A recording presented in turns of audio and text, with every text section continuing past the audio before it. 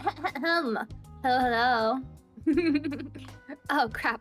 I didn't even start, and the chat's already broken. Hold on. There we go.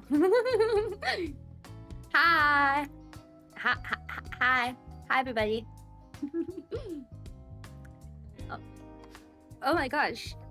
Hello, Mystic. Hello, Evie. Hello, Zeno. Hello, Tara. Welcome, welcome. I'm so excited to play. I'm so excited to play. I'm so excited to play. I love Ace Attorney. Also, I forgot to put on my... Hold on. Don't look. I'm getting changed. Don't look. I'm getting changed. Don't look. Don't look. Don't look. Okay, there we go. I forgot to put on my freaking clothes. Forgot to put on my little detective clothes.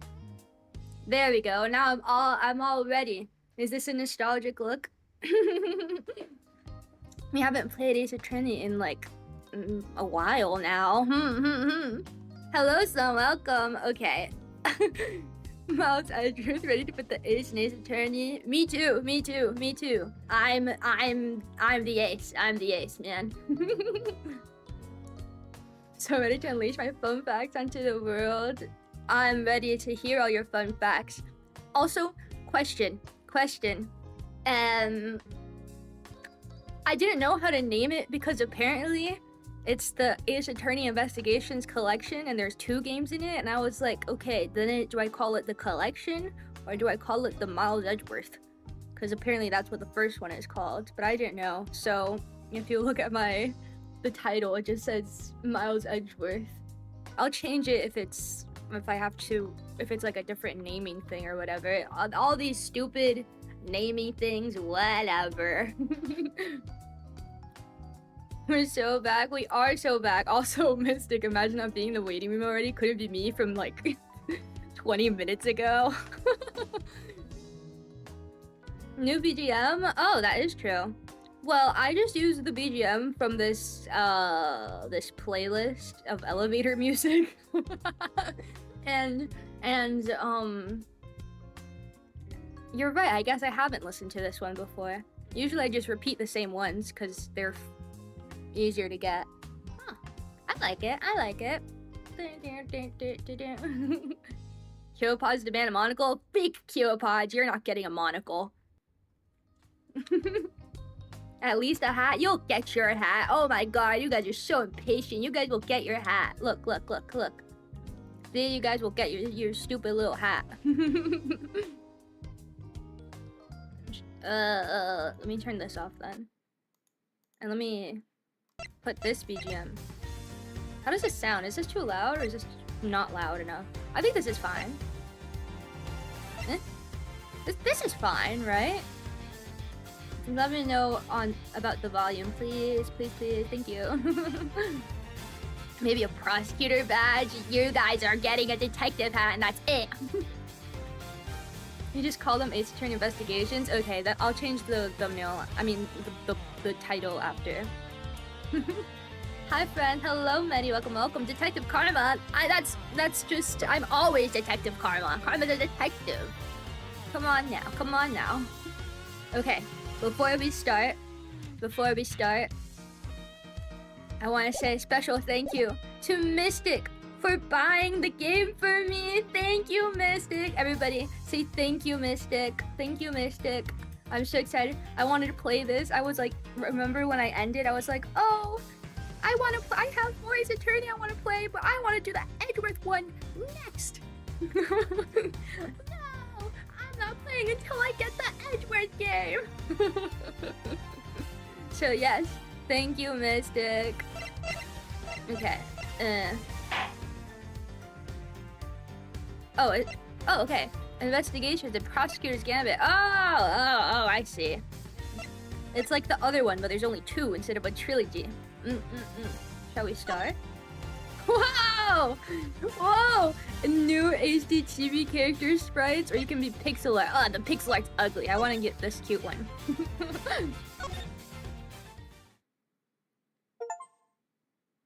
I'm more concerned about the sound effects being louder than the music. Oh, were they? I wasn't even looking. But I like the sound effects. I'll lower them if you guys want me to. To make sure the defendant is found guilty, what other choice do I have? That's the job of a prosecutor, after all. That may be true, but why? Why go this far? We're getting animation. Sorry, maybe I wasn't clear enough, but a guilty verdict is all that matters to me. No matter what the cost. Jesus! Hello? Hello? This guy looks like a tennis player, don't you think so? Excuse me, Jesus. I'm a prodigy among prosecutors. Always have been, always will be. Whoa, what's going on? What's going on? Mystic, you're too awesome. Excellent, dare I say. Thank you, Mystic. Thank you, Miss Yes. Good job, everybody. No, the pixel's cute. The pixel's ugly. Okay, we're in the prosecutor's building. Oh my god, we get to see the inside. Oh! It's hard to believe that I've been away from my office for a whole month. I hope Detective Gumshoe has been keeping an eye on my office and keeping it clean. I'm gonna see a dead body. Oh, I was gonna try and move around. I guess I can't. Huh? The door is unlocked. Detective Gumshoe? What's this smell? It's very familiar. Blood?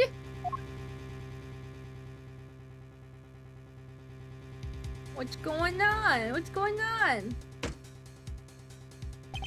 What the? What's the meaning of this? Gumshoe, you let another dead body into my office again. Freeze.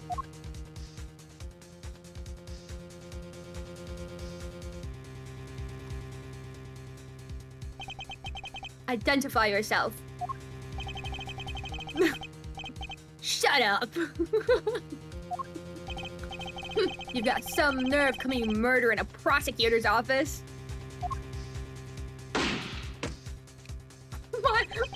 Why? Is that a threat? Let me make one thing very clear. What? No one gets away with committing murder in my office. No one.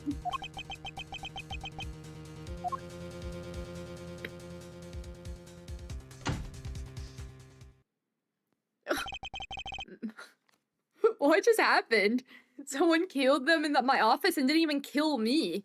Hello? They didn't even attack me or anything. My name is Miles Edgeworth, and I work as a prosecutor in my local district. Little did I know that upon my return home after a month abroad, I would be thrusted into a multitude of cases in some very frantic and busy days. Jesus. Yay, violence. Dead body. Oh my god, everyone's moving. That's kind of cute. March 14th. Guy, sorry, but a guilty verdict's all that matters to me. Oh, so if I convict you and you get a guilty verdict for attempting to threaten me, you'll be happy? What? That's where the sound comes from? The beep? Yes, I think so. This takes place immediately after Trials and Tribulations, by the way? Okay, thank you. I was gonna ask that, when does this take place? I see. A body. It seems Gumshoe is kind enough to leave me a meal. Edgeworth's not a cannibal. I've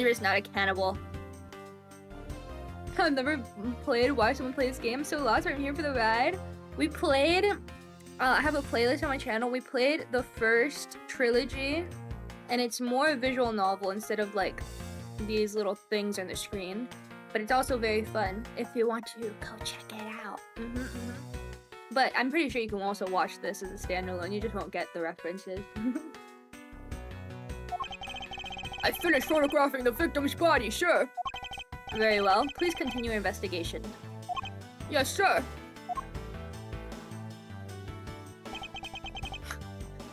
my clothes. Ah! Gumshoe! Mr. Edgeworth, sir! Are you okay, sir? Keep it down, detective. This is a crime scene.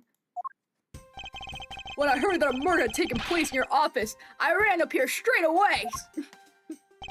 This is Detective Gumshoe. He's a detective with the local precinct.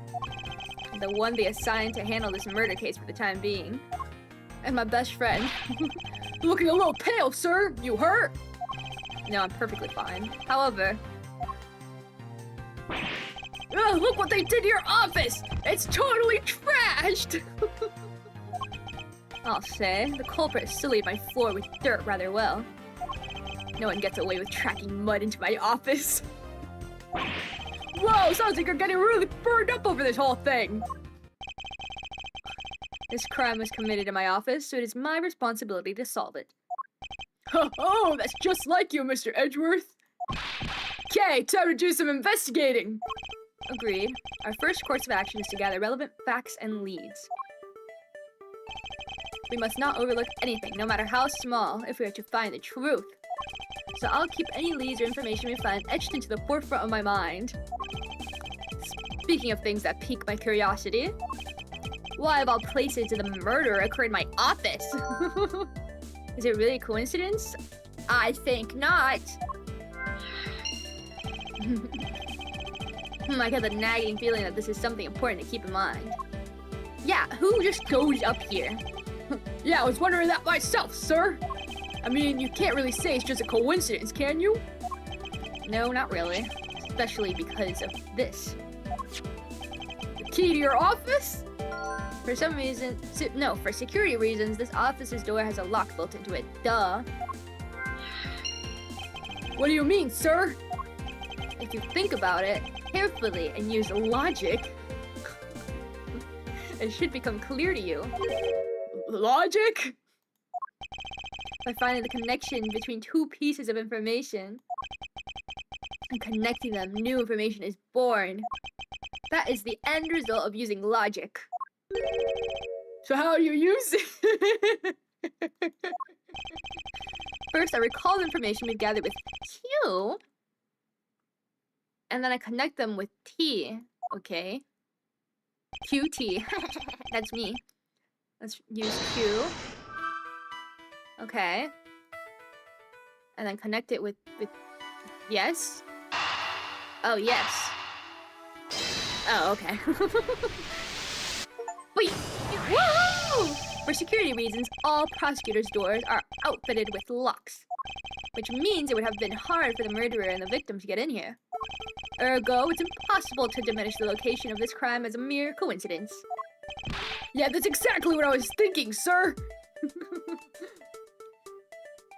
It's good to see Mal's again after so many discount Edgeworths we've seen in other games. Are you talking about Byakuya? Did you just censor Gumshoe's first name? I don't know what you're talking about. He's Detective Gumshoe. It even starts with a D. How'd you feel if Ace Attorney 7 had a disclaimer saying this contains spoiler for the Phoenix Wright Trilogy Investigations Collection, Apollo Justice Trilogy, and Great Ace Attorney Chronicles? Isn't that a given if they're like... isn't that a given? That would be like, just be like, this is the 7th game in the series. The other series are required for... The other installations are required to understand. Gumshoe, light of my life, please tell me you know what logic means. There must be a reason why someone infiltrated my room. What was the killer after?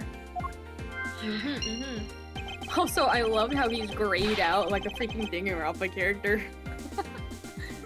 You're really on the ball today, Mr. Edgeworth. That's some beautiful logic, sir. Yes, well, when you follow leads to their conclusion, only the truth remains. However, if the information doesn't line up properly, I may stray far from the truth as well. But if I think carefully before piercing leads together, the logic should flow. Perfect. Well, let's get started with our investigation, shall we? Yes, sir! Woohoo! Begin investigation. What do I do? Basis of any good investigation is to examine everything, sir! I know that. When I want to examine something, I simply use space when I'm next to it. Okay. Oh, if you ever feel lost and want to talk, just use T, okay? I give you great, precise advice as an ace investigator, sir. Something to try later if I have free time, I suppose. Oh my god, I can walk around! This is so funny. Woohoo! Woo! And I have a little... Okay, let's investigate the body, obviously. They finished photographing the body, so it should be alright to examine this area. I won't rest until I've inspected every suspicious-looking nook and cranny. Oh, I have to manually put it? How... This is... Did you get shot in the garage, man? Let's see here. There's blood all over his lower abdominal area. Looks like the bullet passed clean through his stomach area, sir. Oh, wrong place. In other words, he was shot. Yup, and until the autopsy's done, I don't think we'll know much more than that. Please have the body sent to the morgue once they're done processing the crime scene. Okay, wonderful. Blowing clean through the victim's abdomen, the body was found around 2:05 a.m. by me. Are you gonna be okay with keeping track of the evidence we find, sir? Of course. This is the safest way I know to keep track of it all. Alright, if you say so. I keep all the evidence I find either in or with my organizer. If I want to re-examine a piece, I'll have to press E. I just want to click the thing at the top. Wow, I have a little notebook. The victim. My bestie. How do I close it? How do I close it? Crap. Like this? Oh. The organizer isn't only for evidence. I keep people's profiles on hand in it too. It's probably a good idea to make a habit of checking the facts often. Wait, wasn't Edgeworth the antagonist of the first game or something? Yes. He was. Kind of. Well, like, antagonist as in the prosecutor of the case, while I was the defendant, the defense attorney, right? Long story. Lots of new gameplay mechanics, I know! Will we even go to court in this game? I think so, right? Maybe? I don't know. What do we have here? Hey, I think I've seen one of these before. It's a police badge, detective. Oh, hey, I have the exact same thing, actually. What a coinkydink. Let's take a look inside. Buddy Faith Detective. Mr. Buddy Faith. It would appear that our victim was a detective just like you. And me. And what's... Files are all over the floor, sir. Probably fell during the struggle between the victim and his killer. Oh, I tried so hard to keep this place spotless while you were away. I mean, this just rendered all the time and effort I put in pointless. I don't recall ever asking you to clean my room. You did! You were saying, like, oh, I hope he kept it spotless. Well, I watered the flowers every day just like you requested, sir. I just added cleaning to the list as a weekend special. For about half a day every Saturday, I'd come in and clean this place until it sparkled. Does he have a life? Leave him alone! I think that's everything here. How do I get out? How do I get out of here? Oops. I don't believe it. I packed those files on those shelves so tight that not even an earthquake could make them fall off. But just look at them. At this rate, the rest of the files won't be able to withstand an earthquake at all. A problem to be sure. Well, once the investigation's over, we'll put them back on the shelf. Is that it? How do I get out of this screen? Z? Okay, there we go. Man, move. Anything here? Weird to think how desensitized everyone in the room has become with dead bodies. What do you mean desensitized? It's their job. The forensics team, they need to see the dead bodies. The police, yeah. Detective Gumshoe is in charge of the homicide unit. Maybe not in charge. He's part of the homicide unit, so he has to see it all the time. And Edgeworth's also... No? Like, I guess it's weird that they're desensitized, but it's also their job and it's been years. No. But he's got a good mug. Whoa. Who's a better detective, Karma or Gumshoe? That's not even a competition. It's me. Duh. Gummy hasn't gotten kiwopods of his own, so there's that. Exactly. Watch out for the teacup fragments there, sir. That killer's going to pay. This tea set. Yeah, I see really mad over this. This tea set's very dear to my heart. It can only be bought in England. It costs more than your whole month's paycheck. What? I feel like the killer's wasted one of my monthly paychecks. What the hell? Oh, it's that gift. Oh, it's your trophy. The Knight of Prosecutors, right? King of Prosecutors. And it's not a trophy, it's a shield. They only send this to the winning prosecutor, right? Yes, but I have no real interest in the perceived worth of other people. As for my own worth, that is something only I can determine for myself. Yeah, my Edgeworth. That's so slick, sir. I'm gonna have to try saying that sometime. Unfortunately for him, his monetary worth is tied directly to his worth to me. What else? Oops, I didn't mean to click on him. How's it coming along? Please, I need absolute silence. Fingerprint lifting is a delicate art. Man, freak you! Well, I never. Man, freak you! I need absolute silence. I'm killing you.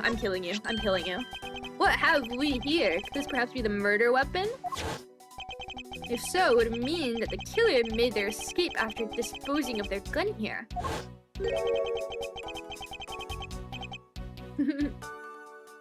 We're Wordle pros? That's true. That's what kiwopods are. I need to keep playing Wordle. It's not really fun for me, so I don't play it much. Wordle's not fun for you because you haven't gotten into the Wordle mindset where you wait until it's 12 a.m. every night and be like, Wordle, I need to Wordle. His buddy's the victim and he appeared alive for a couple of seconds in the intro. Does that mean that the first few seconds of this game there was a detective that could kind of rival Karma? How would he rival me? There's tons of detectives in the world, but I'm the best. I'm a genius. He'd be alive if we were that good of a detective. Exactly. Well, I guess I technically died, didn't I? But I'm alive, so I'm better. I died and I came back. The freak. I think I've seen one of these before. Could enlighten me as to where? Oh, I know. I was issued the exact same model. I think. Detective, I don't really like guns all that much. I mean, they're really dangerous. But now that I think about it, you do see this model around the precinct a lot, sir. I don't use mine much except in emergencies, so that's why I didn't recognize it. So the same type of revolver as the one used by the precinct's detectives. Maybe it's his own gun. I seem to have gathered a few pieces of pertinent information. Now to calmly use some logic and figure out if any of them are connected to each other. Okay. How do I use my logic again? I forgot the button.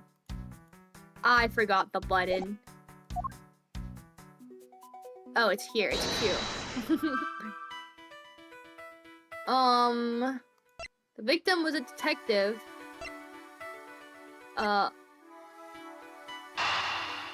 And there was a revolver. Yes? Yes! The revolver, the standard model used by detectives, could have belonged to our recently departed. Detective Gumshoe, could you please thoroughly check the victim's body one more time? Yes, sir! On it now, sure! Excuse me, pal. Let's see what we got here. Mr. Edgeworth, sorry, this guy's wearing a gun holster! Huh, so it appears that a killer somehow managed to take the victim's gun from him. Huh. Nice. Let's see what else we can find out about this revolver. Ow! As I always say, you gotta look real carefully at each piece of evidence. You can use... Oh! Rotate an object! I hate rotating! Use Q and E to zoom in. I don't want to do that. I I hate rotating. Ugh. Okay, whatever. Oh, I can also use my mouse. Woohoo! 1 bullet. Oh. But that's weird. That's weird. Looks like only 1 round was fired from this. Wow, so the killer killed a Vic with just 1 shot after wrestling the gun from him? Sounds like the guy knew how to handle a gun, huh, Mr. Edgeworth? No. We have no proof for now, but that is a distinct possibility. No, because there's the other shot in the wall. I guess this is all we're gonna find out. We should send the body to Jim! Why? Oh, why? How could this happen to a guy like you? Excuse me? Are you alright? Don't touch me! Leave me alone! Just leave me be! Sorry, but I can't do that. The investigation is still ongoing, so please refrain from touching the body. The body! The body! Don't talk about him like he's just some lump of flesh! Look at him! Jim looks like he's just turned in for the night! Sure, just in a bloodstained suit, pal. Where are my manners? Aren't you that prosecutor? He's a prosecutor? Man, you're one ugly prosecutor. You look like a tennis player. Why, yes I am. I'm Jacques Portsman, prosecutor. Jim here was my partner in crime busting. I'm Miles Edgeworth, and like you, I'm also a prosecutor. Detective Gumshoe, sir! So you're Miles Edgeworth. I guess this is your office. Yes, that's correct. Then it was you! You're the one who killed Jim! Hey, don't go jumping to conclusions, pal. Just calm down, okay? I will not! I know how things work around here. High prosecutor's office doors all have locks built into them. And only the owner of the office has the key to his or her own office door. That's correct. However, I was not the one who killed your partner. Yeah, Mr. Edgeworth's been overseas on business trip this whole time, pal. And the key to the door was with me the entire time, okay? No, Gumshoe. The only one who could get in here was me. Ho ho ho ho! Gumshoe! Wait, that means... I'm not sure what that means. So it's you then! You're Jim's killer! No way, pal, you got it all wrong! Everyone calm down. Also, his name's not Jim, his name's Buddy. Mr. Portsman, correct? If you're a real prosecutor, you should know to stay collected. The investigation has only just begun. Isn't it too early to be drawing conclusions? Alright, I get the point. You're right, my mistake. I tend to get a little too hot-headed sometimes. You sure are one fool customer though, Mr. Edgeworth. I've heard all the rumors about you. You're the great genius prosecutor. Look, we both have genius in our titles. You're something of a legend, you know. Anyway, let's call a truce and work together, okay? Now how about a handshake to seal the deal? A pleasure to work with you. You guys were conducting your investigation, right? Sorry for barging in like that. Carry on then. It's your room after all. Thank you, I intend to. I just want a little more time to say goodbye to Jim. You there? Sir!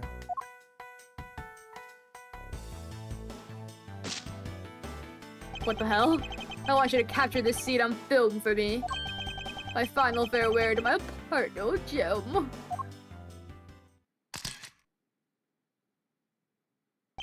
You taking pictures of yourself with a body? Hello? I should probably give him some space. Jesus, what a weirdo. Your jacket, sir, what's it doing on the floor? That motherfucker knocked it down. Wordle dailies might be it. Wordle dailies are so good, so good. But he wasn't good enough to get himself murdered by a criminal. Everyone who murders is a criminal. No? How do I use my logic again? Genius detective everyone. Shut up, shut up, shut up, shut up, shut up, shut up, shut up. Revolvers always fascinated me, but I've only ever used a hunting rifle. Wow, I've never used a gun in my life. And I'm American. Dang, they really went all out in this game, I agree. Fun fact, you can switch between pixel art and drawn from scratch art by Tatsuro Iwamoto. You're using the drawn from scratch art currently, if you're wondering. I know. Because the pixel art was ugly, and I want to see all the little characters with their faces. Does Gumshoe know what a brain cell is? Gumshoe doesn't even know what a mitochondria is, the powerhouse of the cell. I don't think... Oh my god. It must have fallen off the wall when the killer tried to threaten me by firing a round. So the killer not only shot the victim, but they shot your jacket as well? They dared to shoot the ultra special jacket that you made your prosecutorial debut in? What if they shot through it? It would have been a disaster. It's not worth getting worked up over, detective. Not when there's something more here. Huh, like what? Take it you haven't noticed it yet, detective. There is a giant contradiction right here in front of us. Really? Did I say contradiction? He must be rubbing off on me. What'd that mean? I'm starting to sound like him, but I have my own methods and I will conduct this investigation my way. When the scene before me contradicts a piece of evidence or seems off, that's when my detective skills come into play. First I have to find the spot that holds a contradiction. Okay. This is it. The bullet hole is where the contradiction lies. Yes. When I spot something that's off, I should point my cursor at it and press T with conviction. Okay. And when I have found sufficient proof to prove the contradiction, I present it. This is how I do things. Yes? Eureka! Eureka! This bullet hole is a contradiction. What do you mean, sir? It's elementary. It's elementary, my dear Gumshoe. 2 shots were fired in this room. The first felled the victim, and the second felled this frame. Hey, that's right! However, this gun was only fired once. Hey, that's true too! Which means that one of these 2 bullets was fired from a different gun. Does the killer have another gun prepared for tonight? By the way, I noticed something, sir. Yes? What's that thing sticking out from behind the frame? Ah, it's a secret safe. A secret safe? Oh, I smell money! I'll spare us the trouble and just say it. Nothing like what you're imagining is inside. Now, if you could kindly move this frame out of the way. Roger that!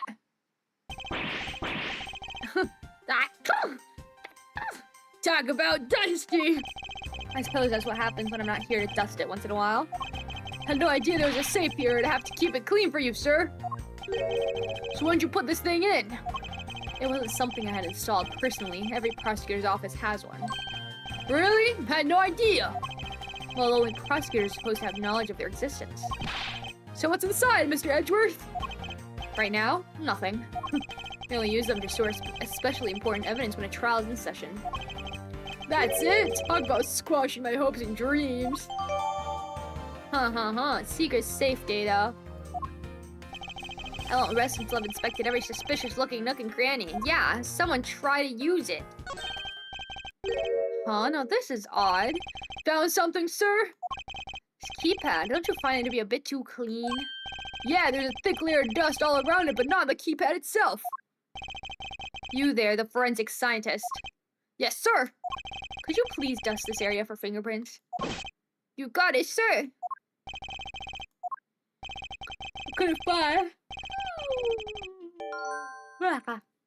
I couldn't find, let alone lift a single print. Looks like it was wiped down well. Prints were wiped. As I thought. It appears that logic is the only way around this setback. Time to rationally and calmly connect the dots with the information we have. Okay, I will do that. Thank you. killer's goal and this. They were obviously in my thing to look for this. Boom! Eureka! I'm emotionally attached to the original sprite animations.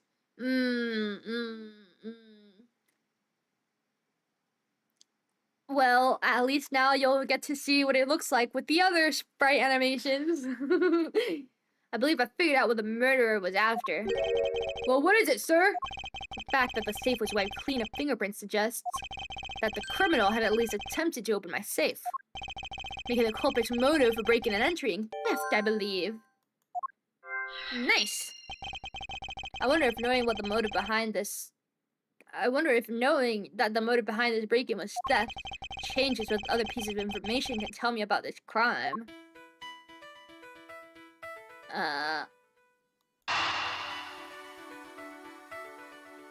I don't know. How do I go back? I didn't mean to do that. Oh, there we go.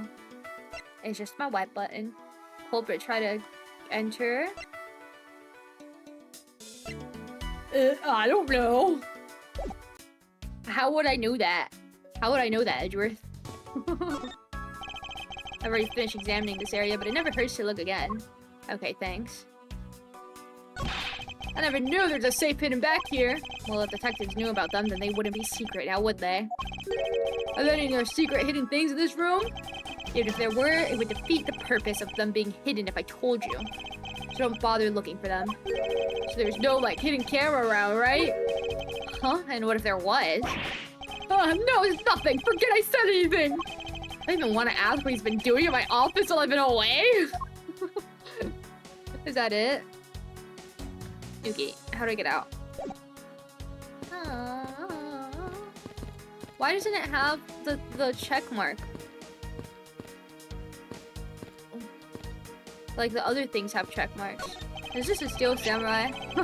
Well, it's a good thing my Steel Samurai doll was spared me Hall. Hall? Oh my god, I can't talk. Harm. Speaking of which, I haven't actually sat down and watched any of that show. What's it about again? Well, I don't know much about it myself, but the hero of the Steel Samurai, warrior of Neo Tokyo, is a Steel Samurai, and his goal is to defeat the evil magistrate. It's a show geared towards kids. However, its high production values and riveting plot draws in a number of adults as well. Spin-offs like Pink Princess, Warrior of Little Old Tokyo, and the Nickel Samurai, along with a deluge of merchandise and even a new stage show gives it a presence. You sure know a lot. You sure you're not some sort of rabid fanboy? Of course not. Anything that keeps up with society knows at least this much. And that conversation lasted longer than I expected. Let us return to the investigation. Yeah, why didn't it give me a check mark? Oh, it does. Eh? Oh, it's because I'm looking at something else. Hope we can solve this case quickly. I'd like to return to relaxing on this sofa. That thing looks like a billion times softer than my mattress at home. Can I sit on it too, just for a little while, sir? Detective Gumshoe, you know I can't allow that. Until this case is solved, neither of us has time to spare, let alone rest. You're right, sir. I'm gonna work hard and be a real trooper to the end. Even once this case is over, I don't think you can afford to take any time off. Time off to sleep on my sofa. Do you have anything to say? Do you have anything to report? Sir, yes, sir. Nothing out of the ordinary right now, sir. And yet there's something out of the ordinary right in front of my eyes. Talk about a contradiction. Something out of the ordinary, huh? I should look around a bit more. Okay. Anything on my desk? Did he try to steal anything on my desk? Ah, she even knocked over your chess set! I had it all set up, ready for when you got back. I figured we could play a few games. I had no idea you were interested in chess. I'm actually pretty good at checkers, so I thought I'd give chess a try. In that case, I suppose I can set some time aside after we solve this case. Though I don't expect the game to tax my mental acuity much. Do you have anything to say? Mr. Portsman, a word if I may. Jim, I swear I'll find your killer and bring him to justice. You wait and see how it'll be for the both of us. Now then, you wanted to talk to me about something? No, that's all right. I feel like I'm interrupting the conversation. What about you, Forensic? How's it coming along? Please, I need absolute silence. This picture's too important to mess up. I'll leave the man to his art. Freak you. Freak this idiot. Okay. So clearly there's something my brain's not thinking of. My files are a mess. Clearly we're looking for something. Okay. So I was right. I was right before, and I talked myself out of it. There's a possibility that the files splayed on the floor are not the result of a struggle between the victim and his killer. Oh, you mean like it could be from when the killer tried to find something, sir? Precisely. We need to figure out if any of the files have been stolen. Yes, sir. I'm gonna shelf files like I've never seen before, even in a library. Sure. Let's give that a try. Move! Why do all the good ones always die so young? Surely you must ponder that every once in a while, Mr. Edgeworth. Everyone dies. Portsman, move the F out of my way. No matter how much we lament, the dead will not come back to life. All we can do is search for the truth. And so what are we supposed to do? How do we go about finding the truth? First, we calmly restore the files to their rightful place. You got it. Here, let me help. So this file goes here and the book goes there. Sure know a lot about where things go, despite it being Mr. Edgeworth's office. 'Cause I'm the only one who keeps it tidy, pal. Okay, done. Oh! It would appear that the murder was definitely committed here. Ugh, the bloodstains in the bookshelf are so fresh. I suspect that the victim was killed in a standing position, hence the prints on the shelf. The guy fell onto the floor, right? The blood on the floor is kind of grossing me out. Detective, I don't have the time to deal with your weak stomach right now. But you know I'm no good with blood, sir. I'm certain there's something wrong with this picture. Let's take a look-see. This is where the bullet lodged itself after it went through the victim. The bullets be lodged so squarely in a file spawn. Indicates that the files are ransacked after the shooting had occurred. And I guess the victim was moved because he was in the killer's way. That doesn't make any sense. That doesn't make any sense. He should have been shot here. Victim's handprints. He must have tried to put himself with his hands after being shot. There are prints on the floor, too. This must have been made when, unable to stay standing, he dropped to the floor. Is that it?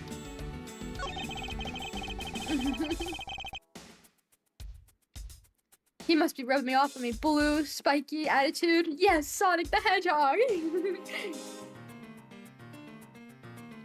Fun fact, if you deplete your health entirely at any point before the culprit shows up, Edgeworth will give up, with Gumshoe reassuring he'll catch the true murderer. Epilogue reveals he does not. That's funny. It appears the victim was in a sitting position here after being shot. Oh, so that's why I see in the victim's pants is blood on it. That would be the logical conclusion. Okay, then this is obviously the contradiction. Is this spot somehow connected to any of the evidence I hold? Right here. Eureka! Eureka! There's clearly a contradiction here with this bullet hole. What do you mean, sir? You don't see? Quite simply, the bullet hole itself is too low. If the victim was shot in the stomach, the hole should be much higher up. What if the guy was shot while he was sitting or laying down, sir? It would be illogical. The victim leaned against the shelf here after being shot. He must have been holding it, and it went through the book into him. Which suggests that he was standing when he was shot. And that means... Wait, what does that mean, sir? It means you need to use your brain every once in a while instead of mine, detective! In any case, it means someone made a faulty assumption. And it was from this mistake that our current contradiction was born. What is the faulty assumption that causes the problem with the bullet hole's position? The position of the order of the files? The position...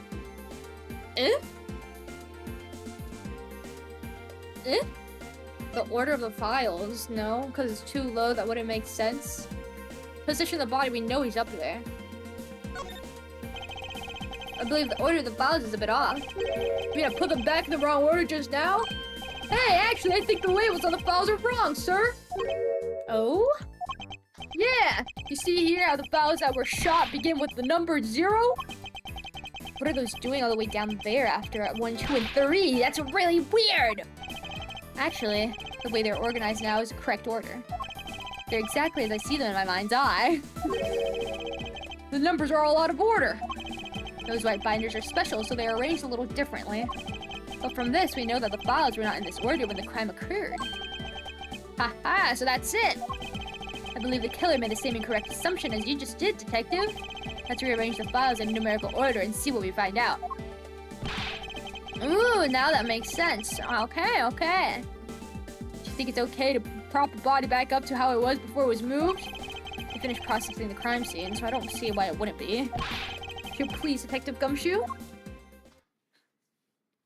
He gets queasy looking at blood if he has no problem propping up the dead body. Maybe the good ones die young because they haven't lived long enough to become bad. I think the good ones and the bad ones die. As I suspected, the bullet hole is now where it should logically be. The killer went through my files first before shooting Mr. Fate. And then put the files back in numerical order, I guess. Exactly, and then proceeded to shoot the victim. But why would someone kill a man and then look through your files one more time? Okay, I see, I was wrong. Puzzling indeed. Files were thrown into disarray twice, once before and once after the crime. Why? We need a gumshoe game. This is the gumshoe game. The crime scene is as it was at the time of the murder. Time to get another look.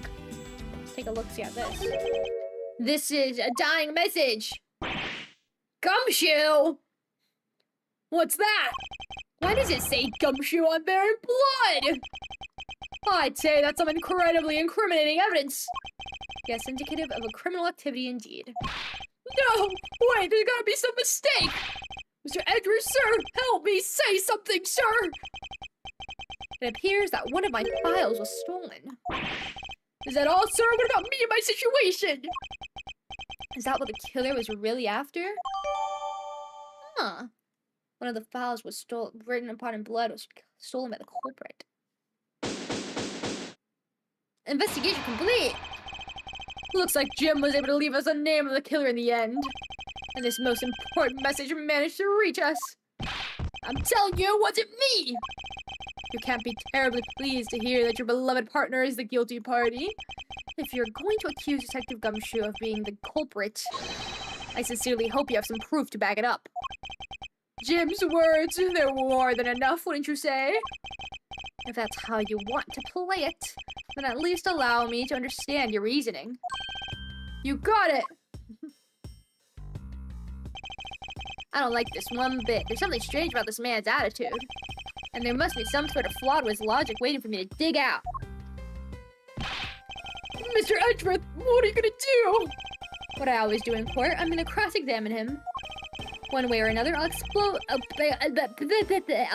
the flaw in his logic with this technique. Oh, how do you do that? Can you explain it to me, sir?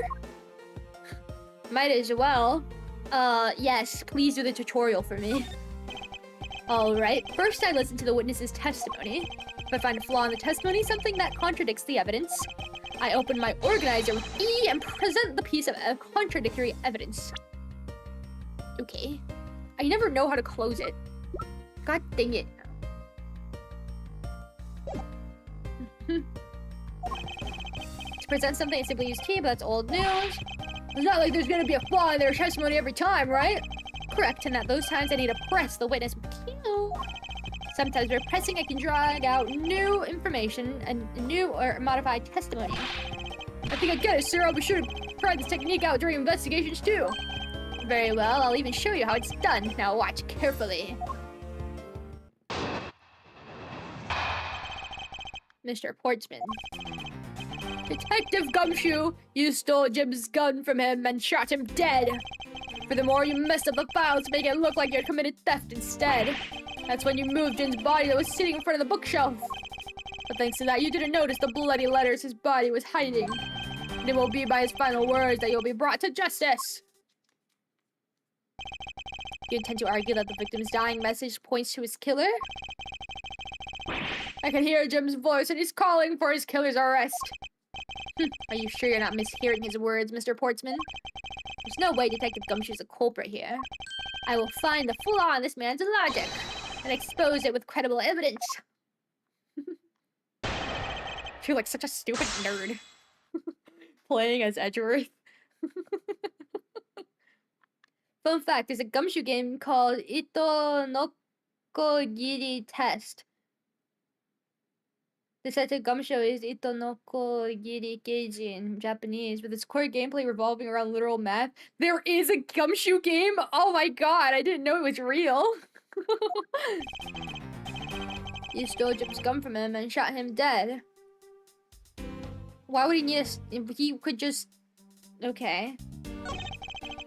Mess up the files to make it look like you committed theft instead. But there is a file missing. You really think it was necessary to dishevel my shelves twice to do that? That's true. Okay, then maybe his real intent was theft. Hey, you accusing me of stealing something from Mr. Edgeworth? It's a possibility. Maybe your salary's been cut so much that life is getting a little too rough to handle. I'll have you know that I eat 3 square meals every day, pal. Okay, so all 3 of them happen to be instant noodles, but... Poor thing, what an evil prosecutor you're paired up with. And what a motive, no. Let me just press everything, I guess. Let's go back. Hold it!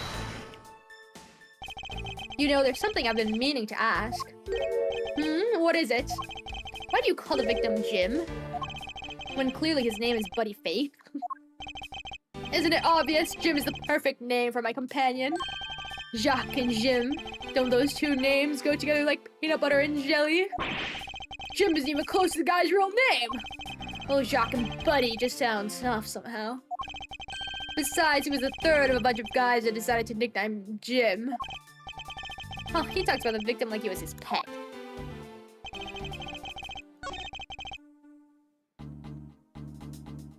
Hold it!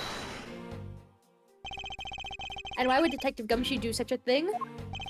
Because the body was getting in his way. He had to mess up your bookshelf somehow, right? Anyway. Thanks to that, you didn't notice the bloody letters that his body was hiding. Hold it! Why do you think that the killer didn't notice the bloody letters? Body was covering it quite well, wouldn't you say? That's how he missed it. But judging by what I've seen, it doesn't take much for your detective to miss something. Who do you think you are? You know nothing about me, pal! There's a lot of people can understand about another from first impressions alone. I can't say I disagree with him on that point. Why would you say something, sir? Not you too, Mr. Edgeworth! Despite his lack of attention to detail, I don't believe the detective to be the culprit. Nobody could have overlooked the bloody letters, and I could prove it with evidence. I couldn't ask for a better setup for the game finishing Spike. Spike? What the hell? Does he play not tennis? Does he play volleyball? It's obvious he would notice because he stole it from it after it was already written. Objection! Duh. Objection!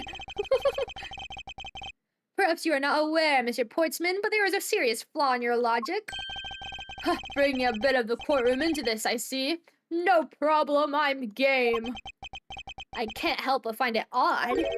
Excuse me? Odd that a fellow prosecutor would be brought down by the power of his own office. What are you talking about? Oh, you're joking, I get it. Ha ha ha.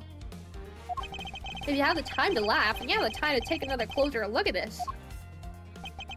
Do you still not see? If not, may I direct your attention to the missing file? What? That's impossible! What's impossible, Mr. Portsman? Nothing. The files on the shelf are all about a certain case. When the killer went to take the file after murdering her partner, I highly doubt they could have missed the bloody letters written on the spine. Objection! It's possible they could have taken the file before committing the murder. No, I can't. I think it's pretty obvious that the file was stolen after it was written on. The missing letters in the detective's name where the file should be is proof. Yeah! I mean, the S is gone, there's only half an H! If Detective Gumshoe really was the culprit of this case, I highly doubt that even he could overlook his own name written in blood on the files. Especially as a detective who can't stand the sight of blood! Oh! Which means, what exactly does that make this dying message? It makes it the work of a criminal intent on tampering with the crime scene. That's so low! Can't believe the criminal tried to pin this whole thing on me, sir! I'm gonna get him, sir! You'll see! I'm gonna have them under arrest in no time! Well, Mr. Portsman? Ha ha ha ha ha! Brilliant! Absolutely splendid! Logic deserving of Olympic gold! I appreciate the praise, but it doesn't change the fact that your reasoning is flawed. Meh, you win some and you lose some. That's how life goes. Glad everybody's so cheery, even though I feel more dead than alive. Ah, but you know, it really is a shame. I really didn't want to have to bring this up, however. What is it this time? You still after me, pal? Humor me for a second. Who has the key to this office? That would be me! Mr. Edgeworth just proved that I'm innocent, pal. Whoa! He put it on just to strip. That's absolutely right, and I acknowledge your innocence. Then why do I sense that you still have something to say? Stop! Stop! What is he doing? I was thinking, did you know there is one other person with a key in this office? One other person? Hey, you there! Yes, sir, what is it, sir? Would you kindly fetch and escort that lovely young lady here for me? A lady? Girl is a member of this building's security. Think of her as a material witness. Security? Did you say security? No, stop it, pal, don't! What's wrong with him all of a sudden? I believe she needs no introduction. I have called upon Miss Maggie Bird, member of security. Detective Gumshoe, sir. Maggie! Miss Bird is a security guard on watch tonight. I see, and your point is? My point is that she could very well have used it. And by it, I mean the master key, which can open all the office doors in this building. What? If you are not the guilty party, Detective Gumshoe, then the only other person with access to this room is Miss Bird. How dare you! I would never sneak into someone's room! That's right, I refuse to believe that Maggie's the culprit, pal. It was me! That's right, I did it! Can we take that as a confession, Detective? Well, it wasn't really me, but it definitely wasn't Maggie, pal. Yeah, it was me. If it was, you have no problems with that, right? Please refrain from flying off the handle, Detective. There's no need for such theatrics. Listen to your boss, Detective. He understands what I'm saying here.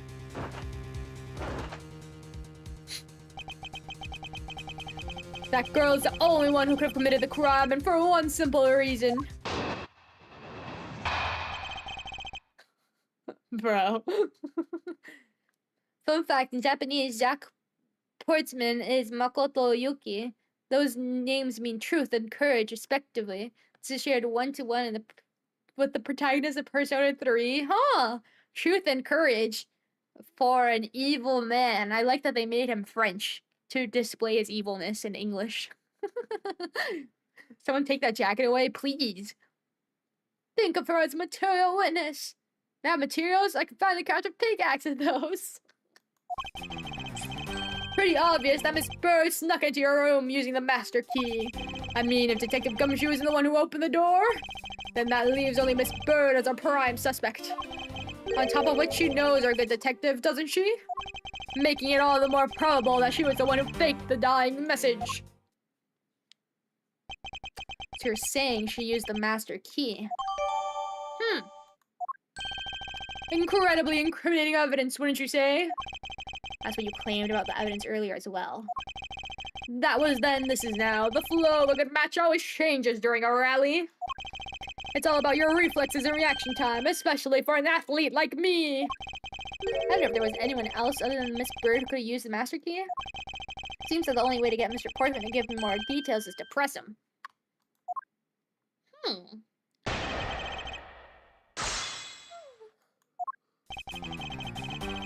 Snuck into your room using the master key.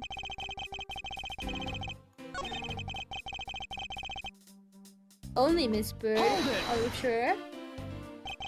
Don't you think it's a bit early to be jumping to conclusions? Are you saying there's another way to open the door other than with the master key? Oh, I get it. Perhaps you had a spare made for someone else. I'll have you know, I have never made a spare, so what are you insinuating? Nothing. I guess I should have known better than to suggest that someone like you would.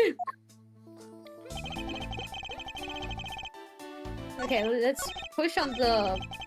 Hold it! Are you sure Miss Bird is the only member of security who could have used the master key? There's only one person on staff at this time of night, and tonight she's it.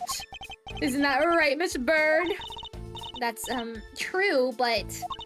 I wasn't able to use the master key at the time of the crime, sir. Wasn't able to? What's that supposed to mean? Yes, moving on. I hate to get sidetracked by something unrelated. What do you mean unrelated? I want to hear what she has to say, pal! But you can't really trust her not to tell lies. Plus, I hate wasting time. Should I hear Miss Bird out? Yes. Not so fast. I too am interested in hearing what Miss Bird has to say. Didn't I just say it'd be a waste of time? We don't need to hear her lies. I'll be the judge of that. Miss Bird, if you please. I discovered that the master key was missing at around 1 AM, sir. What do you mean by missing? As in, it wasn't anywhere in the security booth, sir. The killer must have stolen it. Miss Portsman, I believe this to be an important piece of testimony, don't you? I can't believe that someone like you would be taken in by such words. I'm not lying. Sorry, I yawned in the middle of that. I'm not lying, sir. Objection! If that's the case, then I'd like to know why you have the master key now. I don't quite know. It just reappeared all of a sudden, sir. Ha, a likely story. And where's your proof that the key was stolen to begin with? I bet you just forgot where you put it and then found it again. I never lose things. I can practically guarantee that. With me, if something disappears, it's usually because someone stole it. Yeah, pal, trust me, you don't want to test just how bad our luck is. Unfortunately, I can't deem this piece of testimony as conclusive. Glad you agree, Mr. Edgeworth. Oh, but... Do I have an established Maggie's motive for breaking into Mr. Edgeworth's office?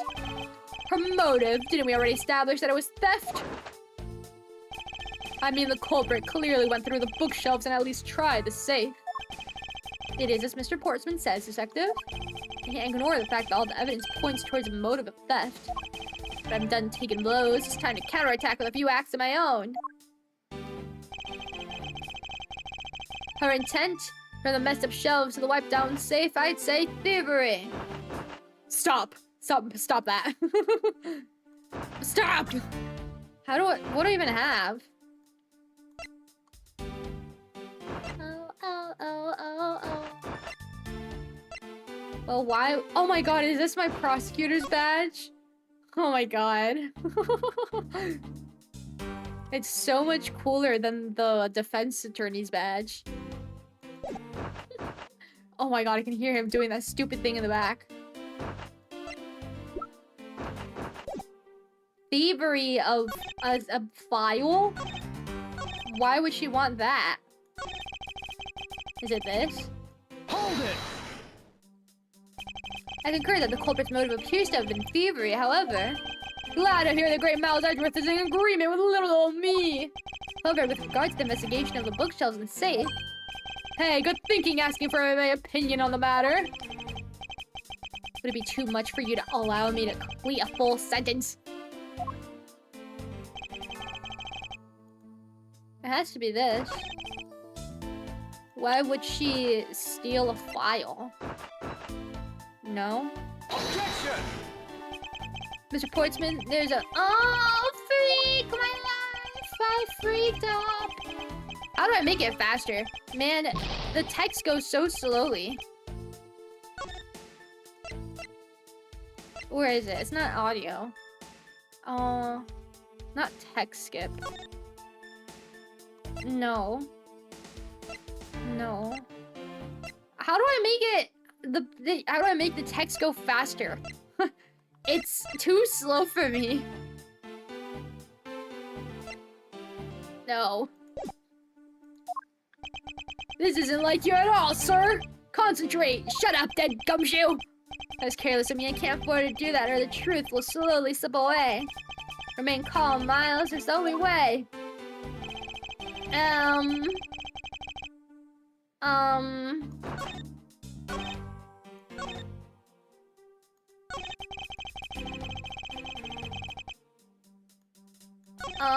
I don't know. Oh, she doesn't have a... Oh, no, but this is the stolen gun. Ooh. Hold it! I'm just gonna press everything. I thought we established Detective Gumshoe's innocence pretty thoroughly. It was just a theory, one hypothesis among the many possibilities. I mean, I had my doubts about Miss Bird from the very beginning. If that's the case, then why didn't you mention her first? Now, don't make that face. See? There goes the truth running the other way. Let's pick up the pace and see if we can catch up to it. I don't think you're catching my drift. But we are in agreement that the detective isn't the killer, right? If so, then I hope you'll understand what I say. Oh my god. He's pissing me off. As since she's the only one who could have opened your office door. Leaves only Maggie Bird as our prime suspect. Don't you think it's a bit early to be jumping to conclusions? Are you saying there's another way to open the door other than the master key? Oh, I already clicked this! Stupid. She knows our detective. That's true. Is there anyone else in this district who hasn't at least heard of Detective Gumshoe? Good point. He's practically a celebrity among us prosecutors. Really? I've never known it was so talked about, sir. We're holding our collective breath, you know? For when you screw up so badly that you're literally chased off the force. Wait, what? Is that true, Mr. Edgeworth? Of course not. That's hogwash. Ew, don't scare me like that. I almost had a heart attack there. Hold it! By dying message, you mean the bloody letters that spell out Gumshoe? I figured that whoever wrote his name must have wanted to frame him. And just the act of choosing his name is proof enough that the two knew each other well. Mr. Edgeworth, what are you waiting for? Hurry up and present some evidence! Shut up, Gumshoe. I'd love to, but first we should listen a bit more and digest what he is saying. And press him for information. Why have I not pressed? Hold it! Can I press this? Are you sure Miss Bird's the only member of I did click this. Stupid. Isn't that right, Miss Bird? That's, true. I wasn't able to use the master key. Wasn't able to. I discovered the master key is missing at around 1 AM, sir. What do you mean, missing? As in, it wasn't anywhere in the security booth, sir. Objection! Why is there no skip button? Even in the other one they had skips. I need to search it up. What do you know, pal?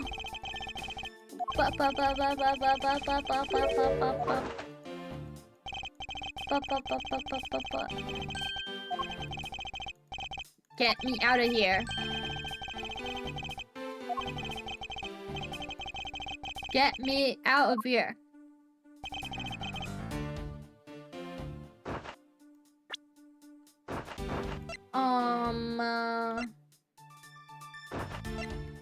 Contradiction? Wait, how would you know about my safe? Objection! I'm so stupid. Do you wish to continue insisting that Miss Bird was set on stealing something? Why not? It's the truth after all. It was also by your logic that we came to the whole thievery conclusion anyway. That may be, but you also must be aware of the fact that the safe's a secret safe. The existence of which is only privy to prosecutors. Oh! I find it a little hard to believe that a hidden safe was a part of her cunning plan. But But she could have found it by accident while she was turning everything else upside down. Highly doubt that. I'd say the culprit knew exactly what they were looking for. After all, only the bookshelf of the safe were targeted. Oh! Yeah, even I didn't know about the safe, pal. And that means there's no way Maggie could have known about it either. Then are you proposing that the killer is a prosecutor? Interesting conclusion. That's definitely looking more and more probable. What's wrong, prosecutor? Do you have a different suspect in mind now? Aye. Versus why? What made you? What's with the angry face all of a sudden? It's all my fault. What do you mean? It's Jim. He knew about the existence of the secret safes. What did you just say? We were partners like inseparable conjoined twins. That's why I told him I filled him in on the secret safes. That means... Yeah, I know, I'd only just told him to. Obviously, it was wrong of me to tell him. I still can't quite believe it, but the thief who broke into your room was probably Jim. Now he's claiming that the victim was a thief. And you were simply trying to stop him, weren't you, Miss Maggie Bird? Excuse me? I mean, you are a security guard, right? That's your job. But killing is going a bit too far, even in your risky profession. What the? You still accuse Maggie of the murder?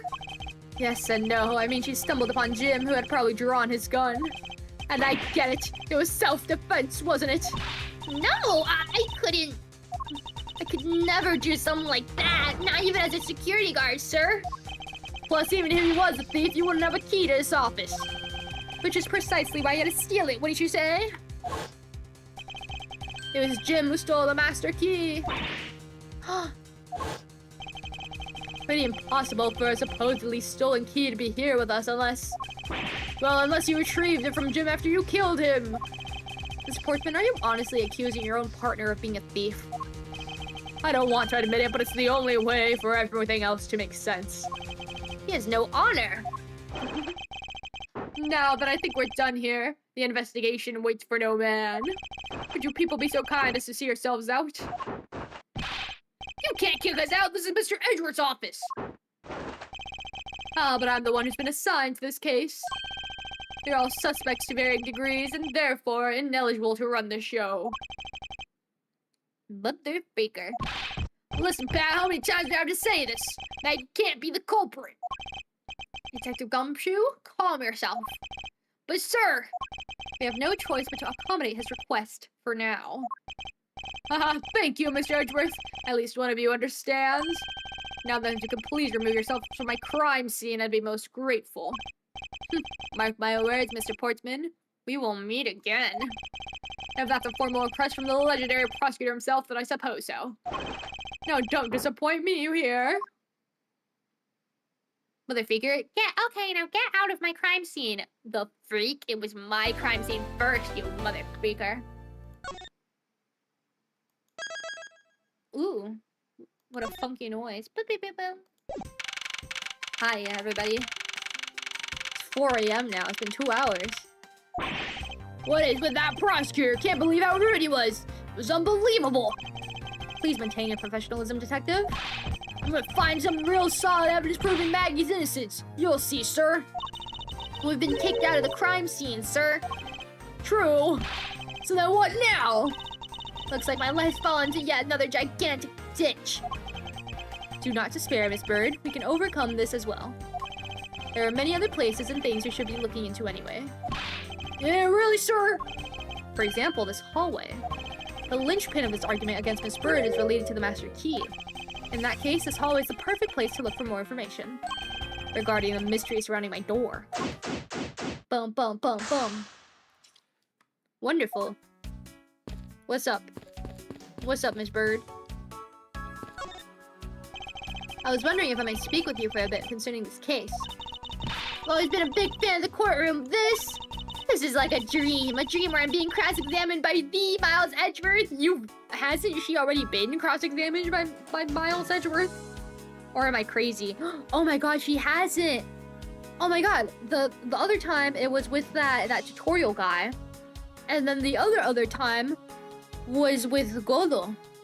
Oh my god! She has never been cross-examined by Edgeworth! I can't let this chance pass me by. I must remember to ask her about the master key. I should jog her memory by showing my notes to her with tea. Okay.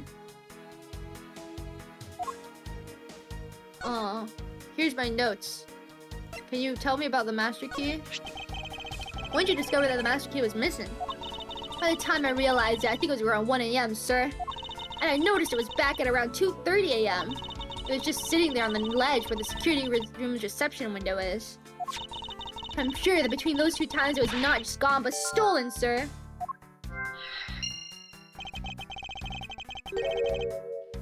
Why is such an important key stored in such an insecure place? It's not like that, sir. We always keep the key further inside the room away from the window. Always, you say? Except for this time, correct? Well, I admit that was a bit careless, but I had my reasons. I left it out because I was sort of using it at the time. It was after I'd used it that I left it sitting out on the ledge. She used the master key. For what? How do I get out of here? God dang it. Hold on, let me talk to her.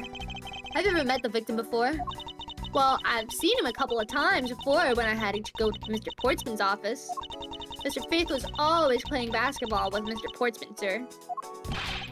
Sounds like fun. Just ones I love to play with them. Sounds fun, but the only person ever taking a shot was Mr. Portsman. All Mr. Faith ever did was pass him the ball, sir. On second thought, I don't think that I'm fitting out all that well with them. Use the master key? For what? What do you mean by use the master key? Oh, I had to use it to open the door for his prosecutor had forgotten his key.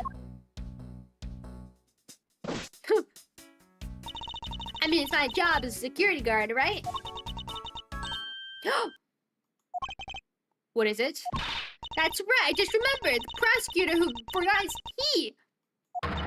It was Mr. Portsman, sir. What? Please tell me more, Miss Bird, quickly. It was around 12 a.m. Miss Portsman had forgotten his office key, so he came down to security, sir. And that's when you loaned the master key to him? No way, it's against regulations to loan the master key out to anyone. I walked with Mr. Portsman to his office and opened the door for him personally, sir. I see. And then, what happened after that? Well, he called for me to come close to his office. He called for me to come close up his office as he was leaving to go home. That was around 1:30 a.m., I think. So in summary, for the sake of one forgetful prosecutor, you used the master key twice tonight. Huh.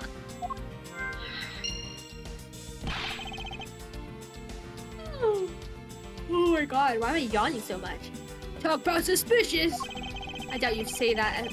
I doubt you can say you've never left your keys at home, detective. I think this calls for a thorough examination of Mr. Portsman's door. What about you, Miss Maggie? Miss Maggie Bird, correct? I take it that you are an acquaintance of this detective? She was under my supervision back when she was still in the force, sir. One day she got caught up in a murder and things started going downhill, so she quit. But I owe a lot to Detective Gumshoe for introducing me to my current employer. Or so I thought until a few hours ago. Right before I was about to clock out for the night. You got caught up in this whirlwind of a case, correct? Don't worry, my whole life has been nothing but a whirlwind of bad luck and failures. Since I was 6 months old when I fell from the 9th floor of my apartment building. I've been hit by all sorts of vehicles, gotten sick from all sorts of foods, failed at almost every test I've taken, experienced almost every kind of disaster. Now I even managed to be named a criminal just when I've become a security guard. That's a lot to go through in one lifetime. I know, and just when I thought I finally found my happiness, I wind up getting you and Detective Gumshoe involved in my bad luck. You don't need to worry about me, Miss Bird, nor do you need to worry about yourself. I will solve this case and prove your innocence. All I ask in return is for your cooperation. Yes, sir, Mr. Edgeworth, you can count on me. I'll do all I can to help. Oh, her shiny eyes, they're spinning. Can I talk to Edgeworth? I guess not. What about you? Everything all right? Yes, sir. If you must know, I weighed myself this morning and finally I won 54 pounds. Congratulations, but I was asking about this hallway in this room. Oh, everything's okay, sir. Word of advice, stay focused or you may start to lose even more weight. Huh. Oh my god, it's you! Hi!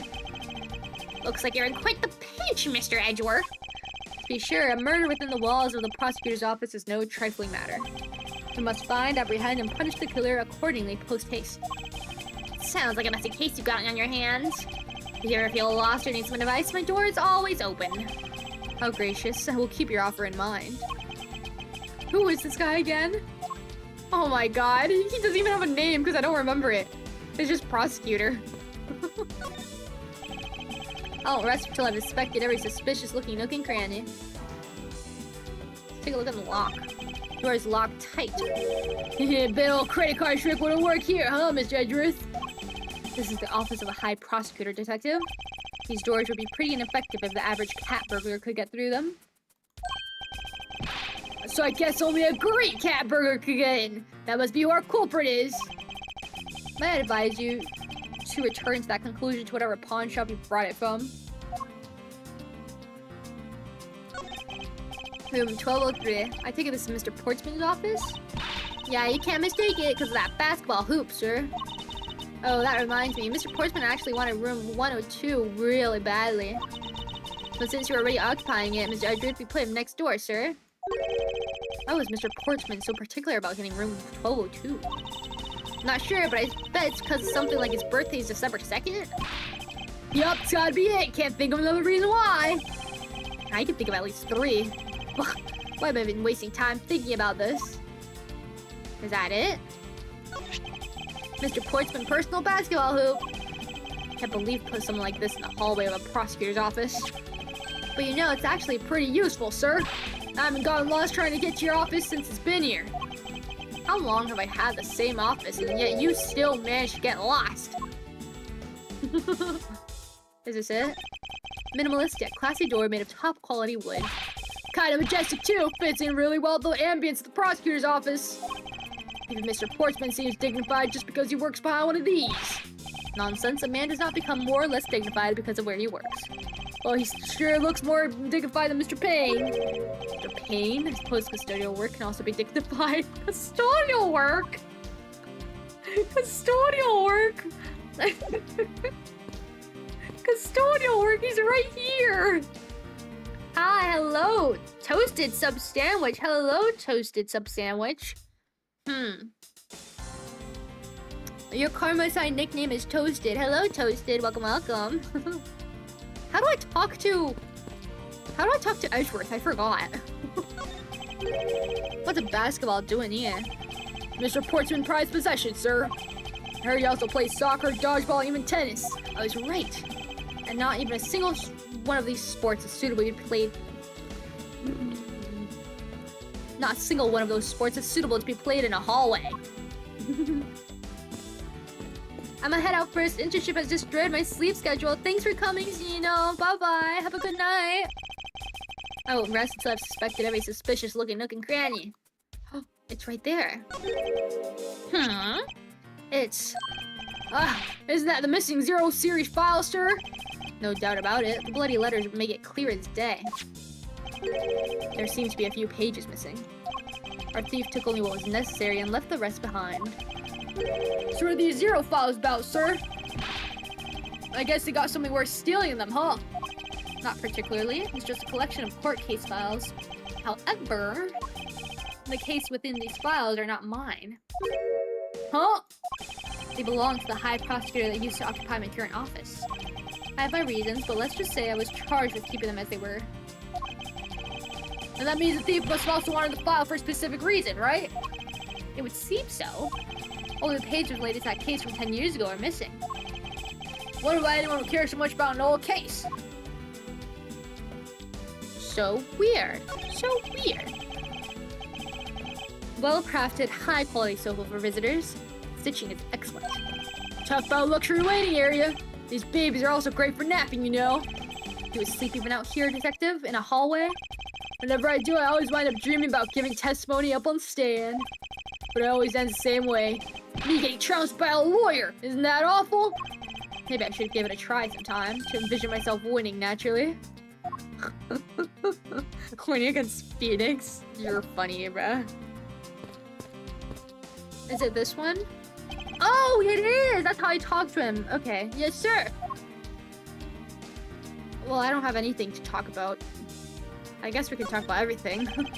Detective Gumshoe, you look rather intrigued by something. Care to share? Oh, it's nothing, but I noticed Mr. Portsman called his partner Jim. Detective in that Sunday night drama, all my cops named Jim too. Bet one of them's a big fan of that show. You seem to know a little about...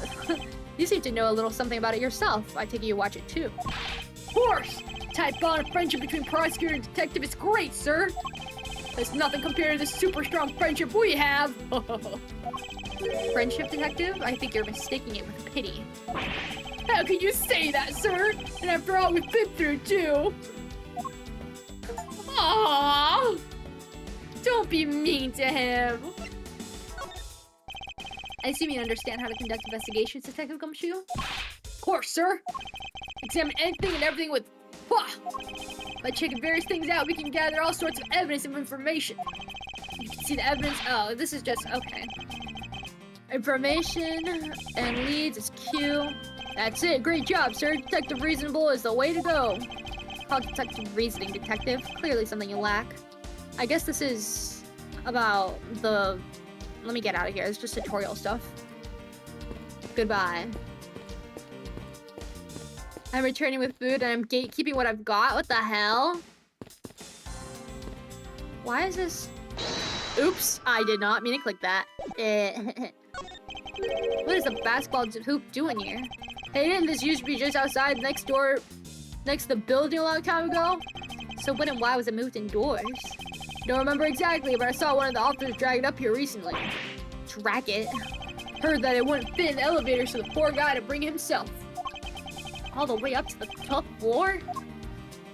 I bet what they did, he covered up his number and made it like a 2 and then dragged this to our room and then she'd just unlock it and be like, okay, perfect, and left, and that's how it got unlocked. Hello, Meddy. Welcome back with your food. I can't believe you're gatekeeping what you got. That's not fair. That's not fair. We want to know. We want to know. I bet I can do some deductive reasoning. Okay. I bet it's some type of crunchy food. Huh? How's that? How's that? How's that? Am I right? It's cereal. Anyways, away I go. Bye-bye. Bye-bye, Meddy. Thank you for coming and saying hi and hanging out for a bit. See you next time. Bye-bye. I don't see any signs of forced entry. And according to the guard, no signs that this lock was picked either, sir. Meaning that the door really was open with a key. Huh. Did you happen to ask if any prints were lifted from the doorknob? Apparently the doorknob's clean as a whistle. Like they think. Whoever this thief is, they did a good job of not leaving any clues behind. Solo 2, these 4 numbers on a number plate alone proclaim this to be my office. Whoops, hey, these numbers plates slide right out, sir. I knew it. You have to be able to take the plate off when a room becomes vacant, you know? Although, the idea that it can be so easily removed is kind of... I knew it. I knew it. I knew it. It's the same stupid wood. Sturdily made, making it near impossible to break it by force. It's almost majestic, sir. I wish it could be as stately as this door. Only Gumshoe would praise the door as something greater than himself. The detective has his own rewards and a certain virtuous value, I think. If you live up to your full potential, that's a poignant trait that anyone can admire. See, so you're saying, sir, that me being me is the best thing I can do for everyone? Right. That long pause wasn't exactly reassuring, sir. Okay. I think that's it here. Let's see if I can deduct anything. Master key was stolen. Another handgun.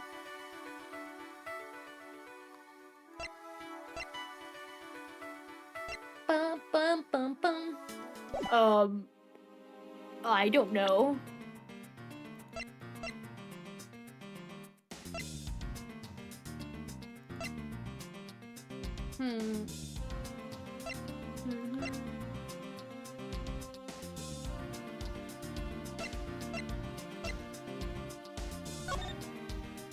Oh, I can do this? I forgot about this. Well, whatever.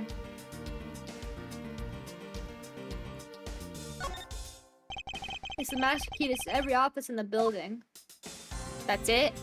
Nothing else? Okay, that's useless.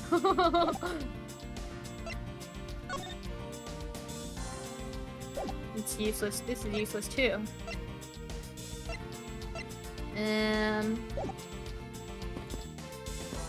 I don't know what to do. Oh my god, I can run! Look at this stupid little run. That's so funny. I check the doors. I didn't finish checking this. Eh? Man, look it. I checked this area earlier, but it never hurts to take another look. What did I miss? I bet the thief's not under here. I guess there's enough space for anyone to hide under here anyway. I mean, if someone could contort themselves, they'd be really impressed. Sounds to me like somebody's already tried at least once before. That's it? Ah, that's stupid. Okay. Okay. Maybe I should talk to Gumshoe. But Miss Bird. No way, she's a killer. Please don't tell me you're buying the accusation, sir. Rest assured, I think she's innocent. However, I need to ask her a few things regarding her security guard position. Well, if you're only asking, that's okay. Just stand next to her and then press space. Blah, blah, blah, blah, blah, blah, blah, blah, blah, blah, blah, blah. I'll just present it to her with tea. Maybe I can present her some stuff and show it to her again. I recommend showing different people different things. You'd be surprised by what they say. Thank you for the explanation, though I don't recall asking for one. Oh, just so you know, sure, you can show me evidence the same way, too. I do believe it's time to get down to business, asking questions, Miss Bird. I can show him stuff? Ignore it again. I can show him stuff? Oh my god, I can! Do you like my badge, Gumshoe? Prosecutor's badge really tiny compared to my police badge. Okay. Oh, but it's really cool, sir. Much, much cooler than my badge could ever be. No need to suck up to me, detective.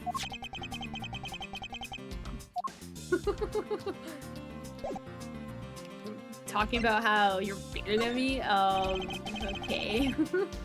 What'd that mean? I was wondering about the investigation. Oh, I've been waiting for this! Let's get a Real Season Pro teach you how it's done! Real Season Pro? Instant noodle cuisine, perhaps? You know, you can always check out the really important spots in more detail, right? Yes. And if the air's too big, you can always use blah blah blah to take a look around. Oh, but don't worry, sir. The blah blah blah will only show up when you need it. I know that as well. And when you think there's a contradiction or something, you'll try deduction. First, line up a cursor with the suspicious-looking area.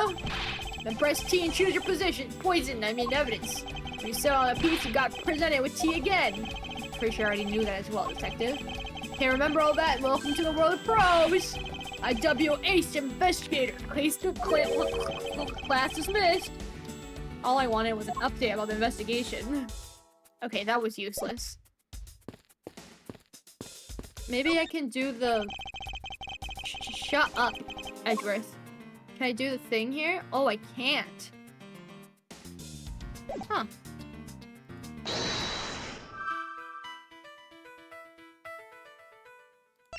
Do I have no other things? Files in disarray. Another handgun, the master key was stolen, and the... Maybe it's this.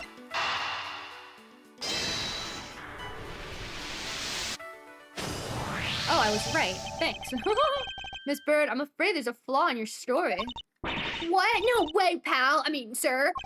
You said that you locked up Mr. Portsman's office at around 1:30 a.m., correct? However, the master key had already been stolen at that time. Wow, nothing gets past you, Miss Edgeworth. You saw the contradiction like a pro. I totally forgotten all about that, but thanks to you, I remember it now. You're right, it was around that time I realized the master key was missing. And? Well, I'm a security guard, sir. I couldn't just admit to losing the master key, could I? So I pretended to lock up his room, sir. You pretended? Yeah, I used my house key and made it look like I was locking up, sir. So in actuality, you never did relock the door then. Well, I thought that maybe I could go lock it after I found the key. Come to think of it, I guess the door still hasn't been locked properly. Huh. So then it has to be mine. Because this is definitely locked. Oh, I forgot. Oops. Whoa, Gumshoe.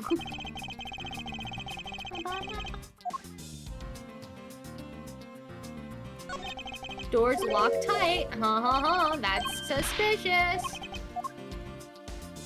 And then my deduce. Is the spot somehow connected in any way to the evidence? Yes. It's this evidence, right? This one, yes. Eureka! Eureka! There's a contradiction here between reality and the evidence. If what Miss Bird has said is true, then why is this door locked tight? Oh, you know you're right! Miss Bird, are you sure you didn't relock this door? I'm certain of it, sir. I don't think Mr. Portsman noticed it himself that I hadn't. Which means what, sir? Either means that he actually does have the key to his office, or that the door Miss Bird opened wasn't this one at all, but a completely different one. She opened a different door? How can I prove that? There's one easy way to find out. All we need to do is we need to examine these prints on the number plate. The prints on the number plate, they will tell us all we need to know. Everything? Really? Like what, sir? Like, well, for example, what? How am I wrong? How am I wrong? Well, we for sure know that Detective Gumshoe's dinner will only consist of instant noodles. Wow, that was amazing, sir. How'd you know? That's supposed to be a joke to cheer me up, Mr. Edgeworth. Yes, that's it. Now then, shall we get back to going and doing what we need?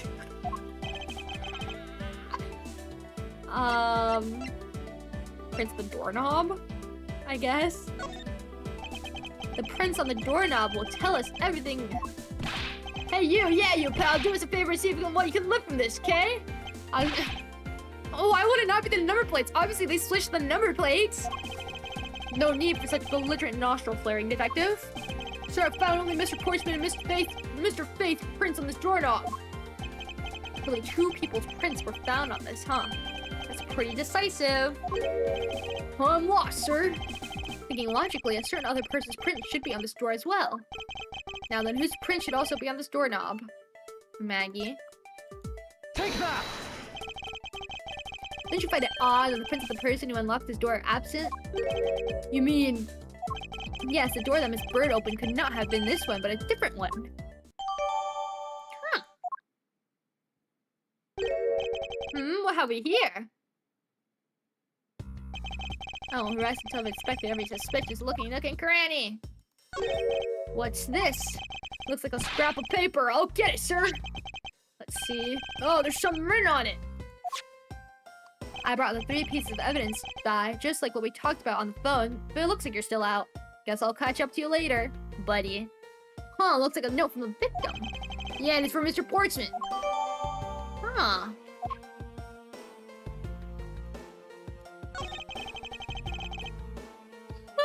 Is this basketball property of Mr. Portsman? Yes, sir. He's always ready for a match. Oh, wrong voice. Basketball, soccer, dodgeball, tennis. Doesn't matter which sport it is, he's game. Although I think it'd be a little hard to play tennis with this ball. This isn't the point you should be focusing on, detective. You're right, sir. Now I know what I should be focusing on. Bad, Mr. Portsman. Someone should teach him to clean his toys up after he's done playing. I think we've reached the end of this conversation. Is that all? How do I go up? Oh. Duh. Why is it different now? Can I check this? So with 3. Yeah, you can't mistake because of the basketball hoop. Blah, blah, blah, blah, blah, blah. It's the same stuff. Okay, let's go back here.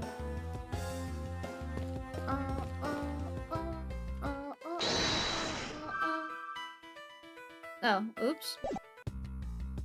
What do they want me to do? Do I have to talk to her? What do they want me to do? Nothing. Do I have anything to present? I already know what's going on, but I don't know how to tell them what's going on. I've had to open Mr. Portsman's office for him a number of times before. I've always had the chance to see I've also had the chance to see the inside of his office on a number of occasions too. He's got shelves upon shelves with sports memorabilia, trophies, and awards in it.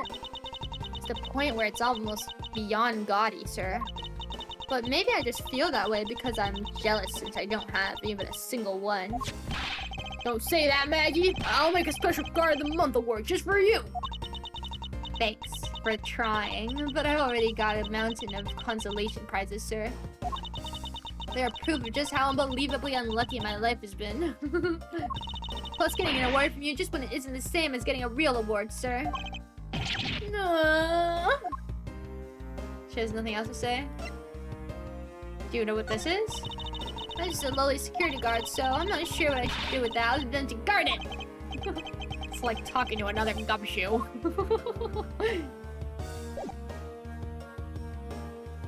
Was I missing something in this door? Oops. I guess so. I guess I'll keep looking. What's this? Oh, I didn't even notice that! I didn't even notice that! Bad detective. Bad detective. What are you looking at, sir? Oh, hey, how about a game? That's okay, detective. I just found the position of this hoop to be a little off. Yeah, you're right, sir.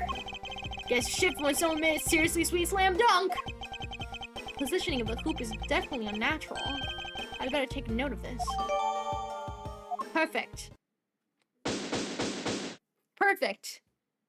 Yay. Poor gumshoe. Poking around in this hallway has actually paid off quite handsomely. Huh? How so, sir?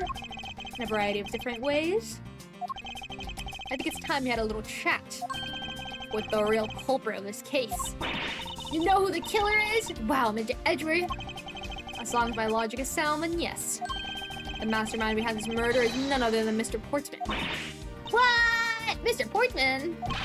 Knew it! That's exactly what my logic sensors were telling me too! I suspect you was him from the instant he accused Maggie of being the killer, sir! That is anything but logical. Ladies and gentlemen, prepare yourselves.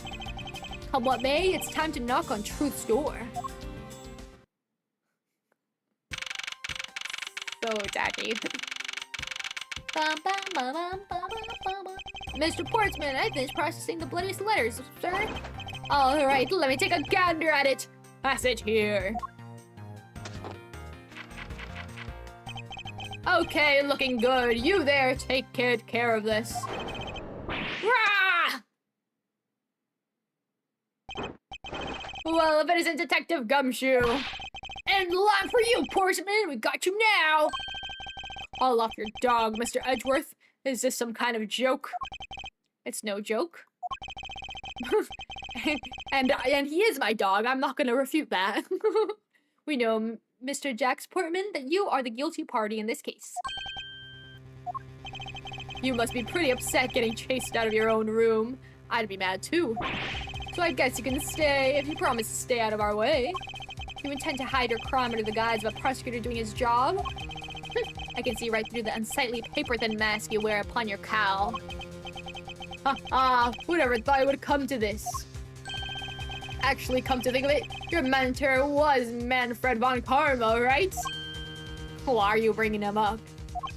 The legendary prosecutor who never lost a single case for 40 long years. Well, there was always this incessant chatter about forged evidence with that guy. Really teaches me that I've got to stay on the lookout for false accusations, you know? Are you done trying to play mind games with me because they won't work? The only thing you should be using that mouth of yours for now is explaining yourself. Although that too will only dig your hole deeper. Either way, your game is up. Well, aren't we full of ourselves? Even though you have yet to prove anything. Whoa. Mog off. I'm winning. Objection, this hallway's made of halls. Hello, Ran. Welcome, welcome. The hallway was full of clues. The version looks so HD. Hello, Penguin. Welcome, welcome. It's so HD. We got the HD chibis. I guess they're not chibis. I guess the HD sprites. Not sprites. Walking pieces. Portsman's silly mouse steel samurai statue was over before it began. And he ruined his tea set from England. I have no idea what sort of harebrained idea you have in mind, but there's a mountain of evidence that points away from me being the culprit. Besides, how may I ask you propose I unlocked your door and got in here? Look, I feel bad doing this to you, but I've got work to do, so we're done here. Sorry, but we're not finished yet. Boy, you're stubborn. I suppose you're basing your accusations on something? I'll show you what I'm basing my accusation on with evidence. Boom. Boom. I have no idea what sort of hairband idea. Okay, thank you. Mountain of evidence. How may I actually propose I unlocked the door and got in here? With this? How do I say that? Do I just say that? She unlocked it. Let's press. Hold it! Unfortunately, I believe I already shown how earlier. Your speculations mean nothing, as it still insists that I could not gain access to your room. What should I do now? Should I raise an objection? Yeah, you. You claim to have had no way to open the door. However, is that really the honest truth?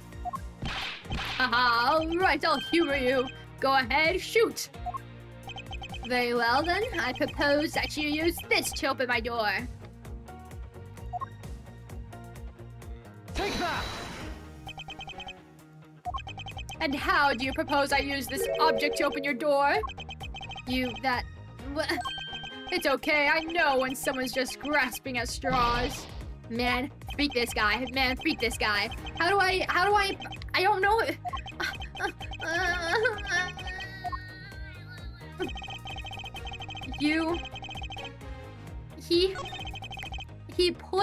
He moved the thing and he changed and he slid the nameplate. How do I prove that? What's the evidence? Is it Miss Bird unlocking it? How do you propose I unlock the door? With the key from Miss Maggie. Objection! Oh, okay. Man, freak this game. I believe you're able to open my office door with a master key, no less. Objection! Wait, hold on for a sec. I never laid a finger on that key, as you already know.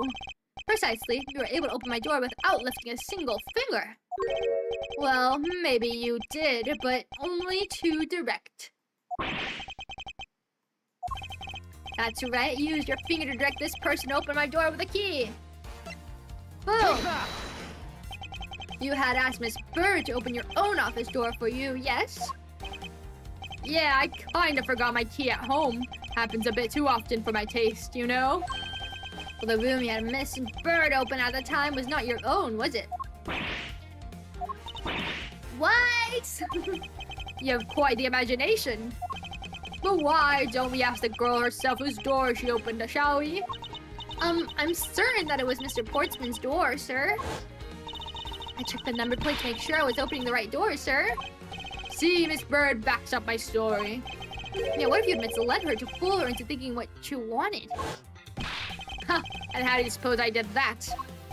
By switching the number plates on our doors, for example. That's right, they do slide out pretty easily. Furthermore, then you used one other thing to get a very strong impression. That the door she was opening was yours and not in fact mine. Oh, here's where I put it now. Man, I am one rusty detective. I'm doing really poorly. I'm not. My brain's not on. What? The basketball hoop, sir? It's quite a peculiar fixture in any hallway, let alone a hallway in this building. Which is why it left an unusually strong impression on you. It's an object perfectly suited to sit just outside the office of a peculiar prosecutor. Whoa! That's very true, sir, because there's a basketball hoop sitting there. I thought the door I was opening had to be Mr. Postman's. There are signs that the hoop has been moved. To sit in front of my office, to be sure. Ah, I see. So that's how you throw suspicion on people. Thanks for the tip. But I think your conjecture's a little off the racetrack. Oh. Now you're just spouting nonsense. I had the girl open my office door. After that, I was in my room the entire time. You don't have a single reason to suspect me. You were not in your room. He intends to claim his innocence to the end, does he? I'm as pure and as innocent in my jacket. And Miss Bird is as dirty and guilty as the jacket she wears. Jacket's not dirty, I'll have you know. I just washed it yesterday. Please calm down, for I intend to show who's the one truly covered in slime here. Maggie's kawaii. She's so kawaii. She's so cute. You're just in my room the entire time, and my butt. Objection!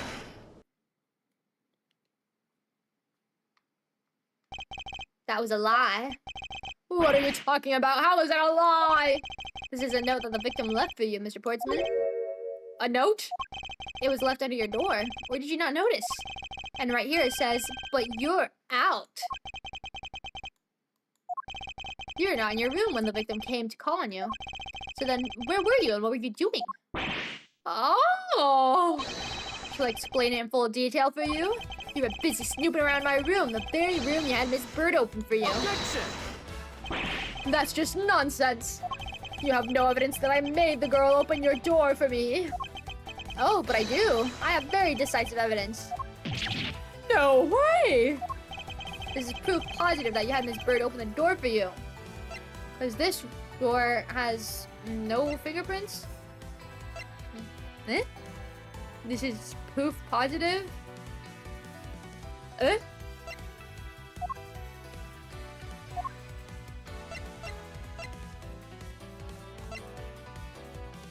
It's this, right? Take that!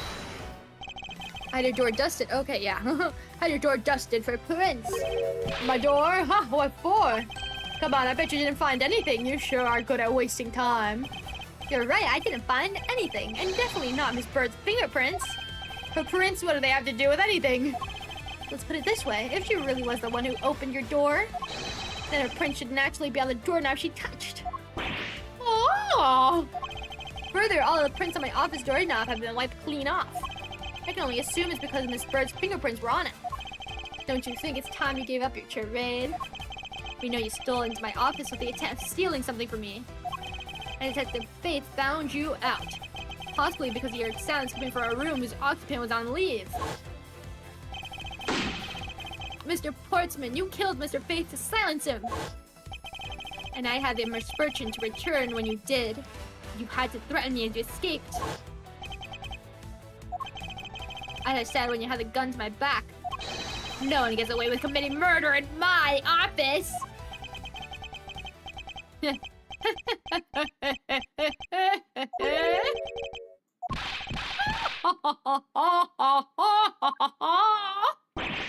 just what's so funny, pal? Well, that look of stiff seriousness on the face of the office's finest prosecutor. As he makes a huge mistake in accusing me is simply too much to bear. There's just nothing else like it in the world. What? Mr. Edgeworth just explained it all. He even backed it up. You're the murderer. Stop trying to be slippery and just admit to the crime already. And as I said earlier...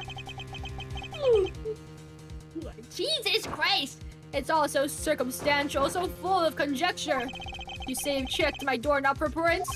Well, I can readily confess that I'd wiped that knob down well. Eh? I'm a little obsessive-compulsive, you see. I didn't want to touch a doorknob that you had touched. Which is why I wiped the knob down as soon as I could after you opened the door. After that, it makes perfect sense that only Jim's and my own prints would be on there. You made that up now, didn't you? Furthermore, as for the note Jim left for me, do you know exactly when that was? For all we know, we could have left it there before I arrived at the office. Like early evening, for example. Are you saying you failed to notice a note in your doorway? Hey, even geniuses fail at times. I was probably too preoccupied by work-related matters, although that's no excuse. Now that's just a flat-out lie. There's no way you didn't notice a note that size. Oh, but you can't prove that, can you? Say something, Mr. Edgeworth. Back me up here, sir. Ugh, Portsman makes a good point. I can't prove that you didn't simply overlook it. Besides, I have an airtight alibi. Airtight, you say? I only just realized I had one as we were talking. I guess it would have been better for all of us if I told you sooner. motherfucker. If memory serves, you came back to this office at around 2 a.m., correct? It was then that you had an unfortunate confrontation at gunpoint with a culprit. But at that exact time, I was down in criminal affairs. Ask around, I'm sure the other detectives will corroborate my story. It's the perfect alibi. Do you really think it's that perfect? Like I said, I don't care. Ask around all you like. You'll see it for yourself. Detective Gumshoe. Yes, sir. Yes, sir. I'll go check out his alibi, sir. Be right back. Look at that jacket flare. Is he a bird? He's an annoying bird. Mr. Edgeworth, sir. I think we're in trouble. It's just like Mr. Portsman said. Guys down in criminal affairs said they saw him at around 2 a.m. You see. All the evidence points to him being the culprit. So there must be a contradictory point in his alibi somewhere.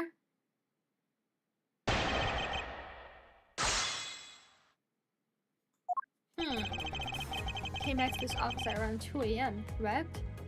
Oh, I don't know. Let me look at my stuff. Body was found at 2:05, yes. That's true.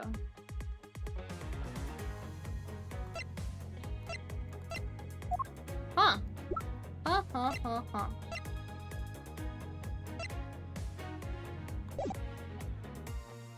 Yes.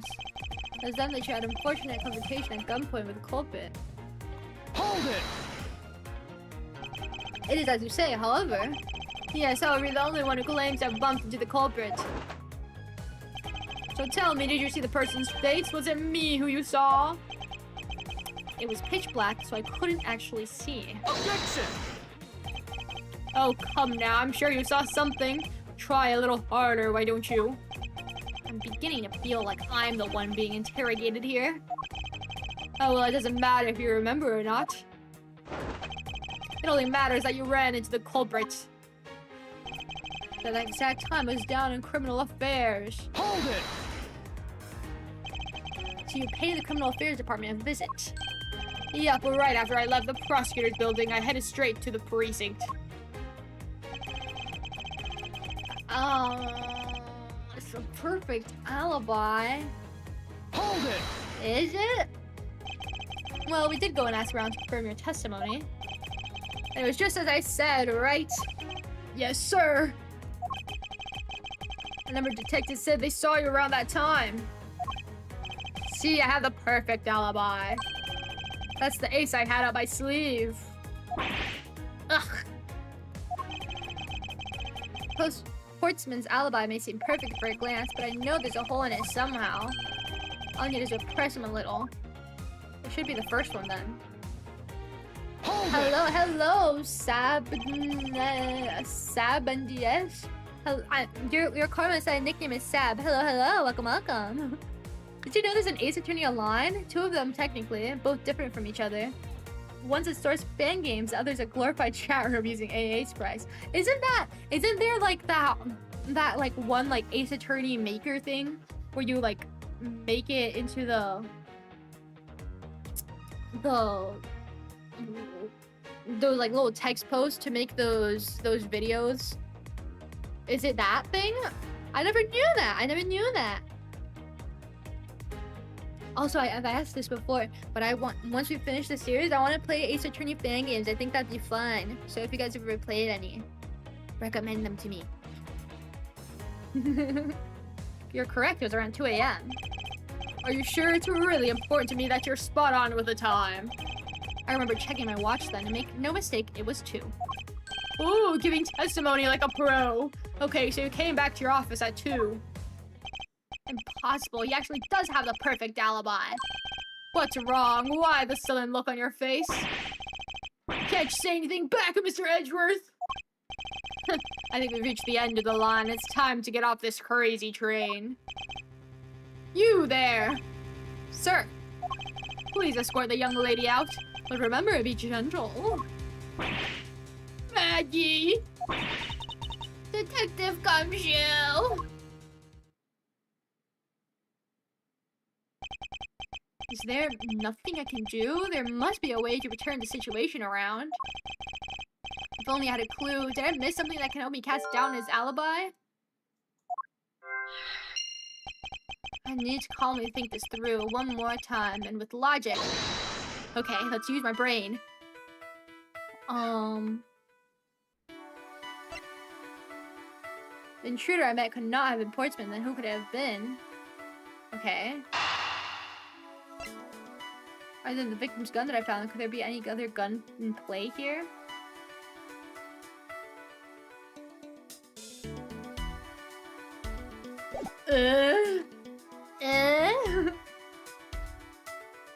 Well, the Ace Attorney games you've played so far, I don't want to accidentally spoil. I did the original trilogy. Phoenix Wright, Ace Attorney, we did that, and then Justice for All, and then Trials and Tribulation. So the original trilogy. And now we're doing the Edgeworth, the Ace Attorney investigations. So not a lot, not a lot. We haven't done Apollo and we haven't done Great. We haven't touched those at all yet. No spoilers, no spoilers. First playthrough. That was nice. We used to roleplay cases there. Oh, I see. Nick has a magical Magatama to detect lies, while Mouse's superpower, logic. Okay, let me... I could not have been Portsman. Was it the victim? Or was it someone else with a gun? Oops, I didn't mean to click autoplay. I meant to... What am I doing? Is it this? Or someone else with a gun? There were 2 bullets left in the scene of the crime. One that robbed Mr. Faith of his life. And one that nearly robbed me of my jacket. Wow, they're so on par with each other. However, the murder weapon only shows signs of being fired once. Meaning that it's entirely possible that a second gun was used in my office tonight. But seeing as how the killer had to steal Mr. Faith's gun, I doubt the killer had another gun up their sleeve. Therefore, the second gun could have been the property of an entirely different person. Which could mean that there was another person who paid a visit to my office tonight. Woohoo!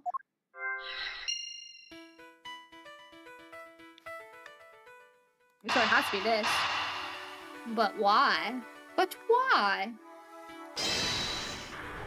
But why? Supposing there was yet another visitor tonight, that would also resolve the issue of why my shelves were upended twice. We know that the shelves were disturbed once before and once after the murder. So it shouldn't be much of a stretch to think that it was the work of 2 different people. Once by the person who stole the victim's gun and then killed him with it. And once again after the murder by our second culprit, who was the owner of the second gun. If you suppose that the second culprit's gun was the one that was pointed at my back... Objection! Mr. Portsman, it seems that I need to amend my assumptions regarding this case. Great, you have finally come to your senses. Mr. Edgeworth! Sir, what are you saying? This has been a big misunderstanding on my part from the start. I had assumed that the person I ran into was the killer, but that may not be the case. What do you mean? The person I ran into was just your average thief. A thief? But sir, doesn't that cause some sort of trouble? They talk too slow. Sir, doesn't that cause some sort of contradiction in the facts? Not at all. It simply means that the killer was someone else. And it means that in actuality, 2 culprits stole from my office to my... I can't read. Stole into my office tonight. What do you mean 2? It explains both why my shelves were disturbed twice and why there were 2 guns. Mr. Portsman tricks Miss Bird and gained entrance in... Oh my god. Oh my god. I haven't read in so long that I forget how to read. And I just blah blah blah blah blah blah blah blah blah blah blah blah blah blah blah. Mr. Portsman tricked Miss Bird and gained entry into my office. Objection! Now you're just leading the argument. You still don't have any actual proof, you know. If you could please go along with my hypothetical scenario for now, Mr. Portsman. In the end, if you really are innocent, you should have nothing to worry about. Ugh. Now then, returning to my scenario, Mr. Portsman was out to steal something from me, which is why he checked my secret safe and ransacked my shelves. This is the first time. So then this would be when the files were put back in the wrong order, right? Correct. And then just when he was about to look somewhere else, who should walk in but his own partner, Mr. Faith. Well, why did Mr. Faith come into your room, sir? He probably had business with Mr. Portsman, which is why he was in the area. But that's when he noticed sounds coming from my office, would be my guess. Oh, because you're supposed to be away, right? And he must have thought it was odd, so he came into this office to check it out. Correct. And as a detective, that was the right thing to do. But when he came in, he found his own partner standing there. Because it was Mr. Portsman, Mr. Faith probably let his guard down. But Mr. Portsman was not so merciful as to let him leave alive. He waited for a chance and stole Mr. Faith's gun from him, and then... he killed him. He silenced Mr. Faith for catching him in the act of the stealing.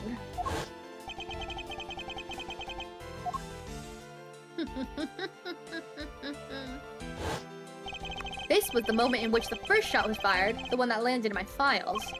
Following that, Mr. Portsman wiped the gun down and left it behind as he made his exit. He could afford to do that because he had also left the fake dying message behind. You're such a complicated troublemaker, you know that? Well, if things were as simple as that, then all would be solved. However, there was yet another visitor to my room, and this is where it gets complicated. There was another... oh, oops. There was another... visitor, sir! Yes, and this other person's objective was also to steal something from me. Now then, even after Mr. Portsman left, the door to my office remained unlocked. However, this new visitor had no way of knowing that, and so... he stole the master key from the security guard's room, and then entered my room and searched through my shelves. This was the second time they were disturbed, and it seemed the thief found their prize. The stolen zero file, right, sir? Correct. Only just as the thief was about to leave with my file, I appeared. The thief then threatened me with their own gun and made their escape. The second bullet was fired during that brief encounter. The shells were getting messed up twice, and the 2 bullets? It was all because 2 different people were doing those things at different times. Precisely. So now do you see, Mr. Portsman? The person I met was just a thief and was not in fact Mr. Faith's killer. Your alibi for the time frame in which I ran into the other person is now irrelevant. Because we now know that the murder took place during the first culprit's visit. Objection! Ha ha ha ha ha ha. Investigation Collection has 3 of the best cases in the entire Ace Attorney series. The best writing of all the games I've played so far. Ooh, I'm excited. I'm excited. Don't spoil, but if you want to say like what number it would be, because I think for both the games in this collection, there's 5 cases each, right? I think that. So if you want to say like, oh, game 1, case 5 is the best case ever, I'll be able to look forward to it. It also has the worst case in the entire series that makes me wonder if they had a concussion writing it. Wait, which one is that? Which one is that, Ran? Which is that? You can't drop that and not tell us. Karma's slowly getting spoiled by dub games. I know! Karma can't read. Karma can't read. What's so funny, pal? Absolutely splendid. Your scenario explains everything. Of course it does, it's Mr. Edgeworth after all.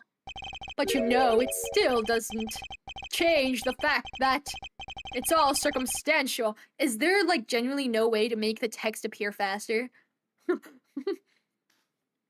Maybe I should just wait for him to finish speaking before I start reading. Supposing if, and that's a big if, your theory is right, it would indeed render my alibi, which has withstood scrutiny, mind you, irrelevant. But there is still one defining point of your argument for which you have no evidence. Your supposition that I was the first visitor. Mr. Edgeworth can't let him get away with that, sir! But he has a point. I have absolutely no proof at this point.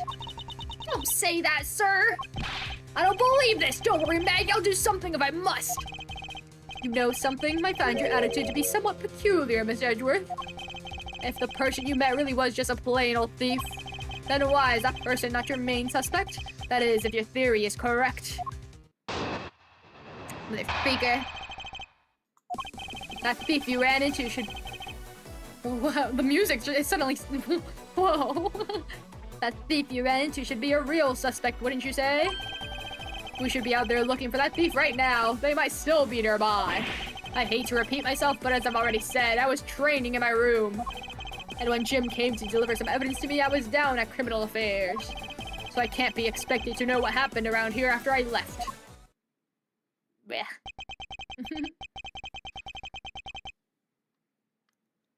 I wonder how the exact same team was able to write some of the best cases in the series for investigation, but also the train wreck that was Dual Destinies. Which one is Dual Destinies? Is that... Hold on. Hold on. Is Dual Destinies in Apollo or Great?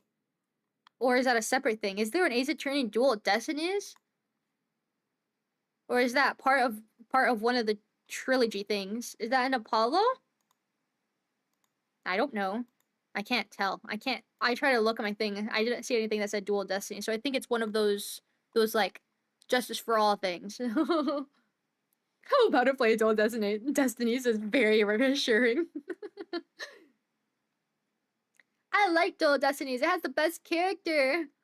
I don't want to say names for future potential spoils. Ooh. Investigations 2, cases 3, 4, 5 are the best cases of the entire series, in my opinion, especially 5. Ooh, excited.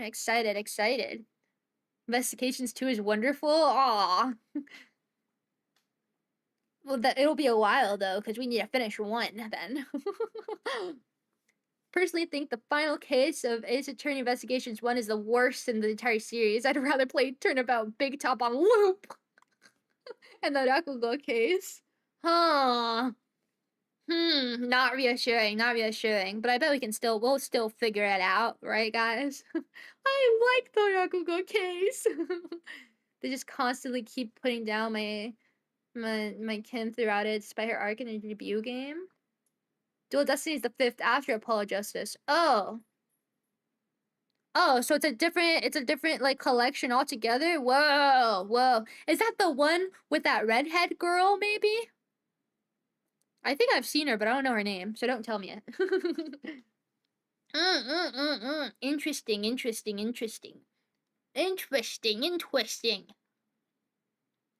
You think we should be out there looking for the thief? Of course, now isn't the time to be having these dead-end discussions. I don't think it's all dead-ended. I find your alibi to be fascinating. Let's continue where we left off, shall we? I know he's lying. I know he was here at the scene of the crime. I just have to find a way to prove it.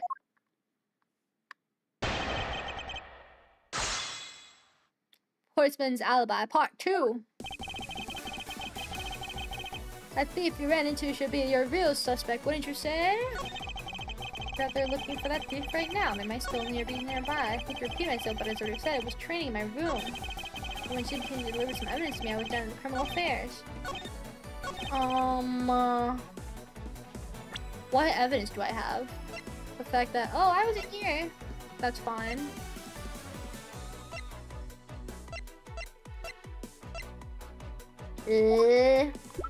I don't know. I'm gonna just press stuff. Hold it!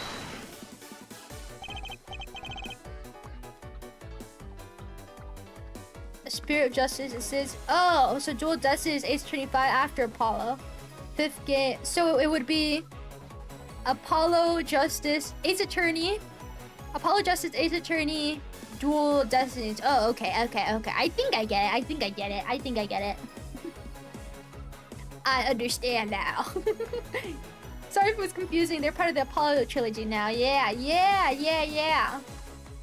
It's because I wasn't there for when they were like solo games. I only know them by their collections on Steam, like the trilogies and stuff. So that's why I get confused.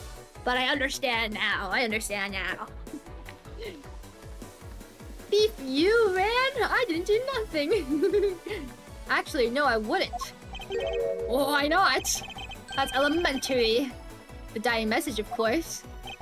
Mr. Faith's killer very clearly left those letters on the spines of those files, and it was after they were on there. It was after they were on there that the thief stole one of them. You mean the 0 files, right? And that's how we also know the letters themselves were a setup and not for Mr. Faith. If the thief was the killer, do you think they would try to undermine themselves? Oh! Maybe the killer just didn't think of that either. Yes, that must be it. Maybe, just maybe. We should be out there looking for that thief right now. They might still be nearby. Hold it! Once escaped, I highly doubt a thief would linger nearby. Well, you never know. Maybe they didn't get what they were really after. Oh, you talk like you know quite a bit about this thief.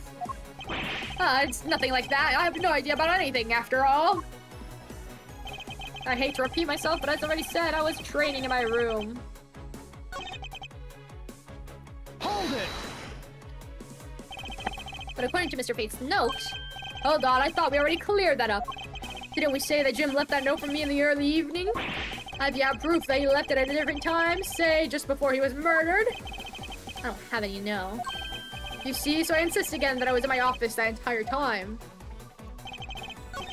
Oh, so it must be, what did the note say again? Was it saying I have the evidence you asked for, maybe? 3 pieces, yep, it was this one. Okay, man, F you. Boom. Objection! It would behoove you to take a good look at this. I see it, but I failed to see how it's anything to freak my life! Not at the top of your game today, Mr. Genius Prosecutor. I can't wait until you get the death sentence and die! Motherfreaker, motherfreaker, motherfreaker. Don't be like, oh, you didn't have a game today. I'm in place today. Why did you go there with Mr. Faith? Oh, that's because he said he was tired and was going to take a quick nap. You know, those sofas in the hallway, he likes to sleep on those. It's one of his habits. Out of the evidence he brought. There were things related to yesterday's case, just 2 items, a gun and a pendant. Interesting. This piece of testimony seems too crucial to let slip through the cracks. Okay, so it's this one. It's this. Freak you. Freak you. Freak you. Freak you. Freak you. Only 2 pieces? I believe the proper phrase here is you fail! Yeah, get him, Edgeworth! Get him, Edgeworth! Excuse me? You fail as a prosecutor, Mr. Portsman, as you intend to keep evidence hidden from me. What are you talking about? I haven't hidden anything from you. Well, here's a piece I think you should read. Carefully. Oh, it says that Mr. Bird was bringing 3 pieces.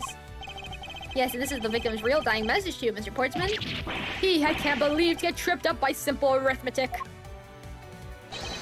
Where is the missing piece of evidence? It's... You have it, don't you? Only the guilty would make such a face. Detective Gumshoe? You don't have to say it, sir. I'll pat the guy down from head to toe. Pat him! Pat him! Oh, don't come any closer, I'm warning you! This is all part of the investigation, pal! So don't even think about stopping me! No! Hey, what's this? Yeah, that's on him, sir! Despite what you said, it would appear that you do have something to hide. Why would he hide something like that? Hit him with that helpless ratio edge. Yeah, freak him out, Edgeworth. Freak him out, Edgeworth. There's only one reason why anyone would hide evidence of this caliber. Because it would unequivocally point to that person himself as the real killer.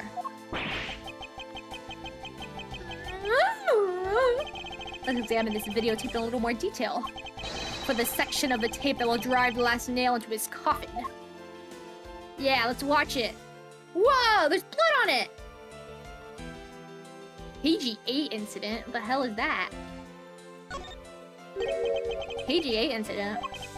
That's a police case number, sir. Does that mean this video is evidence from that case? Interesting.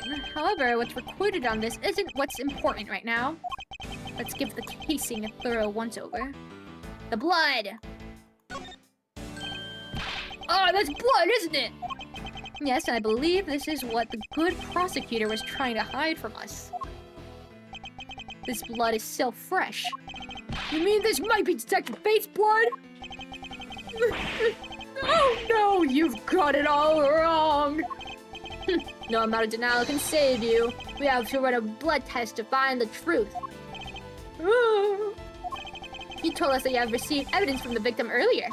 Now you'll tell us when and how did the victim's blood find its way onto this video. Yeah, it's totally suspicious. Was it at the moment of his death?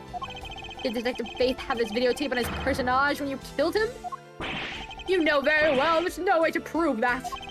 Not even if we were to examine this tape for fingerprints. Oh. If I had to take a guess, I'd say that the only ones on here would belong to the murderous you and Mr. Faith. No, impossible. I'm...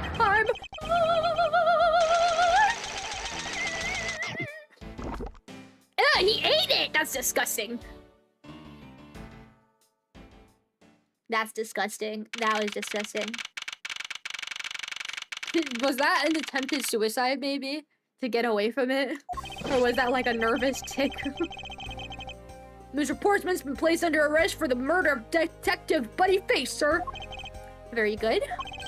The results we got back from the lab techs on the tape turned out to be real solid, sir. Blood work came back and it was definitely Mr. Faith's blood on there. And as a bonus, they were also able to lift a few of Mr. Faith's fingertips as well. Fingerprints. Thank you so much, Mr. Edgeworth. Thank you so very much, Mr. Edgeworth. I still can't believe I got to see your cool deduction skills outside the courtroom. I'm impressed beyond words, sir. It was nothing. I'm just sorry you got caught up in a murder in my office. Please accept my apologies. Oh, it was nothing, really, compared to what I've been through, I mean. I consider myself lucky it was only a burglary and a murder this time, sir. If it had been a hold-up or a hostage situation, I'd have thrown my hands up in the air. I think I'm finally rising up from a goddess of misfortune to just an unlucky person. Something tells me she should have hired a different person for a security detail. You know something, sir? That Mr. Portsman really was one corrupt prosecutor. And why would you say he was corrupt? Well, I heard there was a number of suspicious things related to his court cases. They're doing rumors about how some of the evidence he uses is forged, sir. Forged evidence, huh? And they say he even decided not to prosecute a few cases for some really vague reasons. Oh, that guy was a complete disgrace to the entire profession. We never did get around to asking what his reason was for breaking into my office. Yeah, whenever we got near that topic, he just clammed up. Although we can be pretty certain it was to steal something. It's just between you and me, sir, but there's a rumor that some sort of huge organization's behind the scenes. Oh, well, very well. Is this a conspiracy? I would like to solve it. I would like to solve it. Straight up eat it. He eated it. He eated it. With Mr. Portsman not willing to divulge anything, it certainly lends credence to that rumor. It would seem that we haven't heard the last of this. Hello, the Mr. Portsman is the bad guy? I didn't say that, but rather that there are still many more mysteries for us to solve. For example, we still haven't figured out the significance of this piece of evidence. Yeah, this one. Take that! Yeah. The person who stole this file, the other villain of the night.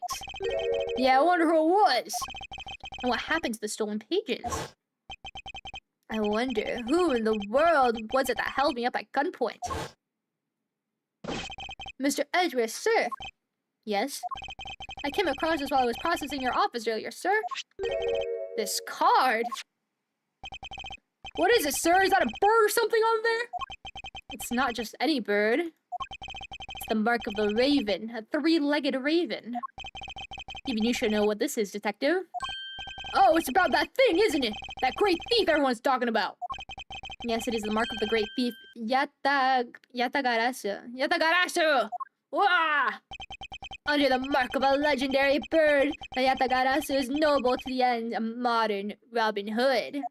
Whoa! Labeled mysterious and phantom-like, the Yatagarasu appears and vanishes at will. Though we don't know much about this thief's ultimate goal, we do know the targets. The Yatagarasu likes to find and make public evidence of corrupt dealings of all sorts. The theft is always performed in silence and always with perfection. Once a target's chosen, no dramatic calling card or announcement is sent forth. Instead, the chosen corporation is infiltrated without even the target noticing. Some days later, the evidence that was found is sent out to the mass media, along with this single card. Although it's been a while since the Yatagarasu's last appearance. Hey, Mr. Edgeworth, look, something's written on the back!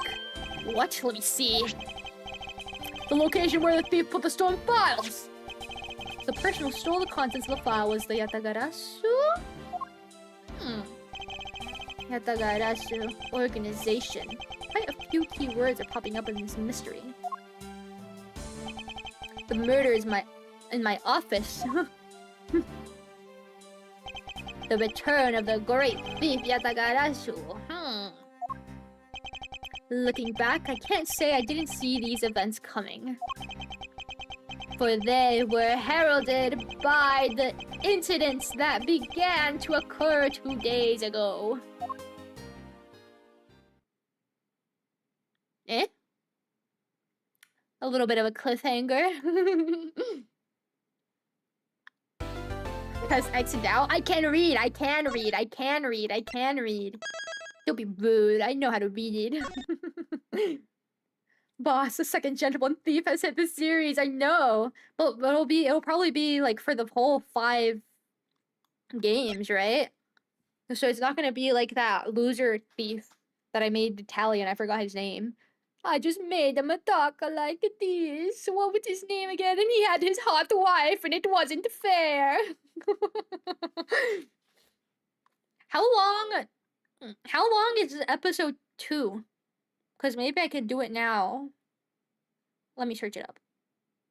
And let me put my background music because it feels awkward to not have anything. Ace Attorney Investigations. What is the name of this one? Turnabout Airlines? Turnabout Airlines. How long? About 2 to 3 hours? That's not that bad. Shall we do it? Shall we do a 2-in-1? A double whammy? Shall we? And then we can end like around like 5 or 5:30. Well, for me.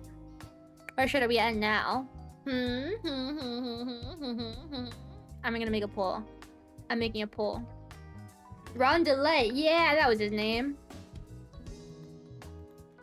Do 2 next time.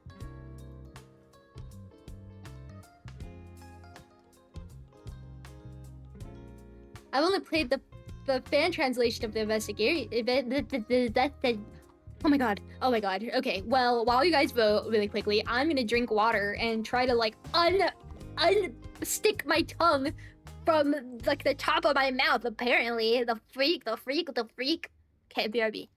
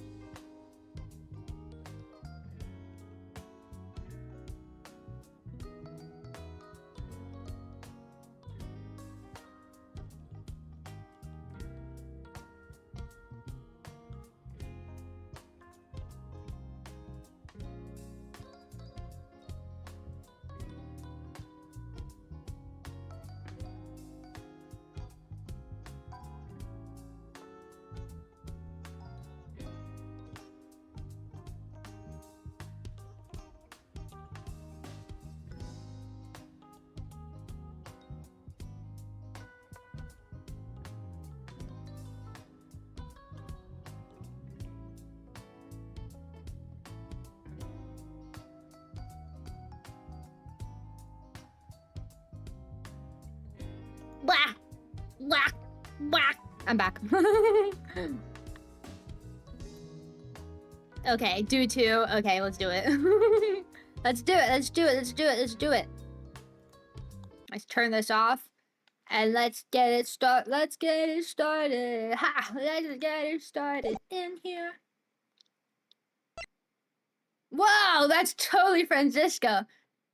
That's totally wrong karma. Oh my gosh. Excited. Excited. Excited.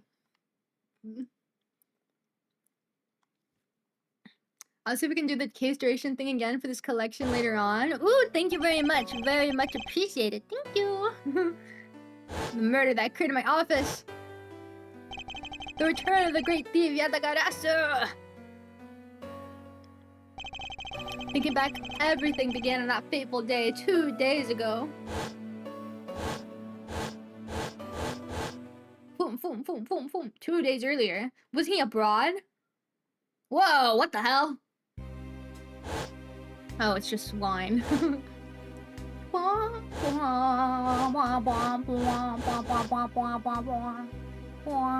Go you! Thank you.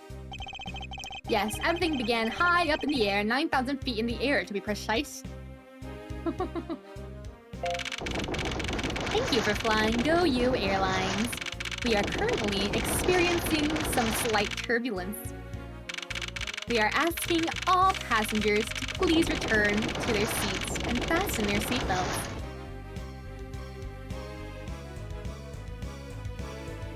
Bing! Whoa, what? What?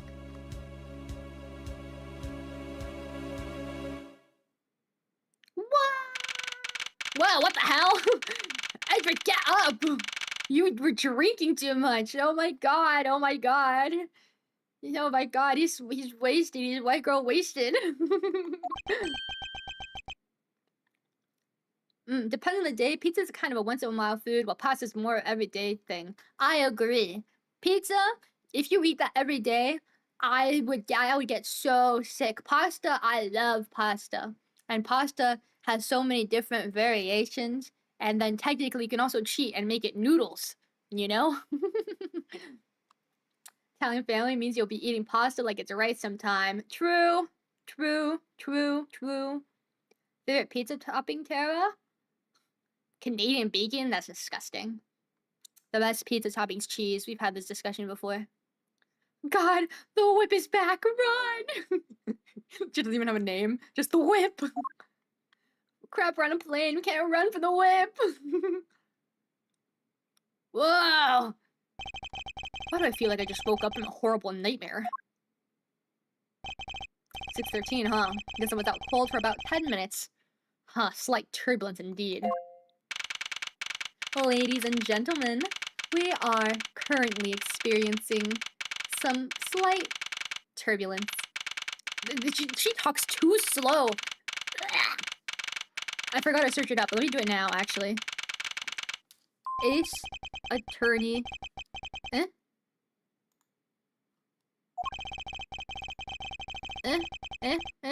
Why did it do that? Okay, stay there, stay there. Ace Attorney Investigations. How to change text speed.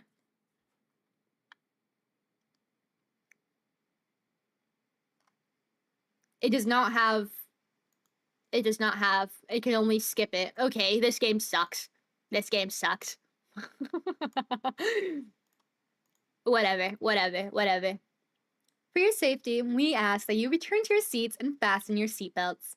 I suppose turbulence is to be expected on a flight, but admittedly, I'm less than comfortable with anything resembling earthquakes. Aw, that's true.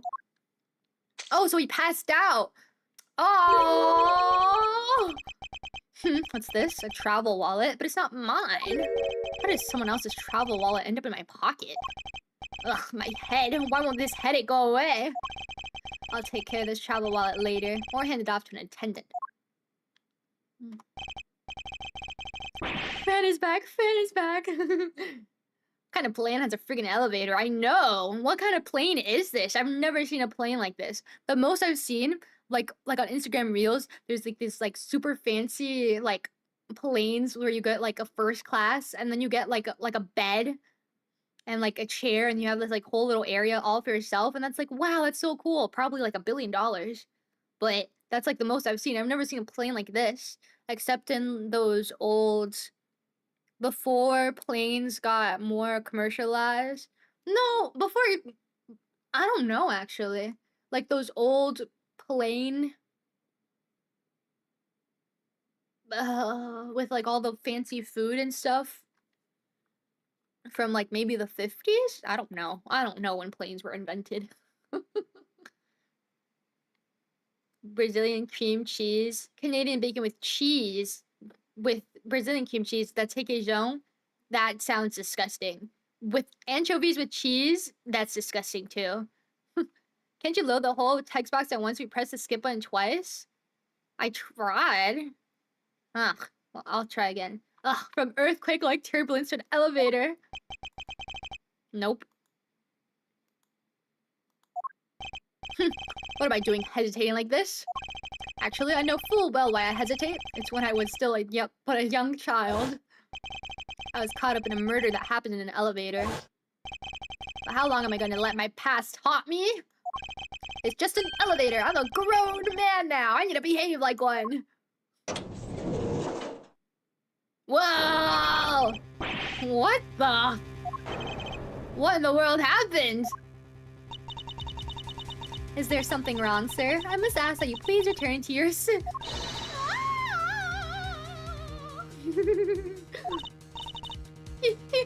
dead! Please calm down. We mustn't jump to conclusions without all the facts. What's wrong? Did something happen? You murderer! What? No, you have it all wrong. It wasn't me.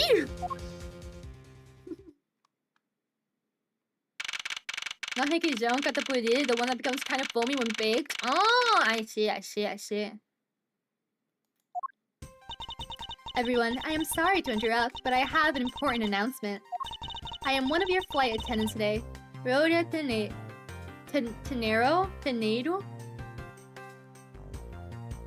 I don't know.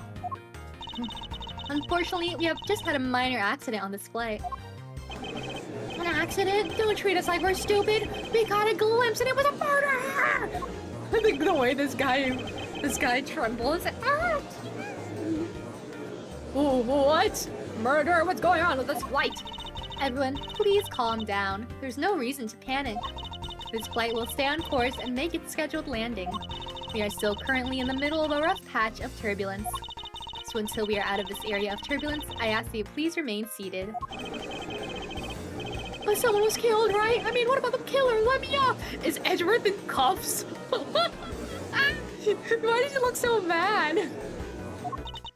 Please, there's no need to feel threatened. We have already apprehended the culprit. It's not me, you motherfuckers! I ask that everyone please remain calm. What the heck is he talking about? Why should we remain calm? My name is Miles Edgeworth. I'm a prosecutor, and I assure you I am not the killer. Ha, being a prosecutor doesn't make you incapable of murder, buddy. Now you listen here. I am not the killer. I simply found the body. Rage baited. So you say. However, I am sure that you are the perpetrator of this crime. I swear on my honor as a professional flight attendant. Oh, is that right? Oh, the great honor. I know what I saw. And there's even a very strong incriminating evidence to back me up. What kind of incriminating evidence is she talking about? We've already alerted the proper authorities at our destination. Until we land, we will remain in our custody by the powers vested on our captain. I'm very sorry, but please understand our situation. Your situation? I'm more concerned with mine and the direction it's going in. I'm not about to just idly sit by while I get accused of murder. Miss Tenero, is it? Yes? I was wondering if you would give me a chance. A chance? To do what? A chance to plead my case. And a chance to ask what you mean by incriminating evidence just now. To accuse a passenger of such a grave crime without allowing him to give allowing him to give a proper defense. Can the professional flight attendant inside of you really call this action righteous? You have a point. Very well, I'll listen to what you have to say. But be wary of what you reveal. I'm afraid you'll only look even more suspicious if your explanation fails to satisfy. I also do not have the time to deal with you all day, so please make it quick. Blech. Of course, as you wish, Your Majesty. Hello, Karma. Hello, Unknown. Welcome. Is that the Thinker 2.0? I didn't even see it, I'm gonna be honest. Tornado's freaking hair. Oh my god! What is this? What is this? What is that? It's nice. No, it's nice. What's with this man in elevators? He shouldn't legally be allowed to stay near one. Why would you book the only plane in existence to have an elevator, bro? That one guy has a drinking problem and a half. I know. Hello, Mr. Alcoholic. His name is Alco. Last name Hole. Wrote it with the GLaDOS voice. That's my flight attendant voice. I know for a fact I didn't kill that man in the elevator. What I don't know is what sort of evidence she has up her sleeve. But I'm certain it doesn't fit with how the crime really occurred. What'd you see? I swear to tell the whole truth as a professional flight attendant. Unfortunately for you, Mr. Edgeworth, I am certain you are the killer. The scene I saw in front of the elevator. Aw, she's cute! Even though she has a weird bun. It was you standing there with fresh blood dripping off the murder weapon. So if you'd please cooperate, we'll turn you over just as soon as we land. The murder weapon? That's it? That's her evidence? I don't think you could ask for a more perfect witness testimony. Wouldn't you agree, Mr. Edgeworth? Not really. It's hardly perfect when there's a gaping hole in it.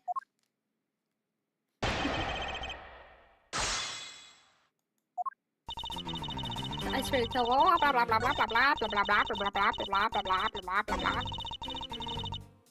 What did you see?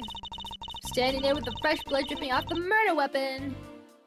Hold it! The murder weapon, and it wasn't blood. The murder weapon dripping with blood? Really now? I swear that was the grisly scene I saw before me. Thank goodness it wasn't a passenger who saw, or there'd be widespread panic by now. As I recall, you were quite panicked yourself at the time. Excuse me? You were scared enough to misread the situation and accuse me of murder! Nonsense. Professional flight attendants cannot afford to be that flustered. I witnessed the murder scene and I am now listening to your defense, all with a smile. She's cute, I like her. Apparently you also lie with a smile on your face. Please cooperate, we'll turn you over just as soon as we land. Do I have any evidence or anything? I do have evidence! I didn't even get to see it. Okay. My travel wallet, can I look at it? Picked off the floor in front of the elevator isn't mine. Body was found at 6:15. Whoa! It is a little thinker! It's the thinker's pet! Pet, go you! Go you Airlines! And then a bunch of money everywhere. Jesus. And this poor guy. And what's this? Sky Magazine details meals, movies, and other services. Complimentary services for all your dietary needs. Best restaurant in the skies! Featuring items from the world's finest restaurants. Treat yourself to the cuisine of the gods. Ooh, a little bit insane. Flight itinerary. Oh, this will be useful. What time is it now? All time shown correspond to our departure time zone. Thank you for choosing Coolio Airlines. Blah blah blah blah blah blah blah blah blah blah blah blah blah. License to love, laugh, maim, and oh, these are movies. Okay. Well, let's go back. It was not the murder weapon. Dummy. This is a wallet. Miss Tenero. Ooh, what is with the yelling all of a sudden? Ugh, force of habit. Well, it doesn't matter. Miss Tenero, you say you saw the murder weapon dripping with blood. Is that correct? Yes, all that blood. Drip, drip, drip. Just recalling that scene sends a chill down my spine. Sorry, but your so-called professional flight attendant training has failed you. What? I'd like to direct your attention to this. Do you know what this is? It's a travel wallet, right? But it looks a little big and bulky. The thing you saw me holding when I discovered the dead body in the elevator was this very travel wallet, Miss Nero. What? Impossible! Now then, do you still think I'm the killer? And I killed him with a travel wallet? But I saw blood dripping from the wallet. I know I did. As you can see, this wallet is clearly stained. But if you would be so kind as to take a whiff, I think you'd agree it's only grape juice. It's wine. It's wine. Why do they censor it? It's wine. Then that's right, you missed it. Wine for blood. The murder weapon dripping with blood does not in fact exist. No! There, that should clear up that pesky accusation. Wait, just a sec. That is... I mean, even a wallet could be deadly if it was wrapped around something heavy. I demand that you show me what's inside, please. She's trembling and the tacked on please at the end. Sounds like I've got her. There's no need to look inside, even you can tell from its appearance that it's light. No, I can't be sure of anything until I see the contents of that wallet for myself. She's a persistent one. I suppose we have no choice but to see what's inside. Snarrow, if you'd be so kind as to open the wallet and check its contents for me. Alright, I usually don't pry into passengers' belongings, but we have no choice here. Take a look-see. Take a look-see. Woohoo! No. What the hell? I thought it was a red envelope. Republic of Virginia. Virginia? Passport? Seems that this passport's all that's in there. As you saw, there's nothing but a passport inside. That renders your wallet with the murder weapon argument mute. Mute? Moot. Wouldn't you agree? Please hear me out, Mr. Edgeworth. What is it now? Well, I was wondering, whose passport is it exactly? I don't know. Can I take a look? Why not? I'm rather curious myself. This is... Whoa, you are one ugly dude.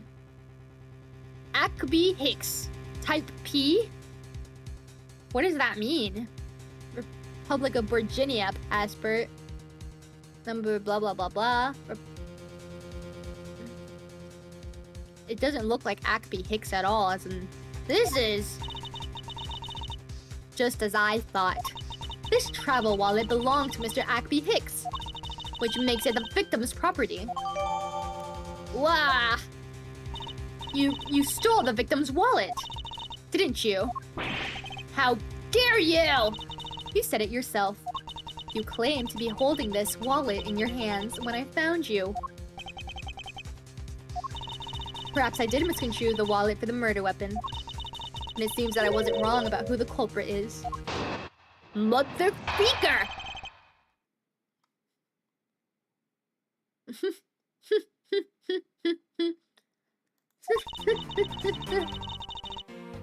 I say commission not taking elevators and cons when cosplaying edgy. That's funny. That's funny. Those who get it get a good laugh of it when they see me taking a long flight on purpose. That's really good. That's a good bit. That's a good bit. Wrecker Edger? What? Oh. Wrecker Edgy? Get her. Okay. Oops. Punish her for that stupid hair box pie. Apparently, both the Airbus A380 and the Boeing 747 have got elevators installed to transport galley containers between the upper and lower decks. The more you know. Huh. I didn't know that.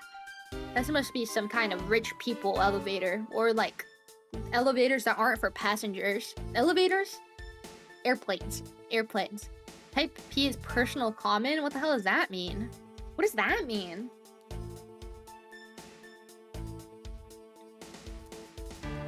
As you claim, the murder weapon is not the travel wallet.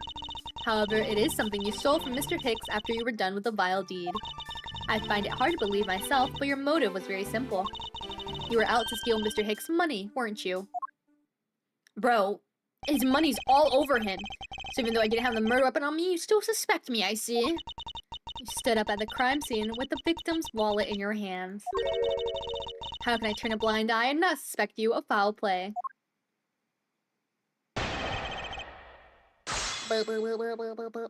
Common passport. He's a normal guy.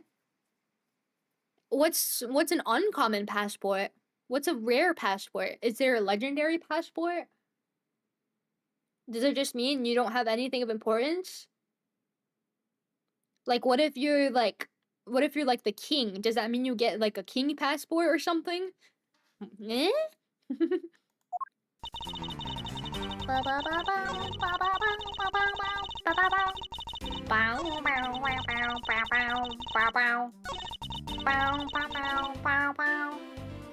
Are you kidding me? Take a good look at this. Take a good look at this. Do you see all the money here? I wonder if I might get a word in, Miss Tenero. Oh, what is it now? Miss Tenero? I wonder if you noticed the contradiction within your own testimony. What are you talking about? It's simply impossible that the motive for this murder was monetary theft. One glance at the crime scene should have told you that.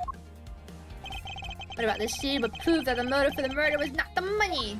The fact that the money's all over the floor! Take that! If I may direct your attention to the things strewn all over the floor. Oh! Diplomatic ones. I see, so I was right. Chat's broke. God dang it. God dang it. Hold on. There we go. There we go. You guys aren't broken anymore. Thank you. Thank you for telling me. That's right. The floor is covered in bills and coinage. By our rationale, these were the very things the killer was after. I think we can assume that the wallet fell during the victim's struggle with the killer. And I would think that the killer wouldn't have noticed some of the money scattering everywhere. Furthermore, as you can see, there is no effort made by the killer to gather the money. But the wallet! Objection! Ah, yes, the wallet. You will also recall that the only thing in this was Mr. Hicks' passport. If you are really insisting that it was a crime based on greed, and you're claiming that it was all for an empty traveler wallet. Forgive me!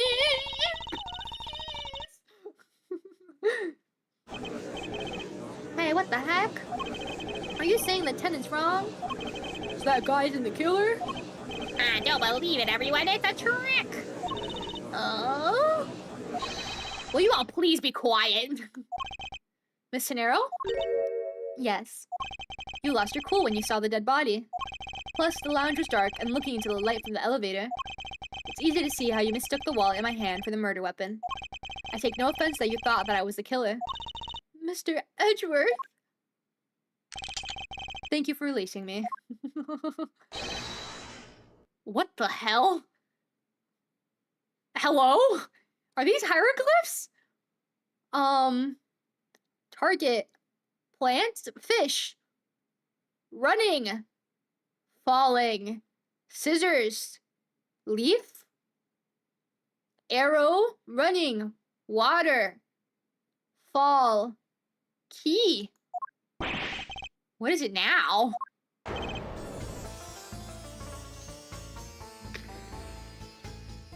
Music.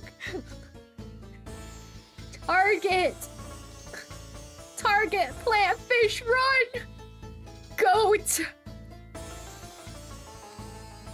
Goat. Hands. Target. Plant. Squid. Scissors. Bird. Goat. Huh? Miss Tenero, if you could please translate, I'd be much obliged.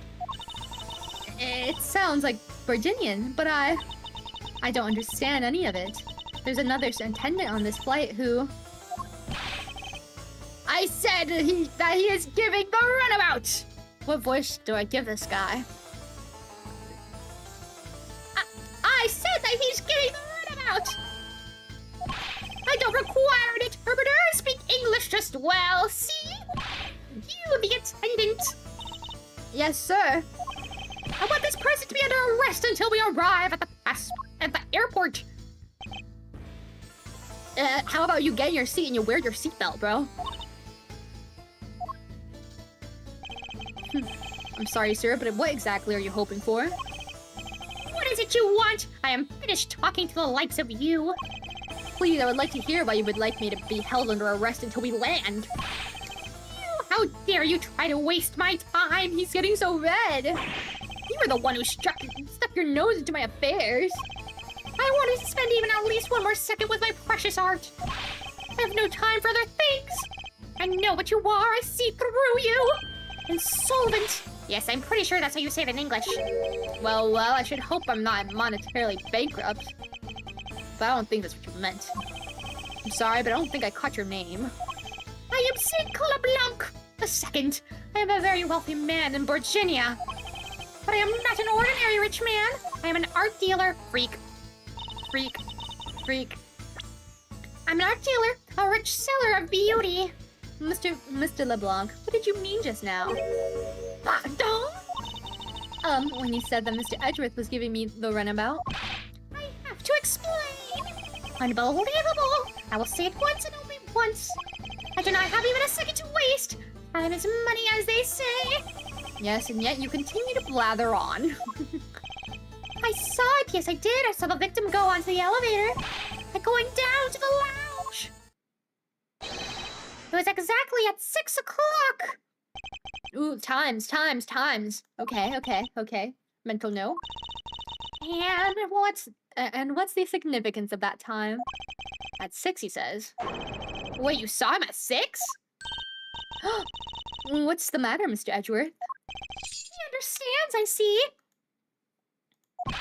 Miss Attendant, what time did you discover the body? Well, it was a little after that patch of turbulence, so I would say around 6:15. Hicks was his name, was it? And I saw that man Hicks was killed in the 15-minute time span. And the only person in the lounge at the time was this prosecutor, yes? Yeah, it was in my seat the whole time! Me too. I was watching the movie and enjoying a fine glass of grape juice. One glass? A glass? That's funny. I'm still eating. I still haven't finished, see? Well, the passengers have an alibi, so you have no problem with them, I suppose. No compliance, I see. Not a single word against this, right? I have no way of discounting what you have put forth at this point, but it wasn't me. Oh, so you say? But do you have what you say, the evidence? Mr. Edgeworth, are you really the culprit after all? Mr. LeBlanc, I suppose you're quite certain in what you saw, enough to give testimony? Of course, I was looking at that man the whole time. He was playing with that annoying little, a small machine the whole time. Machine? Yes, that's what you people call it in English, yes? It was making me crazy with the click. From the description, it sounds like some sort of small computer. I believe what Mr. LeBlanc is talking about is a cell phone. I have to say, I did see him playing with it quite a bit myself. Simple cell phone, a laptop or organizer I could see, but that's kind of low budget. I hate that noisy little machine in his hand. Not a fragment of beauty. All it produces is ugly sounds. Anyway, I know what I saw. Miss Tenero? Yes? I was wondering if I might be granted permission to examine the crime scene. What? You want to examine the crime scene? If you would grant me a little measure of time, I'm sure I could produce the real culprit. I don't like the sound of that. Fox in the duck pen. Yes, I think that is how you say it in English. It's Fox guarding the henhouse, and I believe my innocence was proven earlier. And if I'm given the chance, I can clear up all the remaining doubts. Miss Tenero, if you wait until we arrive, there is a good chance that some evidence will have been destroyed by then. I understand. Let me see what the captain has to say. This should not be approved. Please, Mr. LeBlanc, in an emergency, all decisions are to be made by the captain alone. Now, please wait here while I go ask the captain what to do. I'll be right back. I like her little run. His Virginian accent was so thick he broke the text box. Fun fact, one of the original Investigation's 2 anti-piracy measures consists of replacing the entirety of the game's text with the Virginian alphabet. That's crazy. That's so funny, though. You're not planning to erase evidence when you are doing your investigation, yes? Of course not. We will see. Mr. Edgeworth, you have the captain's permission to investigate the crime scene. What's unbelievable? I am in your debt, Miss Tenero. However, there is one condition. I have to supervise you. Can you agree to that? Of course, I see no problem with that stipulation. It's only natural as I am a suspect in this case. I take full responsibility and will watch Mr. Edgeworth's every move. I hope this is reassurance enough that there will be no foul play. Now then, Mr. Edgeworth, shall we proceed? If you need my help with anything, please feel free to use T to talk. Oh my god, she's my gumshoe. She's my gumshoe. Blow my gumshoes away. Time to head to the scene of the crime, the first floor lounge. Well, I don't want to do that. I want to talk to everybody. Hey, ooh, I'm a big scary murderer. Don't get it near me, you criminal! He said, don't get near me, you criminal. I'm not the killer, and I intend to prove that starting now. Well, that's contrary to the facts! He says, but that's contrary to the facts. I can understand his English just fine, thank you very much. What's a lifesaver doing here? I bought it in the flint shop just to be on the lounge. Something should happen to anyone while it save your life. I think this guy would have been better off not taking a plane to begin with. Hello, alcoholic. Hey, miss, how about another glass? Excuse me, but I was wondering if you know anything about the murder. How about it? How about a glass together? Sorry, but I must decline. I wasn't talking to you, I was asking the queue attendant! Shock. Shock. I'm sorry, but I'm on the clock right now. But if you need a refill, I'd be happy to bring you another glass at any time. You got it, Toots. That's no way to talk to a lady. Motherfaker. Look at all these bottles lined up in a row. It's a miracle they made it through the turbulence without a scratch. Actually, we asked the drink vendor to clean up all the ones that did break earlier. Then you mean to tell me he put all these up here after the turbulence? We are simply thrilled to have someone so interested in the variety of drinks available. I don't think anyone should drink this much. There's such a thing as overhydration. There's such a thing as alcohol poisoning. Whoa. I did not mean to do that. No, I wanted to explore first. No! Freak. Whatever. New gumshoe just dropped. I want to thank you for your help back there, Mr. Nero. It was nothing. You should thank the captain for granting you permission. And just so everything is perfectly clear, I still don't trust you. Your standing with me hasn't changed one iota. I see. I will bear that in mind.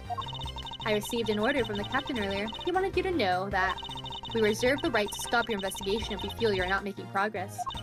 And when we do, he asks that you please return to your seat at that time. So my time runs out when his and his crew's discretion, does it? I have to find a way to discredit Mr. LeBlanc's testimony before time's up. I understand. By the way, is there any place you can think of where the killer might hide on board?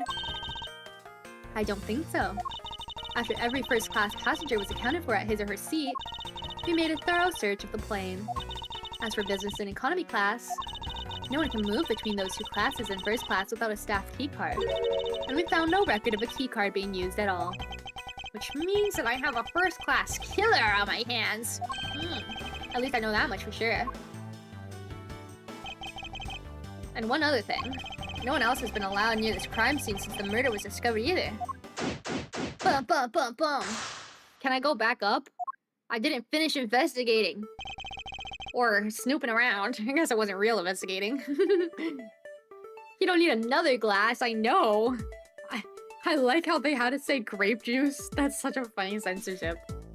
The dead body is okay, but alcohol? Too much. Now then, let's get started. But where should we start from? Let's start with Mr. LeBlanc's statements. Crime occurred between 6 a.m. and 6:15 a.m. During that interval, the only person in the lounge was myself, which would make me the prime suspect. However, since I did not kill Mr. Hicks, it means that the killer was around somewhere. If we are to believe what you say is true, then yes. First order of business will be to gather information to win your trust. Can I look at the body? What floors is this elevator service? Only the first and second, although it can also go down to the cargo hold. However, that requires a flight crew key card. It's only floors accessible to passengers are first and second, huh? I see. I won't rest until I've inspected every suspicious-looking nook and cranny. I will not rest. Let's look at this. Is probably the murder weapon. What is this sinister-looking figure on the floor here? Go You Airlines. Oh, that's a piggy bank of our company mascot, Captain Hugo. This is just one of the many pieces of merchandise we sell at our in-flight shop. This bank is a limited edition, and it's so popular that we're down to our last one. You have an in-flight shop? Yes, it's just beyond the lounge to the right. The shutter to the store is closed at the moment, but it was open the whole flight up until Mr. Hicks's body was discovered. There's blood on here. Could this have been the murder weapon? I see. Let's take a look at the wound. I doubt anyone was expecting to find a dead body in the elevator on this flight. So Mr. Hicks, he's really dead? Yes. She's trembling, although I can't fault her for that when there's a corpse right here. Mr. Hicks, if you're really dead, then please answer yes. I see she's over the trembling now, although new symptoms seem to have appeared. Anyway, I should focus on the victim's body. Let's see. There's blood on the back of Mr. Hicks's head. Could this be the cause of death? He appears to have been struck very hard. Even his glasses are broken. But they're on his face still. Which is interesting. I wonder what this... Hey, what's this hanging off his lanyard? Something's missing from this picture. Now, if I could just put my finger on it. A lanyard, they usually have some sort of ID or something, no? Money strewn all over the floor of this elevator. I would have guessed it was when... I would guess it was all in Mr. Hicks's wallet at some point. Yeah. Oh, your shoes. There's no grape juice residue on the soles of his shoes, making it highly unlikely that Mr. Hicks entered this elevator after the turbulence. Is that all on the body? No. I think so. No, it's not. Oops, I did not make like that. But what am I missing? Oh, here's his pocket! There's something sticking out of his pocket. Hope won't mind if I take a look at what's inside. It's a picture. Looks like it was taken inside a building somewhere. Souvenir picture, perhaps? Huh. Deduce? No, let me take a look at what I just got. Let me take a look at this picture. This picture. What? Oh, this thing's missing. This red thing is missing. What? Oh, that's his phone. That's his phone. And this must be... him at a museum or something. Is this spot somehow connected to any of the evidence I hold? Yes. This. Eureka! Eureka! Mr. Hicks's machine is nowhere to be found. His machine? His cell phone, Miss Nero. Ah, so I guess it's because it's not here. Yes, I think we can safely deduce the killer took it. Missing cell phone. Huh, that's it. I think. Yes, indeed. Indeedy doodle. There's some spilled grape juice in front of the elevator. I assume it was spilled during the turbulence. We must clean that up or someone might get hurt. Aha! Footprints! What is it, Mr. Edgeworth? I found some very important evidence. What is the important piece of evidence in the scene? The feet? Take that! The footprints? What is it? They're a little smudged, but I think we can both agree they are a set of footprints. So you think. Yes, these belong to our killer. Oh, then maybe we should check the shoe sizes of everyone in first class. I don't think that will be of any help to us. Unfortunately, the prints are too smudged, which will make it hard to get a definite match. Oh, I see. But there's also this weird line, which might be wheels of some sort. In-flight shop is just beyond these shutters. We don't have permission to open them, so I'm afraid I must leave them closed. There must still be clues to be found here in this lounge. I must remain ever vigilant. Oh. Pity that a bronze statue knows not when a good drink has been spilt at its feet. This is the statue of our founder, Mr. Hugo Hughes, who was a big fan of grape juice. I'm sure he would be thrilled if he knew so much grape juice was here at his feet. Is that a hint of hero worshipping I detect? Glasses and candles thrown into disarray by the turbulence. It's been a while since I've seen this big of a mess. It's terribly embarrassing, but I thought it was an earthquake for a second. And I frantically started searching for gas valves to shut off. I guess the shaking of the plane was bad enough to be mistaken for a real earthquake. Not that I would know, since I was unconscious for most of it. Fun fact, throughout Phoenix Wright Trilogy, Apollo Justice Trilogy, Investigations Collection, and Great Ace Attorney, there are 11 playable characters. You played as 4 so far, if you're wondering. Huh. Yeah, I've played as Phoenix. I've played as Edgeworth. I've played as... Who did I play as again? Who have I played as again? I don't remember. It was one of those like things where like I play as like someone else. Oh, Mia. I played as Mia. Who else?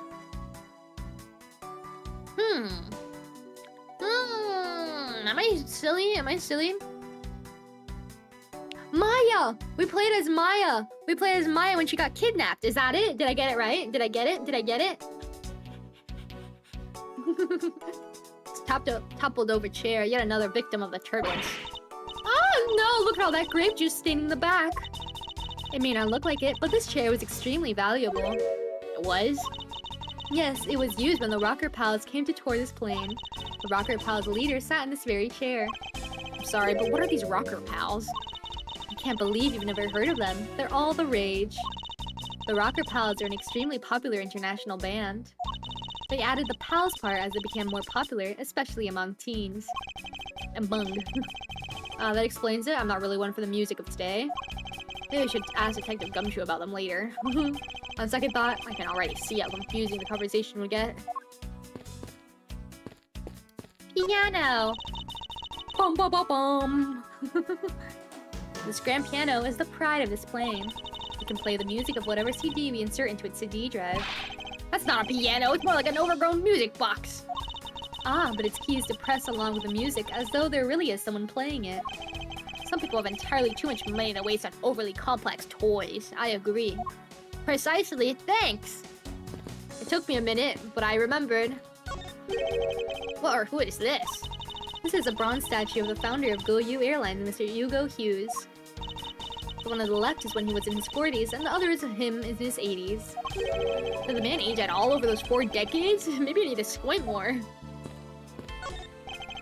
These counter windows offer a glimpse of the sky, but these clouds, they tell me nothing. Mr. Edgeworth, you look like you're talking to the clouds. Is that so? Then tell me, what do you suppose I said to them? I don't know, but it looked like a rather one-sided conversation. Clouds, they tell me nothing. There are a few copies of Sky magazine in the magazine rack. This month's special is an English trivia quiz. That's not a bad idea. I've heard that the youth of today don't know a particle from a principle. That's the wrong... The youth of today also can't read, Edgeworth. Don't know a particle from a participle. Not now. Please don't go around confusing people with made-up words, Mr. Edgeworth. Who's ever heard of such a silly word as participle? Case in point. Anything here? These bottles and glasses must have been broken by the turbulence. There's quite a bit of broken glass here. Please be careful when passing through the area. Thank you very much for the warning, Mr. Edgeworth. However, no matter how kind you are towards me, know that it does not clear up any suspicions I have about you. wasn't warning you for the sake of clearing my name. It's so you didn't step in glass, which you're doing right now. This door leads to the flight attendant's room, but please understand that it is off limits to unauthorized personnel. The room is giving off a scent of woman's perfume. One would think that perfume would smell great, however to me it simply smells. Not that I have any interest in what lies beyond this door. Perhaps you should return to the investigation, Mr. Edgeworth? Huh. Mr. Edgeworth? Sorry, I spaced out for a second there. Can I go back up? No. Okay. What was that? What was that noise? Huh? Huh? Okay, well I guess I can do my deductions, my logic. There's some spilled grape juice, broken glasses, elevator, murder weapon, blunt force trauma, so it must be this and this, right? Yay! A statue with blood on it lying next to the body of a man who was beaten to death. Oh, Mr. Edgeworth, I think I figured something out. Yeah, what is it? The way the blood is on this, it looks like it matches up with the wound on the head. Well, aren't we deserving of the Master of the Obvious title? Well, what do you think, Mr. Edgeworth? Don't you think that's worth investigating? It would appear that this figurines are the murder weapon. Oh, I just knew it. I mean, I can't think of any other connection. Huh, perhaps Master of the Oblivious would be more befitting. Okay, perfect. Where was the killer? The elevator, the spilled grape juice, and the broken glasses. And can I look at this? Can I look at the blood? Some blood on the corners. Could this piggy bank be the murder weapon? We already established that, bro! Also, where if it's a piggy bank? Oh, here's the hole. Is there anything inside of it? I suppose this is where you insert your coins. I have to say, for a piggy bank, it's made rather well. So well, in fact, that I'm not sure there's a way to take your money out. Yeah, it's like, it must be one of those old ones where you have to, like, break it open. Right?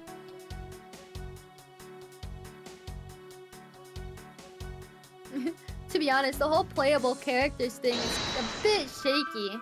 There's a few I could give or take, but I'll evade going to specifics for spoiler reasons. Where was the killer? In the elevator with the victim? No? That's where... No? True, there wasn't anyone else in the lounge other than myself right before the turbulence. But if the killer was in the elevator along with the victim, then that's a different story. Yeah. In the elevator with Hicks. The broken glasses. Spilled grape juice. What was the spilled grape juice again? Oh yes, because the footprints are leading away. The footprints are leading away from the elevator. No? No. I have it! I'm sorry, but I don't understand, Mr. Edgeworth. I can prove that someone other than myself was here around the time of the murder.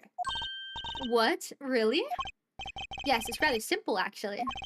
The proof is in the pudding! Wow! He said it! I say that too, guys. I say that too, because I'm a detective. Proof's in the pudding! Or rather, the grape juice in this case.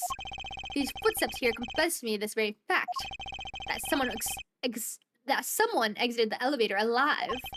Seeing as how the victim is dead, that would mean a second person. But couldn't the footprints be from Mr. Hicks himself? But if you take a look at our victim's shoes, you can see the soles are spotless. Which means Mr. Hicks wasn't alone in the elevator. In fact, it's quite the opposite. There was actually one other person inside the elevator. Yay! Nice.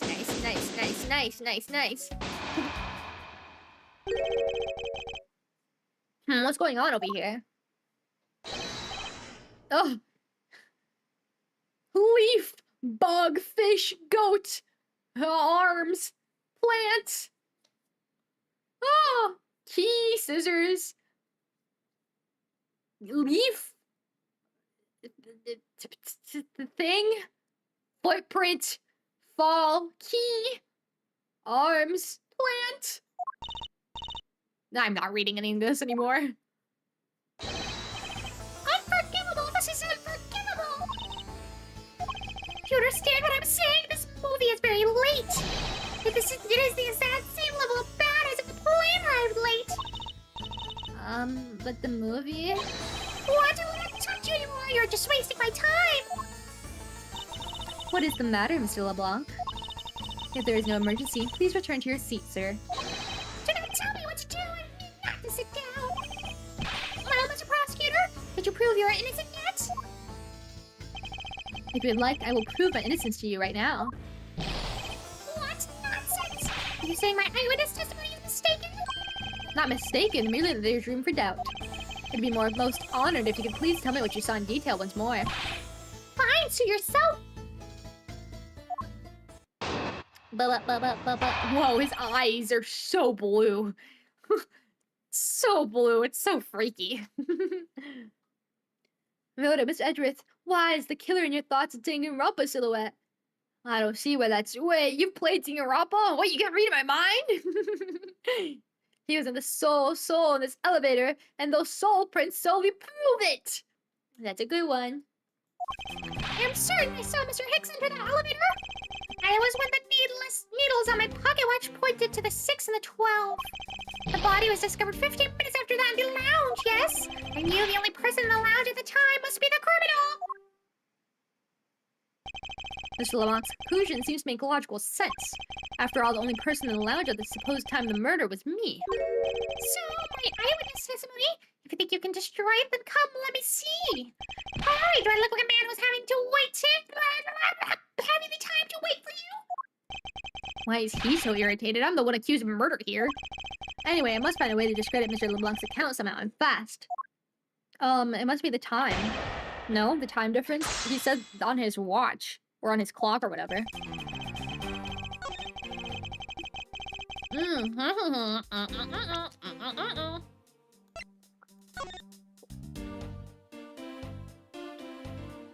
The 6 must be different. It has to be this, but let me press just in case.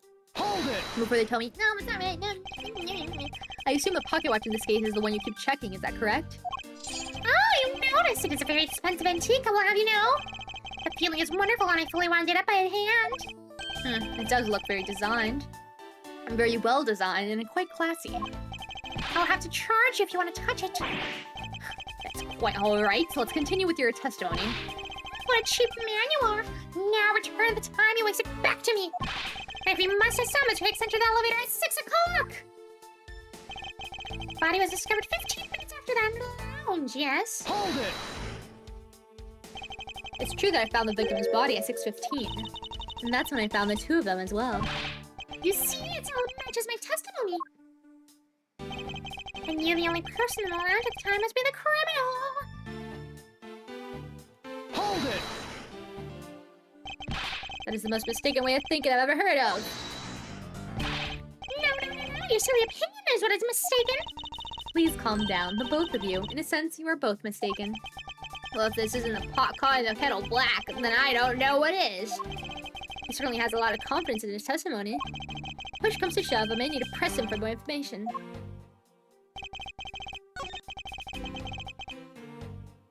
To the 6 and the 12. Did he write this before? Also...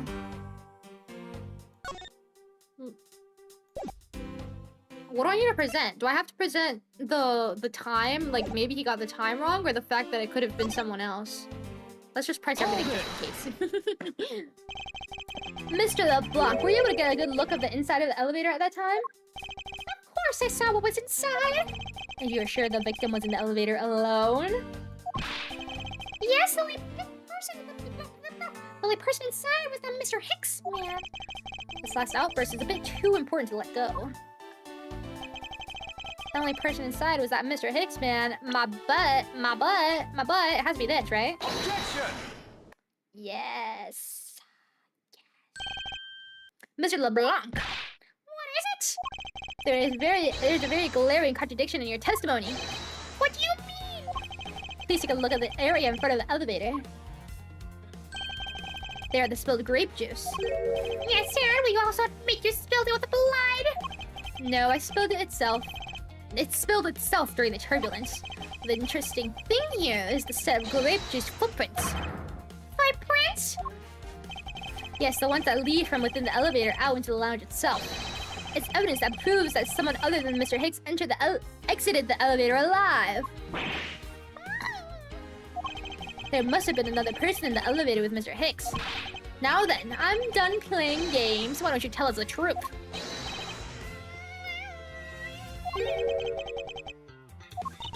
Can you please translate for us? Oh my god. her dead eyes are so cute. And also this little Ugo, that's cute. No way. That's totally impossible, I guess is what he said. No way, that is totally impossible. I know there was another person in there. I saw it with my own eyes. If you want to know what I think, Mr. Edgeworth, I don't think Mr. LeBlanc is lying to us. I suppose she's right. He doesn't seem to be lying. But then what does it mean? What about this contradiction? Mr. LeBlanc? Please, just once more, will you recall the details of what you've witnessed for me?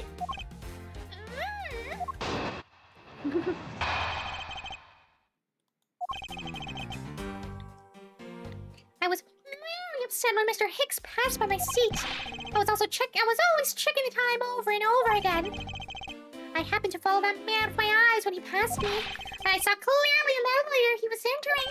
But I swear there was no one else inside. No one. Mr. LeBlanc, if you'd please calm down. What? Do you have an issue with my eyewitness testimony? Not at all. Please forget I said anything. Then again, he doesn't appear to be lying. But I can't let this testimony stand as truth.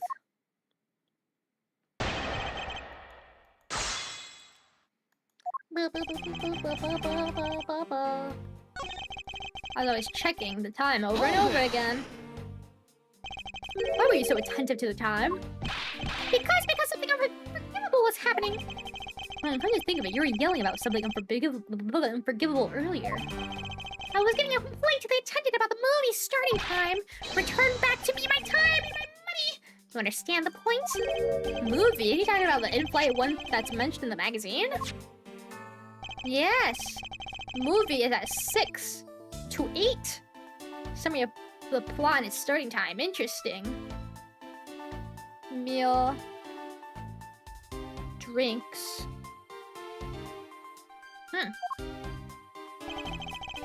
They're supposed to show License to Love, Laugh, Maim, and Murder. I cannot see that movie in my country. You can only see it on international flights. I looked forward greatly to that movie. I checked my pocket watch whenever possible so I would not miss it.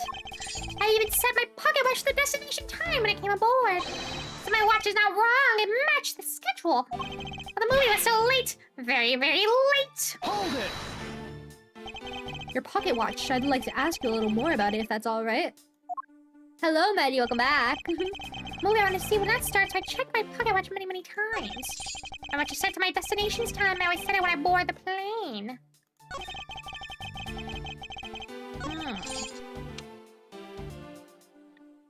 Hold it! You're sure about what you just testified, Mr. LeBlanc? Yes, of course. I'm a very busy man. I am immediately busy when I land. I have many places to go and no time to waste. Just like my pocket watch. I see. That's a very valuable statement you just made. Flatter me all you want, but I will not get 1 cent out of me. That's alright. All I require is this piece of testimony. Oh. Oh. Hello, Corruptive Virus. Welcome, welcome. Question, you gonna play Dingeroppa soon? I really like the Dingeroppa streams. Yes, I will. I will. If you check my channel, I have my schedule up, and I also have the waiting rooms up. We're playing Dingeroppa tomorrow. You can check. Oh.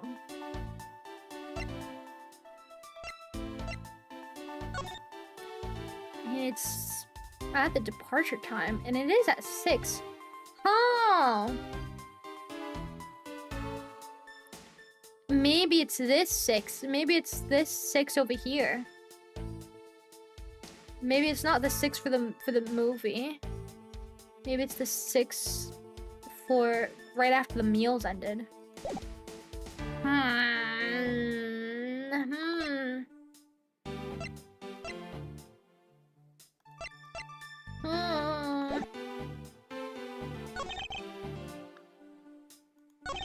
Does he have anything else to say? Hold it! So this movie you mentioned, is it the one listed in the Sky magazine? Yes! I was so looking forward to watching License to Love or whatever. Miss Tenero, is this movie shown on this flight? Yes, it was shown at the scheduled time. Ooh! Isn't it possible you simply slept through it by accident? Nonsense, you dope me! No, now stop pointing at me like that. Odd, how do you miss a movie that was clearly hoping to see? I checked my pocket watch a great number of times. This much I know for sure.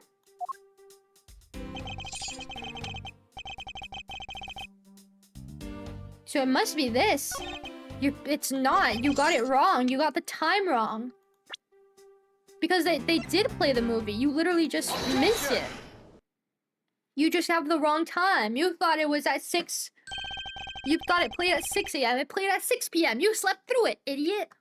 Mr. LeBlanc, you said it just now in your testimony.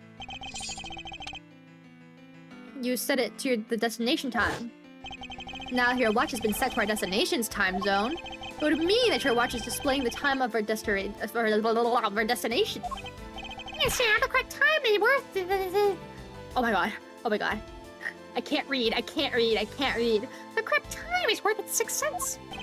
I would like you to take a look at this. If you believe this Sky magazine, clocks on this flight run in accordance with the time of our departure time zone. Oh my god. I might be stupid. I thought I read departure and destination as the same thing. Oh my god. Oh my god. Oh my god. Oh my god. I'm an idiot. I'm an idiot. I'm an idiot. I'm an idiot. Oh my god. Of course, the movie schedule was also created with that in mind. Miss Tenero, for confirmation's sake, what time zone is this flight aligned for right now? Oh, we made a short... Oops. Well, we made a short stop at a transfer point. That's right, it was in that small Asian country, the Republic of Jiangfa. We didn't readjust our onboard clocks at that time. So right now, we are still running on Virginian time. What? The time difference between Virginia and our destination is 9 hours. In that case, it's only natural that your watch would be out of sync with the schedule. Furthermore, with your analog watch set to our destination's time, it would appear that to be running 3 hours fast when compared to the flight's onboard clocks. It also changes everything about your testimony. And you can bet 1,000,000 cents on that. In light of this information, it means we saw Mr. Hicks 3 hours prior at 3 a.m. Why is he getting blown away? My 1,000,000 cents! This should clear up all the remaining accusations. So this basically went as a time frame for the time of death, right? Yeah. Yes, because Mr. LeBlanc saw the victim enter the elevator at 3 a.m. It means that the time of death could be anywhere from 3 to 6:15 a.m. The question now is where Mr. Hicks was during that span of time and what was he doing? I've got something to say. Edgeworth. Yeah, oh! I'm Cammy Meow. I'm a flight attendant. And what is it you wish to say? Well, I think your story is a little different from how I remember it. What do you mean, Cammy? I saw Mr. Hicks sitting in his seat at 5 a.m., you know? What? How can you be so sure of the time? Oh, that's right. He pushed his call button when we were parked at the transfer point. Whoa-ho! Oh, the stop we made for refueling and cargo transfer in Jiangfa, right? This flight will be making a brief stop to refuel and transfer cargo in the Republic of Jiangfa between 4 and 5 a.m. We ask that all passengers remain on board at that time. Thank you for your cooperation. You got there somehow. I don't know how. I don't know. Departure and destination. To be fair, I also do that in real life. So... You always do. Thanks, Valley Karma. She's so cute. She's so cute. Not me, but the Cammy Meal. Meow. Like chamomile. Like her hair color. Yes, it was from 4 to 5 a.m. according to our clocks. And during that time, did any of the passengers leave or did any new ones board this flight? No. Not a single person got off or on in Xiongfa. What about the flight crew? The few who were handling the cargo transfer might have temporarily gotten on or off. But eventually, everyone, including Cammy and myself, came back on the plane. So basically, I'd assume no one left or got on since our initial takeoff. Interesting, I should keep that in mind. Yeah, and I answered his call. I can tell you Mr. Acby Hicks was there in his seat when we took off again at 5 a.m. Alright then, that puts the time of murder between 5 and 6:15 a.m. Okay, now what time did you come to the lounge, Mr. Edgeworth? I remember coming down here almost as soon as we left the Republic of Xiongfa. Ugh. You were here the whole time from 5, yes? And you're the only one who could be the killer! Mr. Edgeworth, were you really here in this lounge the entire time from 5 a.m. onwards? Unfortunately, yes. But then, how do we explain the footprints? Is that not obvious? The man waited for Mr. Hicks here in the lounge, waited to kill him, and then he put the corpse back into the elevator. That is when the turbulence happened. My eyewitness testimony may have been mistaken. The time I saw Mr. Hicks enter the elevator on the second floor does not matter, because the entire incident concluded here in this lounge. Everything happened in this lounge? Is that what you really believe, Mr. LeBlanc? Do you have another idea? I simply feel that there's something out of place in the scenario you presented. Is there something that can tie this crime to a location other than this lounge?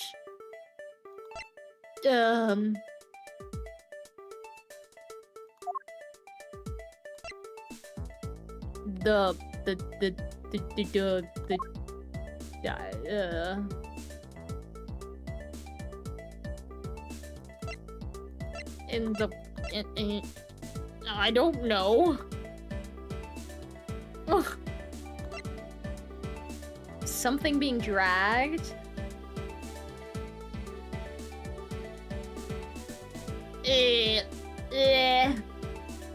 Sleepy attendant's best? I know, she's so cute. She's so cute.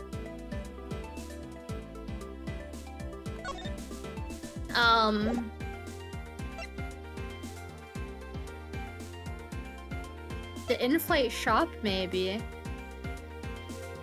Right? This? Take that! These footprints, in which direction do you think these are headed?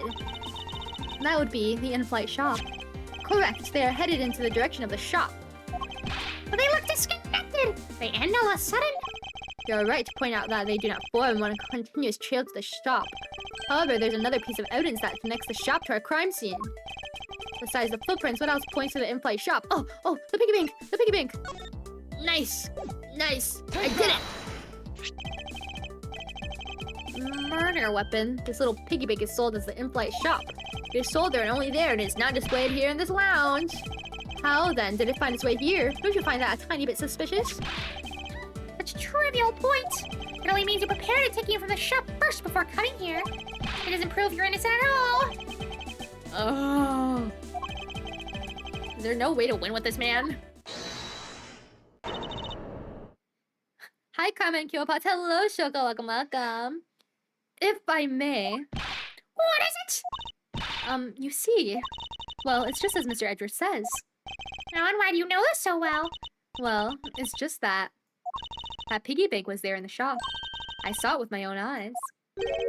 And when was this? It was maybe around 5:40 a.m. Isn't that just before we hit that patch of turbulence? That's right. You were in the shop just before the turbulence? Yes, I was. Come to think of it.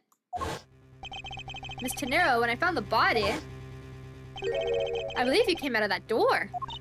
Yes, I did. And what is beyond that door? That's the flight attendant's room. Then you were on the first floor? Yes. I had to do something in the shop and then flight and the flight attendant's room. So I went to the shop first and then to the flight attendant's room. You're saying you passed by me at some point? Yes, you seemed really into the issue of Sky magazine you were reading at that time. I don't suppose you noticed me walking by. I vaguely recall someone walking by, but I didn't take notice of who it was.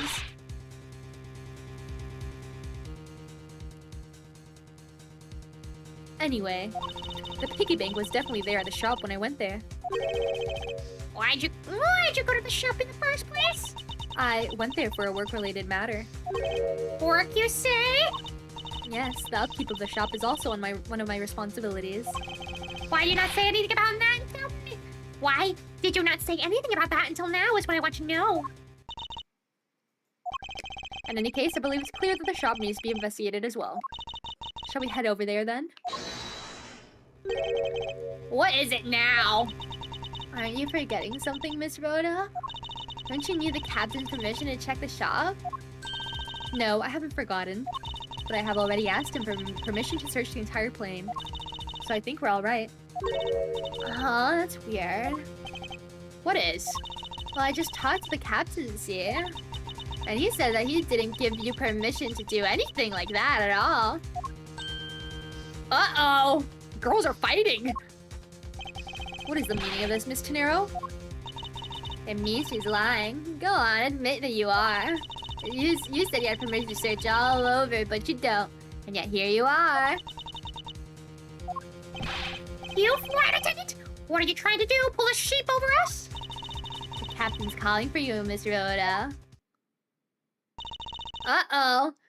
Uh-oh! Oh, but don't worry. I already got permission to search the shop from the captain. See, unlike you, I do things the right way. Miss Tenero, why would you do such a thing? Please excuse me. Uh-oh! Looks like I get to be in charge now. Please go back to your seat, Mr. LeBlanc. Now then, Mr. Edgeworth. If you follow me, I'll be your guide from now on. Something about Miss Tenero that has piqued my curiosity. But right now, investigating the in-flight shop is my top priority. Yay! I get to stay with Tammy. You're so cute! She's so cute! Miss Meal about investigating the in-flight shop. You're of no use to me asleep. Wake up! What's up? I need you to come with me so I can search the shop. Run ahead without me. I'll catch up with you later. How has this woman not been fired yet?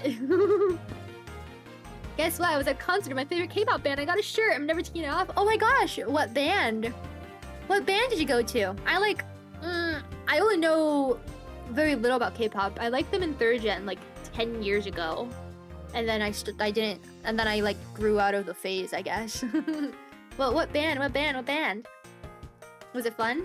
Oh, I'm really mad! You better hurry and bring me some minutes! We'll wait just a little longer while we look into the shop. Don't number the birds before they're born! Don't number the what? I have no idea what he's trying to say. Don't count your chickens before they hatch, perhaps. All I ask of you is your patience and cooperation. Indeed. Is there anything else? It's all the same. Okay, let's get out of here. Yeah, new gumshoe just dropped, exactly. Here's the cutest gumshoe. Whoa, this is the in-flight shop. It's quite a mess in here. You think? Guess I'll have to clean things up then. Hold on, you can't clean up a potential crime scene. Oh, thank goodness. I hate cleaning so much. I mustn't rush things here. I must remain cool, calm, and collected. Because this piggy bank was left at the crime scene. Okay, there's a very good chance that the killer had paid this place a visit. Boom, boom, boom, boom. Okay, let's take a look-see. What are these? What are these? Oh, those are the company's completely original line of suitcases. They're practically flying out the door. That's how popular they are. You should buy one and see how you like it. You won't regret it. Perhaps that's how things work on this flight, but in the real world, you try, then buy. No way, but either way, it doesn't really matter. True, either way, we wouldn't want anyone to buy a suitcase after they boarded the plane. Anyway, see that? Just look at all the Captain Yugo ads painted on there. Cute company mascot, isn't he? Painted on with a lot of care. Doesn't he look like he's about to jump out at you? He's certainly making something jump inside my stomach. Huh? Oh, I guess there's no fooling your fine taste. You look like you really wanted to get one. I thought I was gonna finally make my first sale, but you saw right through it. Glad that's done though. Never made me try to give you a sales pitch ever again, okay? I never showed any interest in it to begin with. And look, it really is pretty horrible, isn't it? You wanna know something? Suitcase was designed by Miss Rhoda. Miss De Niro designed this? Yeah, it's a company-wide contest. Well, it does have a very sharp design sense. Sharp, like stinky sharp cheddar, maybe. I really have no idea where the bigwigs decided to go with it. It's so bleh. Miss De Niro designed this, did she? It's definitely not what I would have expected. What the crap? What the crap? You okay? I'm fine. Please watch yourself, Miss Meal. Letting a suitcase freely roll around has gotta be a safety violation. Here, I'll put it back. I was like, what the hell's happening? What's this? All these flowers and stuff. Beautiful flowers in a beautiful arrangement. I feel cleansed just by looking at them. Well, you're kind of stepping on a few of them, you know, Mr. Edgeworth. Oh, excuse me.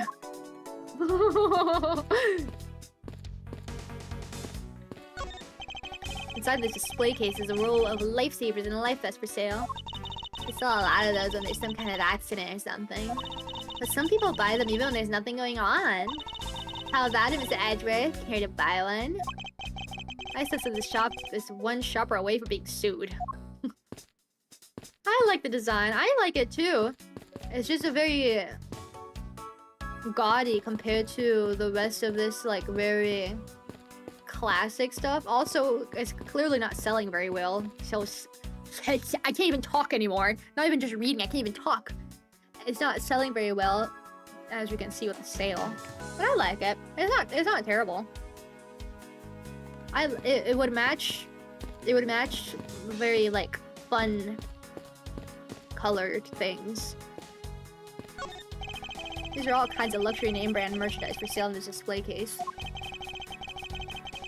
And they're lined up in just such a manner as to scream, "Buy me!" to any passers-by. Stuffed toys just like the one Miss Meal is holding are on display here. They're relatively cheap, which explains why they're displayed so haphazardly. It looks like he got impaled, bro. He looks like he's hooked. Dead by Daylight mention? How about it, Mr. Edgeworth? You know you want one too. And they're great for when you're stressed. Why do I envision stuffed animal abuse when she says that? They're for squeezing, obvi. The glass from this display case door is shattered all over the floor. And it looks like there's nothing on display inside, is there? Wait, actually, I think there is something.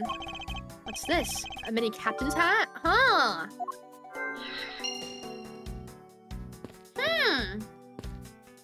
That's weird. There's a wide selection of souvenirs for sale in these display cases. You know what I'd suggest? Sorry, but I have no intention of buying souvenirs on this trip. Okay, then how about you buy something for me then, as a present? I can't think of a single reason why I'd want to buy you anything. But I've had my eye on that pendant for such a long time. Try paying some attention to me when I ask you something and then we'll talk. She's just like me. You don't want to buy it? How about you buy it for me? Don't you want to buy it for me instead? Okay, let's take a look-see. Tiny captain hat on the little Ugo, perhaps?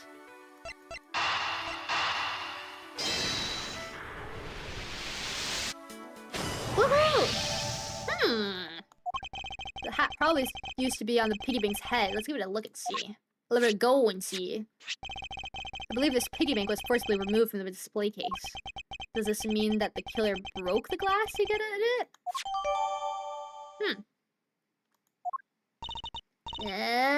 Really? Don't tell me you don't know what things go where in the shop. Well, I don't. Miss Road is in charge of this place. So come on, how should I know anything? I sense that further inspection of this display case is needed. Okay, let's inspect it. I won't rest until I've inspected every suspicious looking nook and cranny. Suspicion. Okay, well, let's look at these. Glass in this door is broken. Perhaps it was the killer who broke it in order to take the piggy bank? But it's a bit odd that the inside of the case is so devoid of glass shards. Perhaps it fell out. Plus, the glass broke rather... Ah! What is it? I touched the glass and it cut my finger. It hurts, Mr. Edgeworth, it hurts. Please tell me you can deal with such a minor cut on your own. Get her a band-aid, you cold-hearted bum. Is this the same man as the one portrayed in the suitcase in the statues around the elevator? Yeah, that's the paperweight of the founder of Go You Airlines, Mr. Hugo Hughes. On the bottom shelf, you have the cute one. The middle shelf, the realistic one. And on the top shelf, that's the floral version. Floral? Are you sure about that? Let me guess, you just said the first thing that came to your mind, right? Looks like I hit the bullseye. Go You Airlines related books on this shelf. The history of Go You Airlines. Future of Go You Airlines. The 7 wonders of Go You. Fight on, Go You Airlines. Working name, Yugo Airlines. Yugo You. Titles make it very clear that they won't be making the top sellers list anytime soon. Is that it? Okay, my deduction. Is this spot somehow connected to any of the evidence I hold? My deduction is that it fell outwards. This broke. Falling outwards. Eureka! There's definitely something very unusual about this. About, if the killer had broken the glass to get at the Captain Hugo Bank, there should be shards of glass inside the case itself. Oh, I see. Yeah, I guess it'd be like that. However, there's not a single piece of glass inside the display case. Nope, no there isn't. Which means that the glass was broken from the inside out. Like the movie.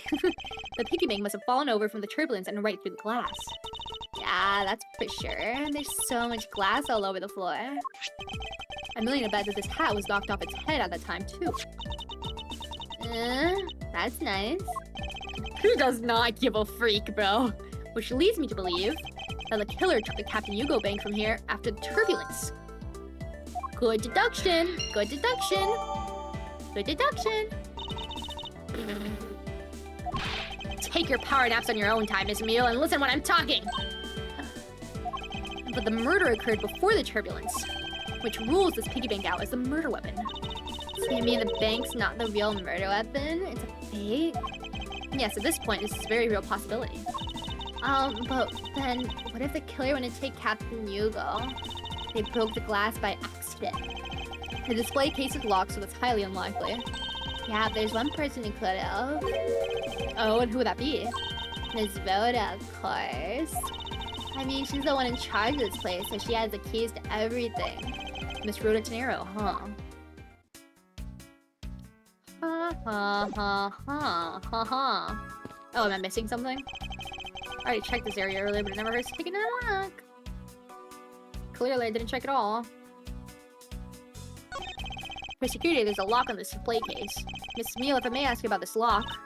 The one who's in charge of the shop is Miss Rhoda, so she's got the keys to all the display cases. I see.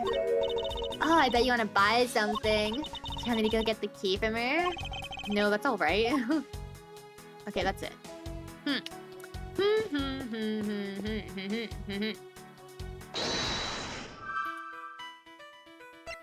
Turbulence and the suitcase. The suitcase fell from turbulence? Yes. Yep, there's definitely something wrong here. Oh, it's with the sudden yelling. Tell me, Miss Emile, don't you think there's something strange about these suitcases? Yeah, sure. They totally ooze strange, like the color and such. That's not what I'm talking about. Now pay attention. You're scaring me, Mr. Edgeworth. Sorry. These suitcases are lined up a bit too prim and proper. Yeah, they look a bit uptight, don't they? I guess they take after the creating. Again, that's not what I meant, Miss Emile. Don't you find it unusual that these cases are the only things undisturbed by the turbulence? Never mind, I'd sooner find an answer by inspecting these suitcases myself. upon closer inspection, they really are quite hideous. I wonder how Miss Rhoda would have reacted if she heard what you just said. What's wrong? She makes a good point. It would be wise of me to watch what I say out loud. What's this? I spotted something that's not quite right. Is there blood on the thing? I can't see. What's so unusual? Whoa! There's no wheels! Oh, present. There's no wheels! This is what's so odd. I don't think it's that strange at all. Well, maybe not to that extent. I must overthink this. I should let the answer come to me. What? These wheels are wheel. Oh! Oh, these are wheel stoppers. These don't have wheel stoppers for some reason. Is it this one that's weird? There's something very peculiar about these wheels. Oh. Oops, I thought they had square wheels and I was like, what? That's so weird. No. As in, there are no stoppers in place on these. Without stoppers, one would think that the turbulence would have sent it flying. And so it's very unlikely that the suitcase was placed here after we hit the turbulence. Let's take a closer look at it, shall we? Open her up! Open her up! It would appear to be unlocked. Let's take a look at what's inside. Piece of cloth. With blood! Soaked with blood! It's blood! It appears that the suitcase is very strongly tied to a murder after all. Boom, baby! What? So, explain this to me? What does this suitcase have to do with a murder? I believe it's pretty safe to say that the killer used this suitcase in some manner. Such as to move something, perhaps. But aren't you just talking about the cloth, then? That alone is too small. A larger item would be needed to move what I'm thinking of. The thing I believe the killer used the suitcase to transport is... maybe his body? Maybe they put his body in there. Thoughts? But is he's too... wouldn't he be too big? Would he be too big?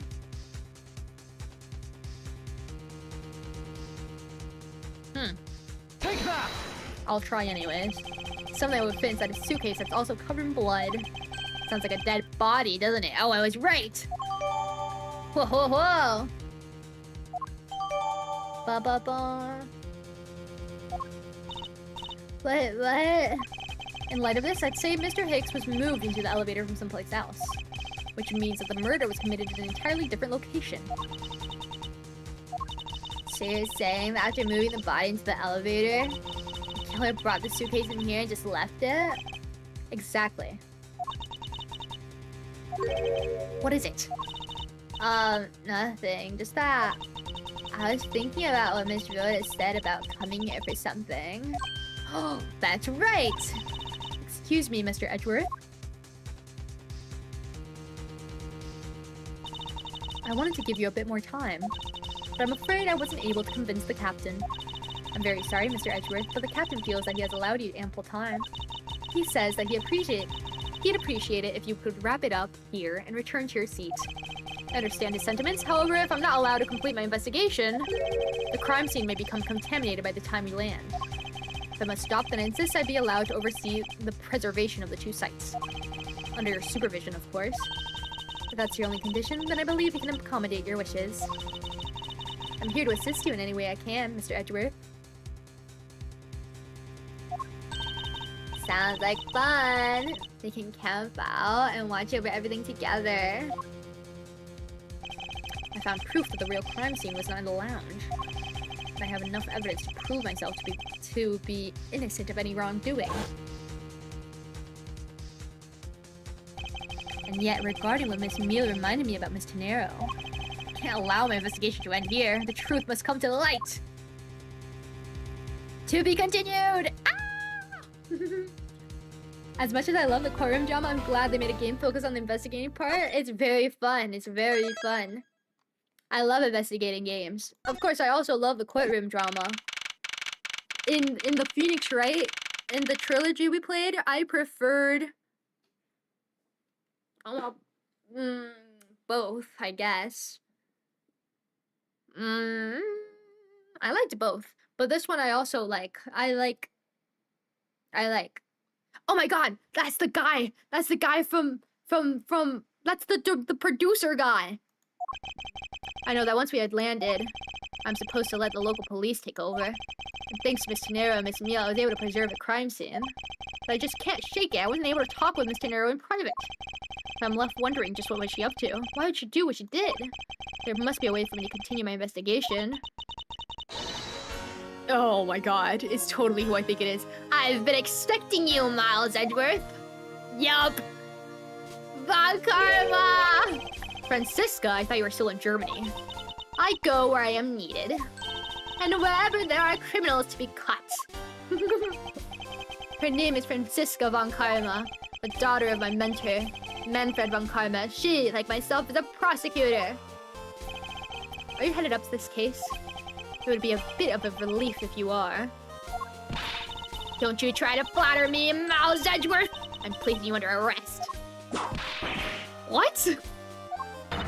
What the freak? It's quite frustrating, actually. I'd hoped to exact my revenge on you in a different venue, but I'll have to take what I can get. I never thought I'd see the day when a disciple of the House of Von Karma would become a criminal. Have you no shame? Wait, it's all a big misunderstanding. I didn't kill the victim.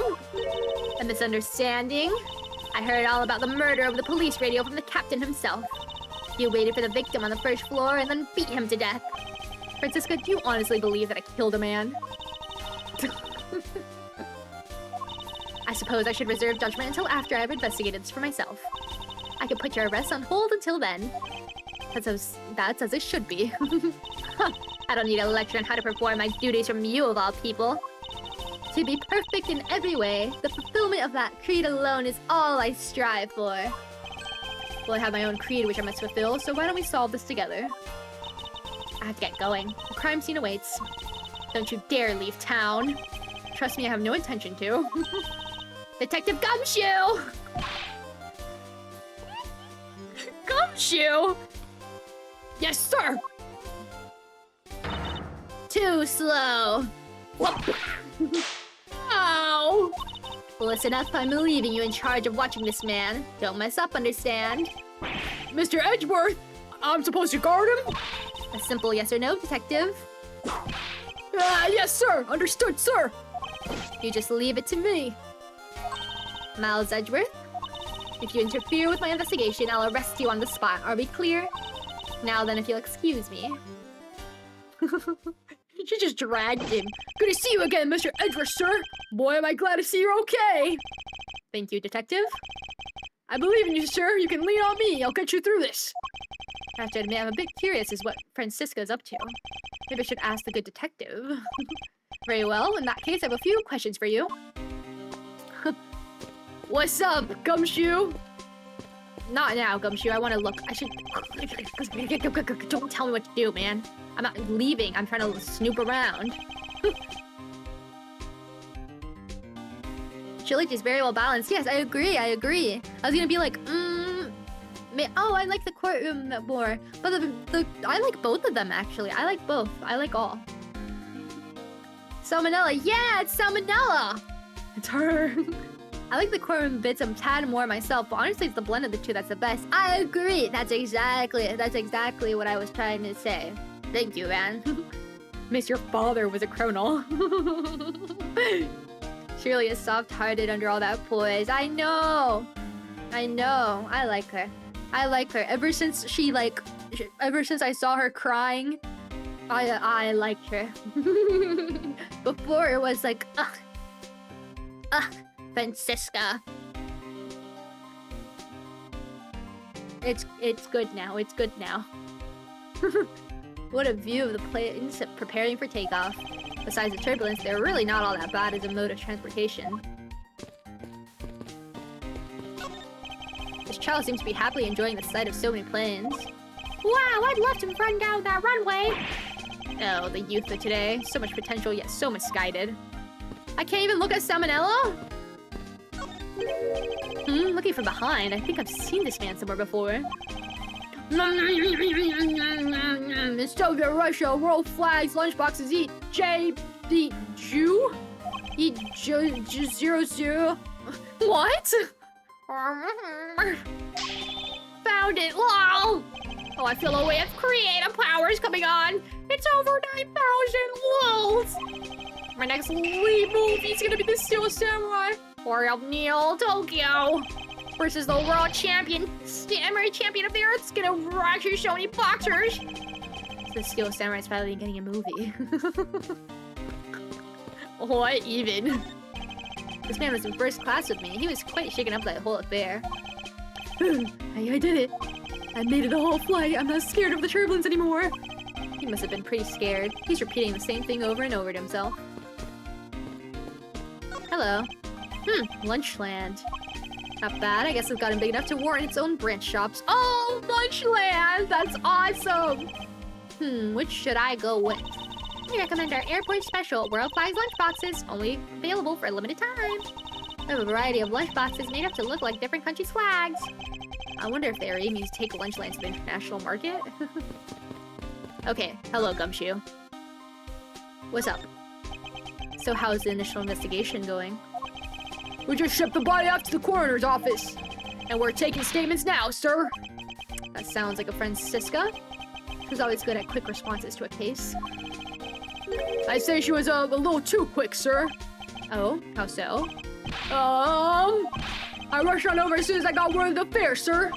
But somehow, when I got here, we found Carver was already barking out orders at everyone. It was kind of creepy, as though she knew there had been a murder or something. She'd come in advance to await your flight's arrival. She was waiting for him. She was waiting for him. Aww. Tsundere. My tsundere little sister. That is sort of odd. She did show up rather quickly and out of the blue. Plus, I still don't know why she's here in America. There must be some backstory to all of this. That gave me a whiplash. I forgot they localized it to America. I was like, we're in America? Yes, yes, we're in Japanifornia.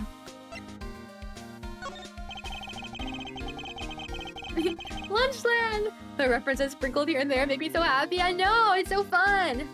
We found Karma just kind of popped up out of the prosecutor's office about a week ago, sir. Something about tracing down leads relating to a certain incident. No details? It's kind of top secret, so she can't talk about it, even with me, sir. Knowing her, the only type of talking she likes to do is with her whip. Plus, I doubt the top secret part was what stopped her from talking to you, detective. Although, I wonder if her case has anything to do with mine. Anyway, that's about all the info I have, sir. We should find out more as we investigate. Yes, it's high time to resume my investigation. Starting with talking to the people involved in this case afresh. Wonderful. Let's get out of here. Come on, Gumshoe. Come on. Here, boy. Here, boy. Come on, Gumshoe. Come on. Come on, Gumshoe. So you must be the captain? Why, yes. Why, yes, I am. And who might you be? Hi, I'm the prodigy prosecutor Francisca von Karma, and I have a few questions for you. Don't you dare, Captain. Getting friendly with another woman? I'll never forgive you if you do. What are you talking about? We have eyes for you, my dear Cammy. I want to bet money on our dear captain to be such a reputable person. Surely you don't want to ask Captain some questions, sir? He was in the cockpit the entire time. I highly doubt he would know anything of use. Anyway, I like to leave that type of witness to Francisca and her whip. Why am I just... Ah!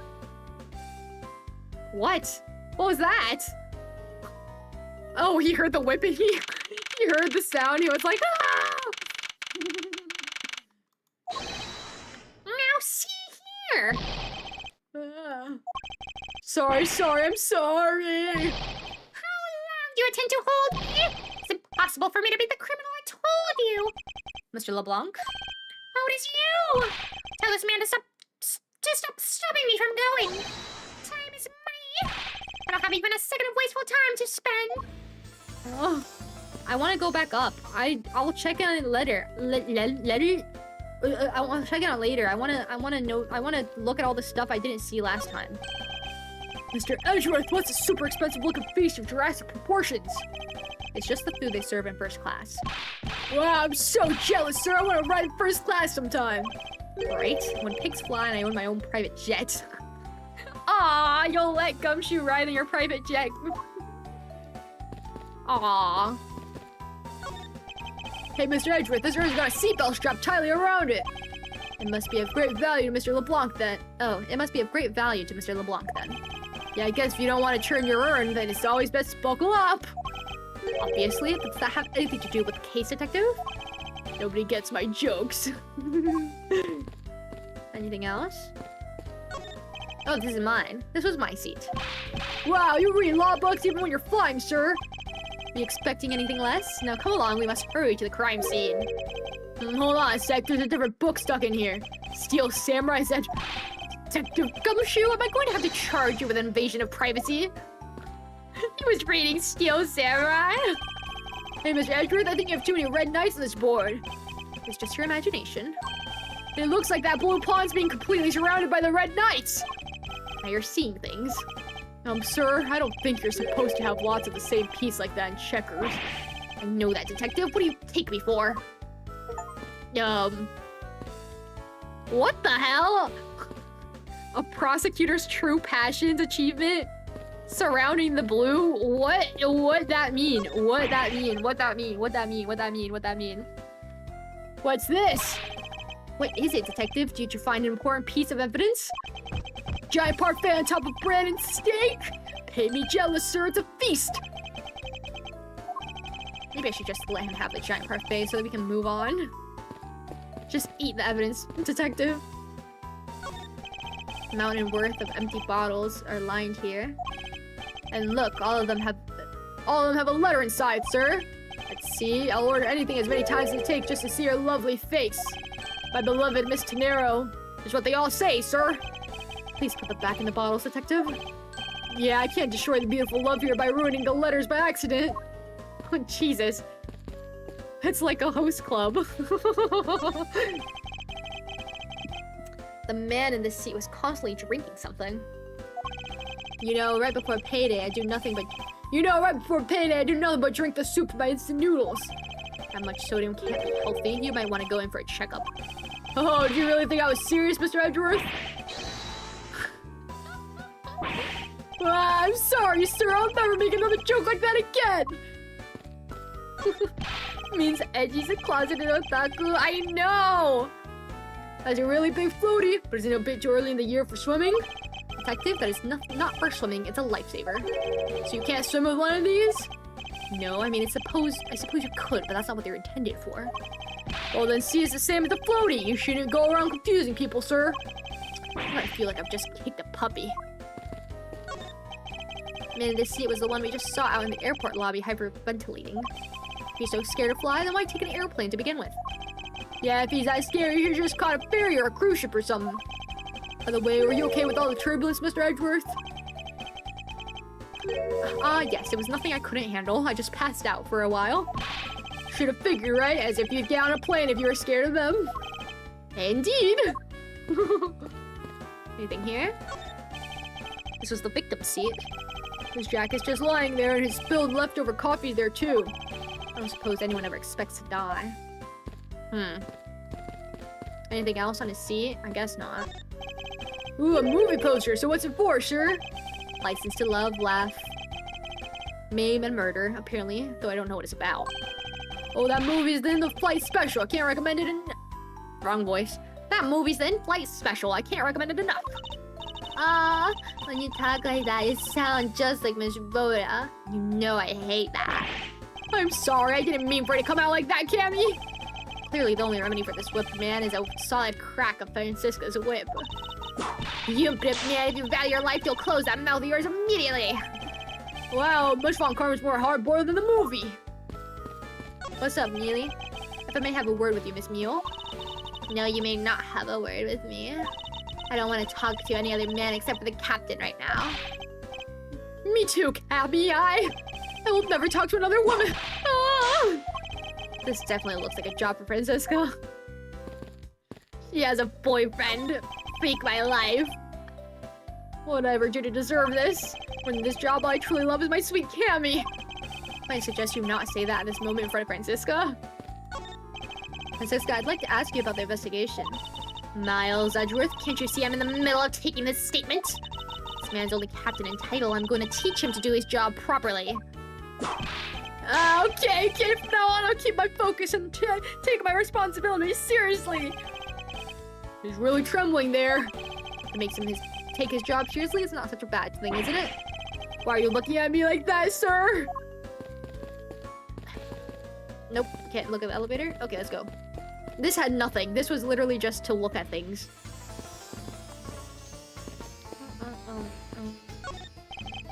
Looks like we can't go beyond here, sir. Plus, the body's been sent off to the medical examiner's office for an autopsy. What the heck? So I can't even do anything here. So you can't go in there. I'm Miles Edgeworth. I am one of the prosecutors on this case, so please let me through. Very sorry, sir. No one is allowed to enter without Miss Von Karma's express permission. But I'm on the case. Yes, I understand that, but I also have explicit instructions not to let you through for Miss Von Karma. Why would you do this to me, Francisca? Dang it. Did you finish taking a statement yet? Yup, all done, sir. I do not concern if you're... I do not concern if you're not examining the cargo hold. I want my cargo back. If you make a single scratch on my art, you will pay. Art? What sort of art? Mr. LeBlanc's an art dealer, so he's got a bunch of artwork down in the cargo hold, sir.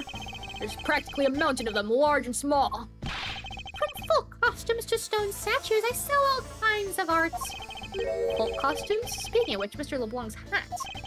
Kinda looks like that other piece of cloth. Oh my god, it does! Okay, let's present... First of all, let's present this picture. Do you know the stone statue? What is it? Do you have some use for me? Seem not to understand. I have no time to waste. Okay, I thought maybe since you're an art dealer, you'd know something about the art, but that's okay. I understand you perfectly fine in English. I guess I'll just have to bring out the big guns. Mr. LeBlanc, can you please take a look at this for me? Oh, it's a Borginian cloth. As I suspected, your hat's made of the same material, I suppose. Yes, of course. The fabric is so famous. Orders come from over the seas for more. And then this is the cargo you were talking about earlier? No, my cargo this time is much, many gigantic. You, detective, where can I have my cargo moved? You can get your cargo back when you're done investigating, pal. That stubbornness of you police is no good. It's no good that the attendant refuses to exit the attendant's room too. The attendant? I wonder if he's talking about Miss Tenero. Huh. Okay, I guess there's nothing else from you. Goodbye. What did you mean by that attendant, Mr. LeBlanc? She was taken into the attendant's room for an interview. And then they still cannot come out. They make no sign of coming out either. I was finished with my own interview much earlier, quicker than her. Why is Miss Tenero's interview the only one that's taking up so much time? Miles Edgeworth, you were given free reign to examine the plane, weren't you? Yes, I was able to obtain the cooperation of the flight attendants. Speaking of attendants, I'd like to speak with Miss Tenero. I wonder if you might grant me permission to enter the flight attendant's room? Before I do, you still have to clear up a few issues surrounding your own circumstances. I understand. You may have tricked those attendants with your sophisticated talking, but you can't pull the wool over my eyes, Miles Edgeworth. Okay, whatever. Let's not complicate things and go with the most obvious conclusion. The scene of the crime was here in the very lounge the body was discovered. From the time the victim was seen calling for an attendant until his body was found, the only person in this lounge the entire time was you, Miles Edgeworth. This unmistakably makes you the likeliest suspect. Okay, the likeliest suspect, Francisca? Do you have a problem with that? No, but it's not like you to use such vague wording. You're usually a bit more absolute. I'm simply trying to watch out for you. Or is my kindness too hard for you to comprehend? Thank you, but your leniency is unnecessary, for I will prove my innocence soon enough. If I want to continue my investigation, I'll have to break her line of logic fast.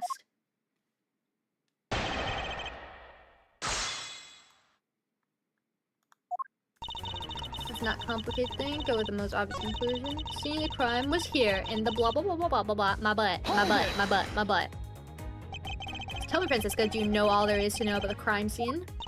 I know all there is that I need to know in order to arrest you. And nothing more?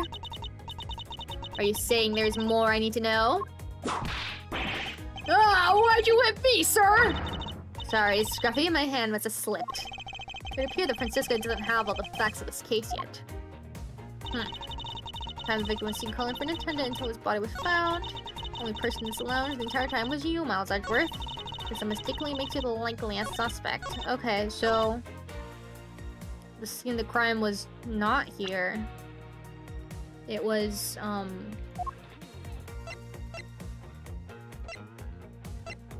do I say that the scene of the crime... Is it this? How do I...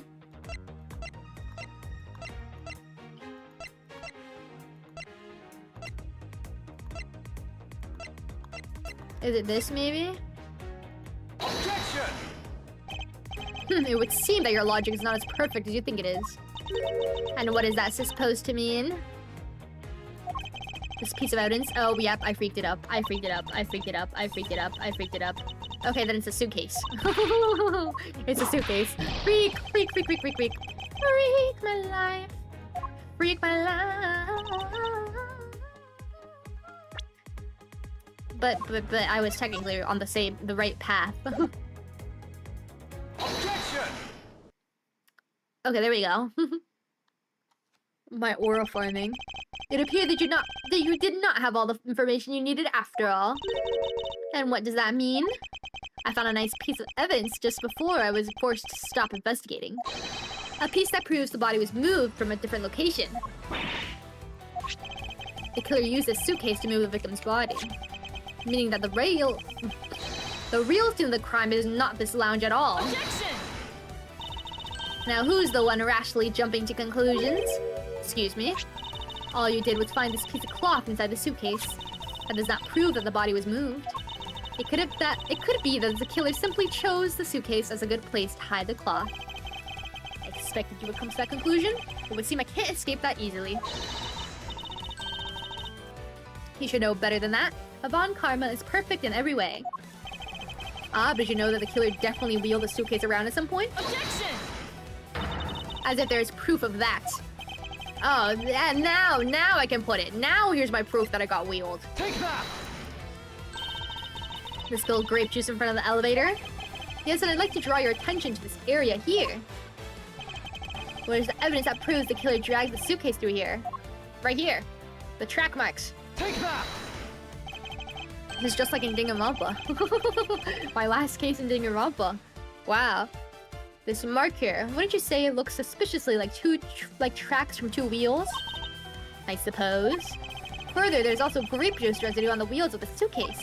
This means that the suitcase containing the victim's body definitely passed through here. I suppose this means that the killer did move the victim's body from somewhere else. I'm glad you've come to your senses. Objection! Not so fast! This still didn't put you in the clear, not by a long shot. This song's so good. It is good. You prepared yourself and acquired the piggy bank before the plane hit that turbulence. And then you waited for the victim in the lounge where you beat him to death. Then while you were in the elevator with the victim's body stuffed in the suitcase, the plane hit that patch of turbulence and out flew the body from within the suitcase.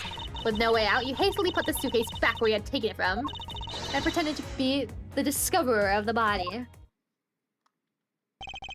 Not a bad bit of logic for something you thought of on the fly. Just what are you insinuating? That I will show you exactly how flawed your logic is. No matter how strong of a face you put on, not even you can hide your fears from me. I'll expose the flaws in your logic in one fell swoop.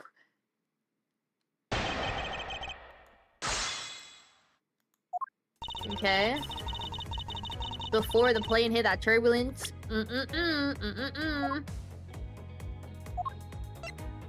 It was after the turbulence. Objection! The fact that you took this piece of evidence into account in your testimony is to be commended. Your legal prowess is certainly something to be feared. Evidence and logic. essential tools that those who would stand in the courtroom must learn to master. But what if there was a big piece of evidence thrown into the mix? A fake? This Captain Yugo piggy bank is just such a fake. Why do they use such complicated wording? My karma mouth can't keep up. This Captain Yugo piggy bank is just such a fake. It is not the real murder weapon. What? The timing of when the bank was taken from the shop is important. And it was taken after the turbulence had occurred. But then what about the blood on the bank? What do you make of that? I assume it was added after the murder when the killer fabricated this weapon. Looking at it this way, the killer basically did 3 things after the turbulence. After exiting the elevator, The little Edgeworth laying down on the floor. the killer brought the suitcase to the shop and left it there. Then the killer proceeded to pick the bank up from off the floor and took it to fabricate a fake murder weapon by hitting the victim on the head. Finally, the victim's wallet was planted onto my personage in my pocket, to be precise. Everything was done so that I would be framed for the murder of Mr. Acme Hicks. You there? Yes, ma'am. Other than this piggy bank, was anything else resembling a murder weapon found? We didn't find anything in this lounge in the shop that could be used as one, ma'am. Most items that could have been used were broken during the turbulence. And the remaining items all tested negative for any traces of blood. I see. Well, Miles Edgeworth, it appears your stall tactics are in an end. It's possible that it's just hidden somewhere, sir. If the criminal had wanted to hide the weapon in a safer place, I think the weapon would have been hidden in the same place as the bloody cloth. Exactly what I was thinking. Because the cloth was hidden inside that suitcase, it signals to me that the killer had not prepared a more secure place to hide the evidence. Which means that the real murder weapon is either still on the murderous personage, or is still at the real crime scene. Objection! There's one more possibility, and that would be that the piggy bank is in fact the real weapon. But didn't we just... Let me finish. The killer took the bank out from the display case before the turbulence by opening the lock on the display case door. And it was at that time that the glass pane on the door was broken.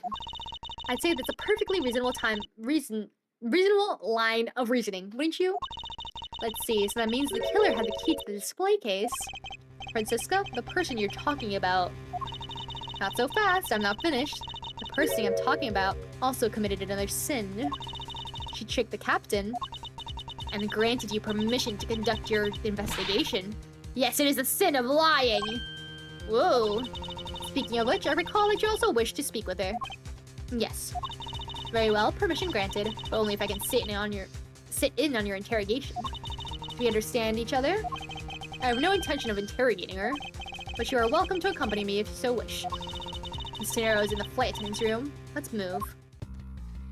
Yeah, we can go in! Whoa! This is nice. They get beds. So you're the one that poked around inside this plane without captain's permission. Deviating from the flight attendant's manual is very unbecoming, you know. What were you hoping to accomplish by doing that? Miss Tenero? Ah, Mr. Edgeworth, you are here too. Can you please help us shed some light on why you did what you did? All right. Can I snoop around? What's all this junk inside these boxes? There's no rhyme or reason to any of it. That's our lost and found, Mr. Edgeworth. Gold crowns and swords and necklaces. It's like a treasure trove in here, sir. The fact that these were left on the plane implies they were carried onto it to begin with. Something tells me it's time for Goyu to send its metal detectors out for repairs. What are inside these boxes? Oh, those are some souvenirs I bought in Virginia. So many! There's even a second box! Well, yes, I found that folk art from around the world does great things for my creativity. Those suitcases certainly could have done with a whole lot less of your creativity. Don't be mean to her. It's one of those suitcases designed by Miss Tenero. You can tell it's hardly ever been used by the lack of even a single scratch on it. So these are the tenants' lockers, huh? Let's hurry up and examine them, sir. Why must men always be so rude? Besides, who exactly gave you permission to search through the attendants' lockers? Wait, detective? It would be uncouth of us to look in a woman's locker without her permission. Yeah, I guess so.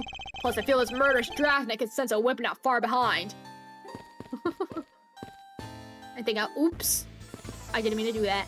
I didn't mean to do that. Can I look at the painting? Or is it not a painting? Oh, it's this.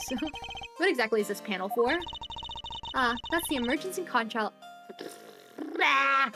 That's the emergency control panel for the elevator. We use it to stop the elevator on the first floor and to keep its doors open. Suspicious. It's pretty easy to tell who sleeps in which bunk just by looking. I'm almost certain that the well-kept one on top belongs to Miss Tenero. Ew, this bottom one's a giant mess! You sloven, squalid scoundrel of a man! You dare to scrutinize a woman's bed and invade her privacy? Yow! There are some things in life best kept to yourself, detective. There's a bunch of trash on the floor, too. Jesus. What's this thing that I'm looking at that... Here we go. There's sure to be a clue of some sort in this trash can. It says gumshoe, if you please. Yes, sir. You just leave the rummaging to me. Scruffy, how dare you go through a woman's trash without her permission? Have you no sense of honor? Yeah, I'm sorry. I'm just doing what Mr. Edgeworth told me to do. Forgive me, detective. Store leads to the cargo hold. But I can't let you through it without Miss Von Karma's express permission. That's not a bad way to handle the situation if it was any old case, but this isn't. So between you and Miss Von Karma, who's better at their job? No, there's no comparison to be made, detective. None. Miles Edgeworth, is there something that you should be doing right now? Of course, I should be asking Miss Tenero for her side of the story. That's right, and how does that have anything to do with what's over there? Nothing really. If you already knew that, then why don't you hurry up with the interrogation already? My bad. Okay, let's interrogate you. What's up? Why did you lie about receiving the captain's permission like that? Because I didn't think I'd be able to get his permission. What you mean? The captain, he only has ears for Cammy. I spoke with the captain a little earlier myself. He definitely seems to be rather taken with Miss Mule. Yes, and on top of that, I had mistakenly accused Mr. Edgeworth of being the killer. I wanted to make amends. In that case, please allow me to thank you for what you did. Thanks to you, I was able to clear myself of all charges. Really? You were able to prove your innocence? Oh, thank goodness. Miss Tenero, is it? There is one more thing I'd like to ask you. You were in the in-flight shop just before the turbulence, weren't you? Please answer honestly. Yes, I was. And why were you there? Well, why the sudden hesitation? Francisca seems to have struck a nerve. What were you doing there? All I did was go check up on the shop like I always do. You're saying it was for work then? Yes, I'm in charge of the shop, so I have to keep an eye on it. I don't have any reason to go there otherwise. After your visit to the shop, you paid a visit to this room, correct? Yes, I came back to freshen up and adjust my makeup. I'm sorry, but there isn't much else to tell. Miss Tenero claims to have no reason other than duty to go to the shop. But is that all there is to it? Maybe I should ask her about that thing. She probably got this, no? If you could please take a look at this for me, Miss Tenero? Oh, that suitcase. Yes, about the suitcase, you're the one who designed it, correct? And I think I figured something else out about it. The suitcase is the reason you went to the shop, isn't it? There's nothing you won't find out eventually, is there? Would you please tell me more about the suitcase? Yes, I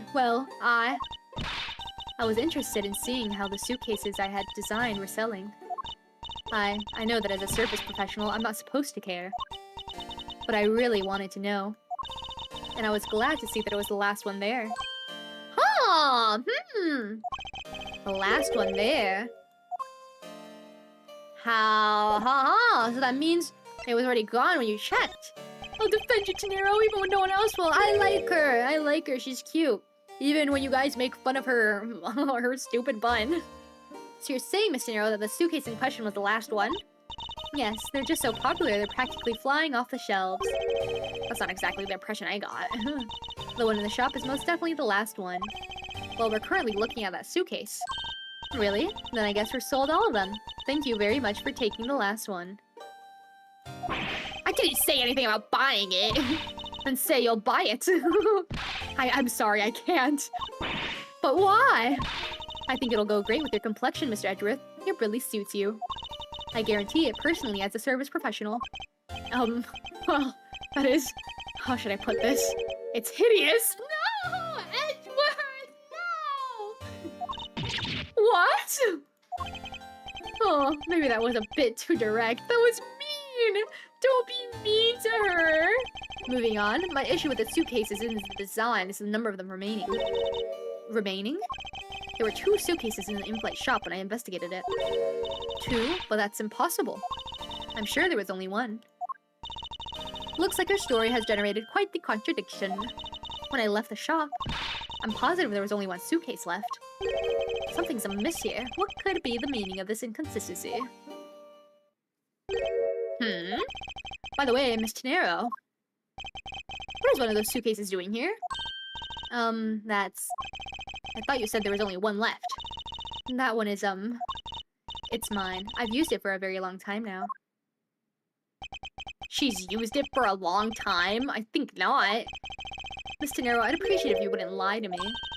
Excuse me? I don't believe for even 1 second that you've used this for a very long time.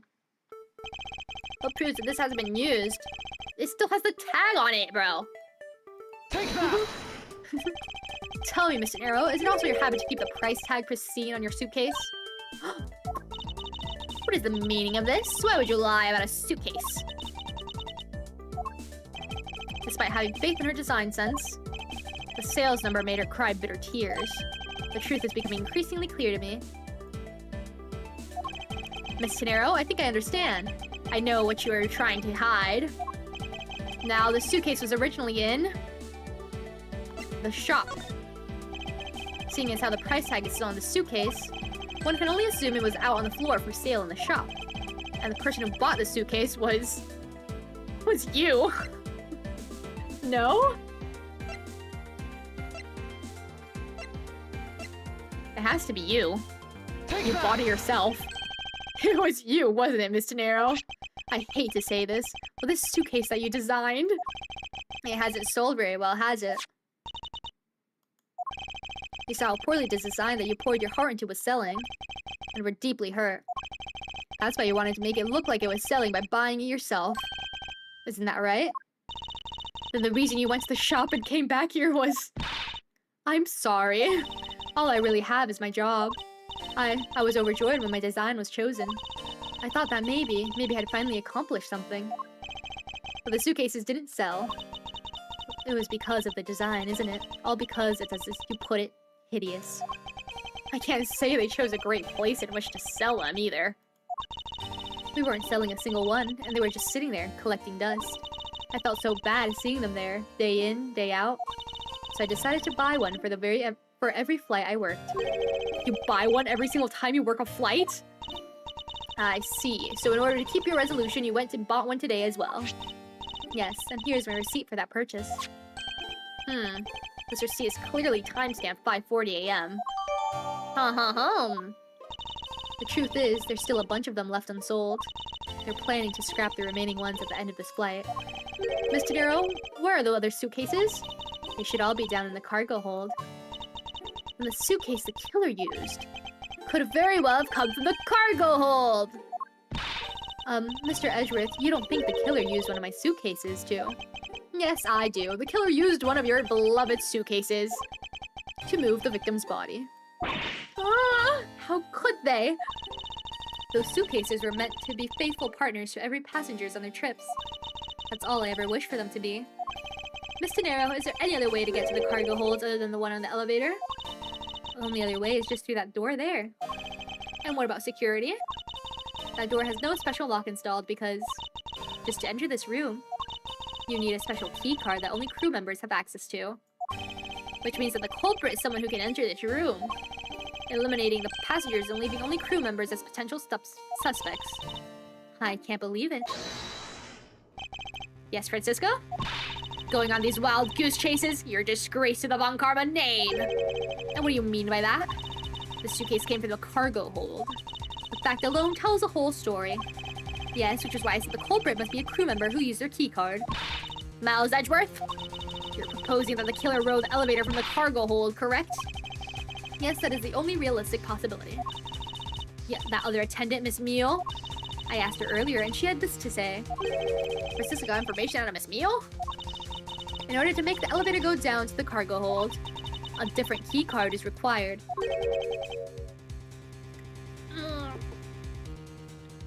A different one? Yes, and the only person who holds that particular card is you, Miss Rhoda Tenero. And only you. What, is this true, Miss Tenero?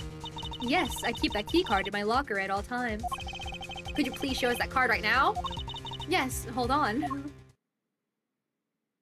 Oh, by 10, oh, by 100! I don't believe it. What's wrong? I love her little surprised face, it's so cute.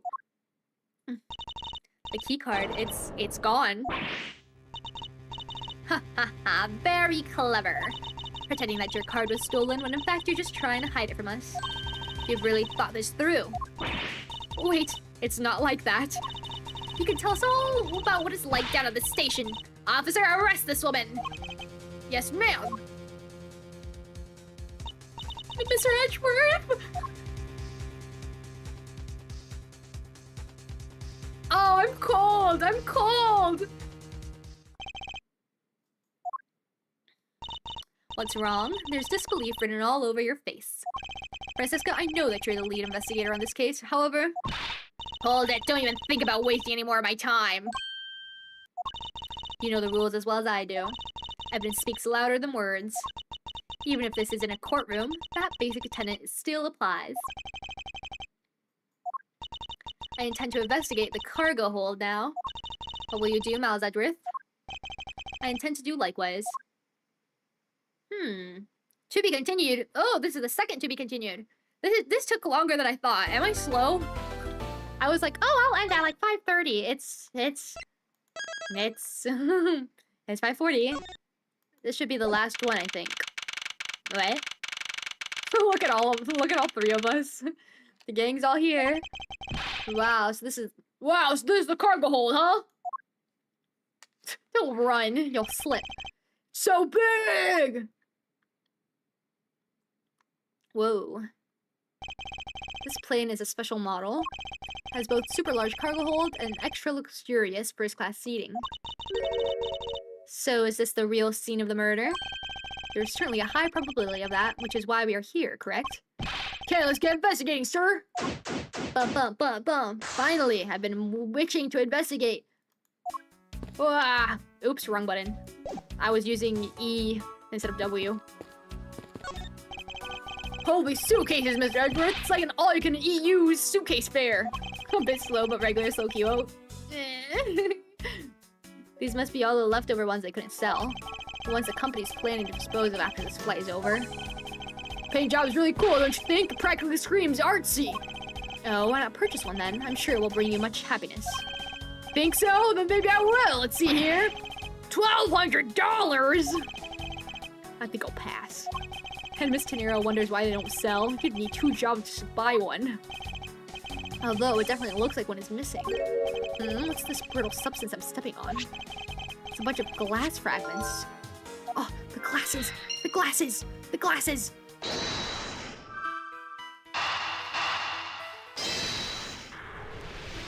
Yes?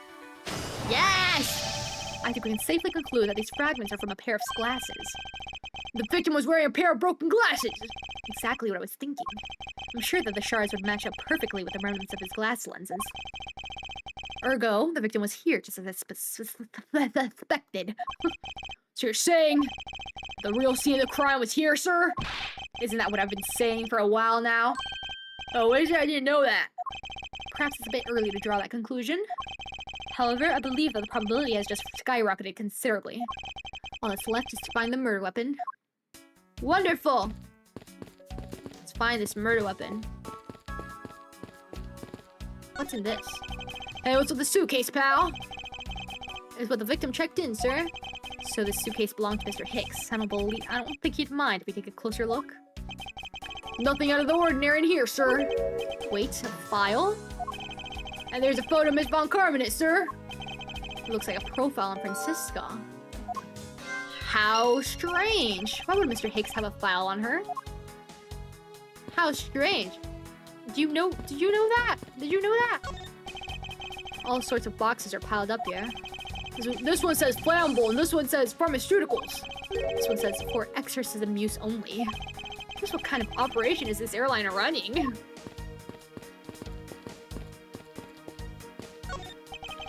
Keeping track of this many pieces of cargo must be very taxing on the cargo crew. It sure brings back memories of when I worked as a part-time mover, sir. With a look in his eyes, he's waiting for me to ask about the rest of the story. But no matter how he pours on the puppy eyes, I have no intention of doing so. Plane taller than it's wide, apparently? I know. Like, there's 3 floors. Jesus. Did I look at all this? Oh, I didn't. I didn't know that this plane was capable of carrying such a large pieces of cargo. This thing is as tall as 2 of you on top of each other, sir. It would probably take 20 of you to cover the entire surface of this monstrosity. What, really? Yeah, I guess it sounds about right. There's really no need to take that throwaway estimate seriously, detective.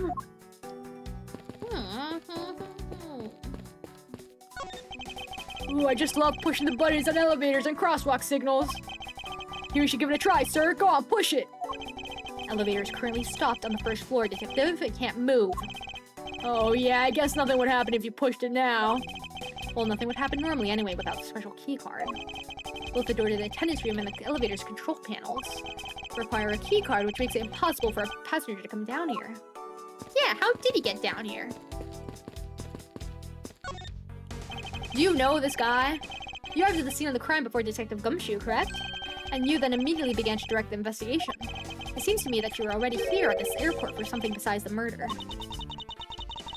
Yes, I was. Why? I've been following a very large and involved governmental level international crime. Aw, I thought she was here to come visit me when my flight landed. She didn't even care. But it's much too large for one person to take on alone. So it was decided that I should form a joint investigation with Interpol. Interpol is involved? The top secret operation, so I really can't tell you any more than I already have. Do you know this guy? Can I not present it? What? You can't present people? This game sucks! Do you know this guy? That's the victim.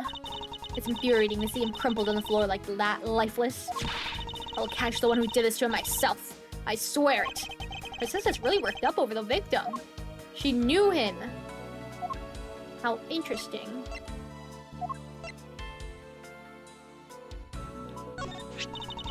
Oh no.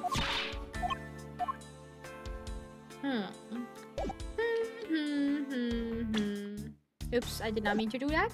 Let me get out of here. I clicked the wrong button again. 20 gumshoes of volume. Americans will use anything for the metric system estimate. What the freak is a kilometer? Now, why would Mr. Hicks have documents profiling Francisca? Oh, I know, but he's a big fan of Miss Von Carmen, sir. Francisca said she had come to this airport as part of an Interpol investigation. Oh, maybe Mr. Hicks had heard she was coming here and he followed her. Detective, I think it's more likely that Mr. Hicks was in actuality Interpol agent Hicks. I think Francisca has some explaining to do.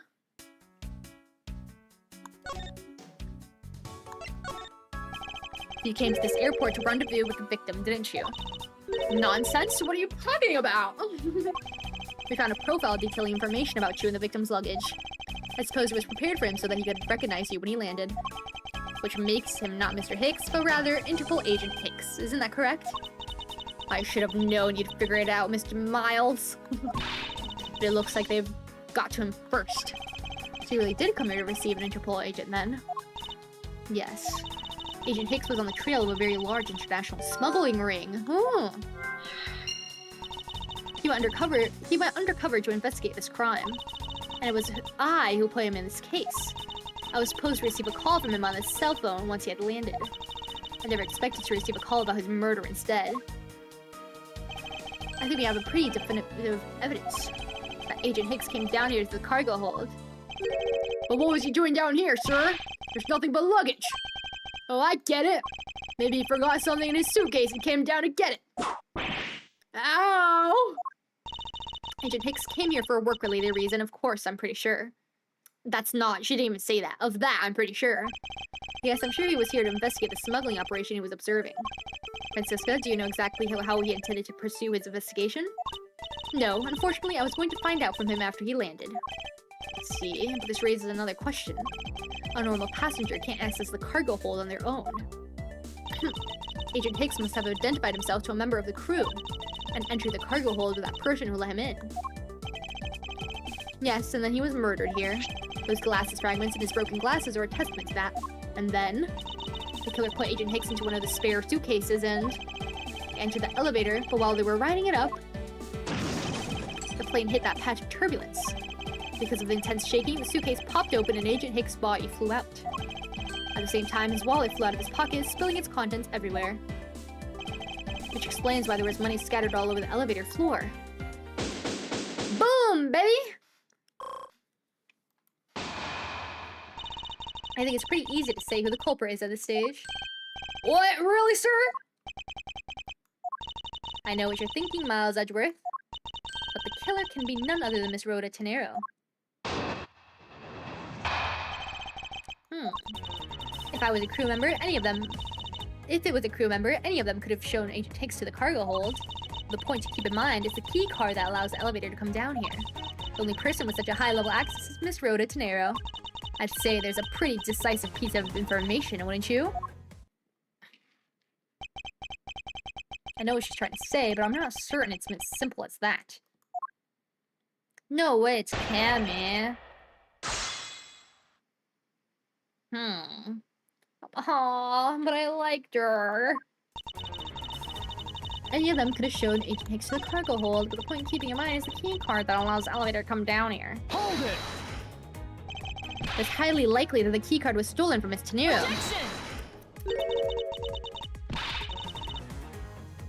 It's highly likely? Is that possibility the best you come up with? You call yourself a disciple of my father. Ah! Yes, well, I don't have any evidence. Be quiet, you're a disgrace. There's more evidence pointing to Miss Rhoda Tenero, you know? It's not just the key card that gave her away. Are you talking about the murder weapon, the Captain Hugo piggy bank? Yes, says she is also the only person with a key to open the display case. Further, there's a matter of the key to the display case that held the murderous bank. But it wasn't the murder weapon.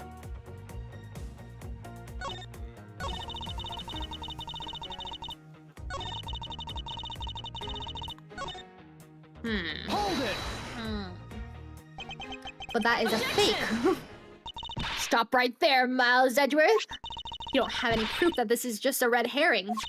If you must keep on insisting that it's a fake, then what is the real murder weapon and where did it go? Speechless, I see. That's not a surprise. After all, you know when we've searched the entire cargo hold and came up empty-handed. There must be a way. There must be something that can help me rule out the piggy bank as the murder weapon. What should be examined further to help us ascertain the authenticity of the weapon? The body? Francisca, I think you're too quick to jump to your conclusions. Oh, was I? Yes, we don't even have the autopsy report results yet. How can I say that you made it? How can I not say that you made a snap judgment when you haven't even yet to... They talk like this. All of them, they talk like this. Edgeworth. Oh, how could I not say that you made a snap judgment when you have yet to even see who talks like this? If the wound on Agent Hicks' head is consistent with the murder weapon. Scruffy? Yes, sir. Contact the medical examiner's office at once. I wish to hear the results of Agent Hicks' autopsy. Yes, sir. Yay! We got a big problem, Mr. Edgeworth, sir.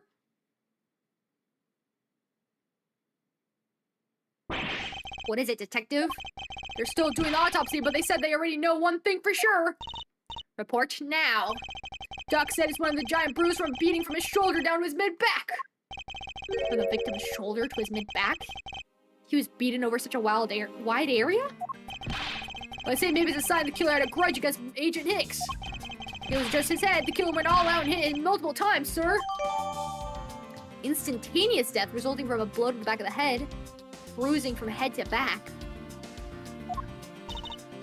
Scruffy, what is had a grudge against Agent Hicks supposed to mean? Well, that's, Was the wound on the victim's head consistent with the murder weapon, detective? Oh, well, they said they were still looking into that, sir.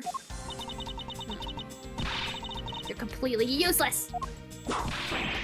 Ow! Sure, I told you already, you can't go down there. No, you remove yourself from my way. What is all that racket? My luggage, my cargo, they're mine. I demand you to return them to me. We're still investigating the cargo hold. Please understand and have a little patience. I suppose there's no choice. Finally, I think he can... Wait, what are you? Oh my god, he pushed him. Whoever... Oh well. What he did, he probably fell from falling. He fell... Oh my god. He died from falling. You won't get past me. This is... Oh wait, that's it. That's the whole... What the whole thing's been about. There's the matter, the key to the display case that held the murderous bank. After all, you know that we've searched the entire cargo hold and came up empty-handed. He fell. He fell to his death. Someone pushed him? Doc said it's one gigantic bruise from a beating from his shoulder down to his mid-back. Are we gonna ignore LeBlanc dying? Oh, he's fine. Cause of death?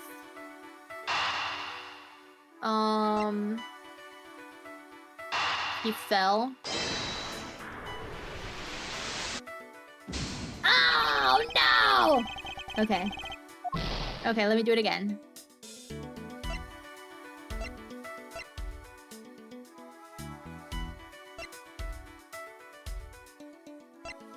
Okay.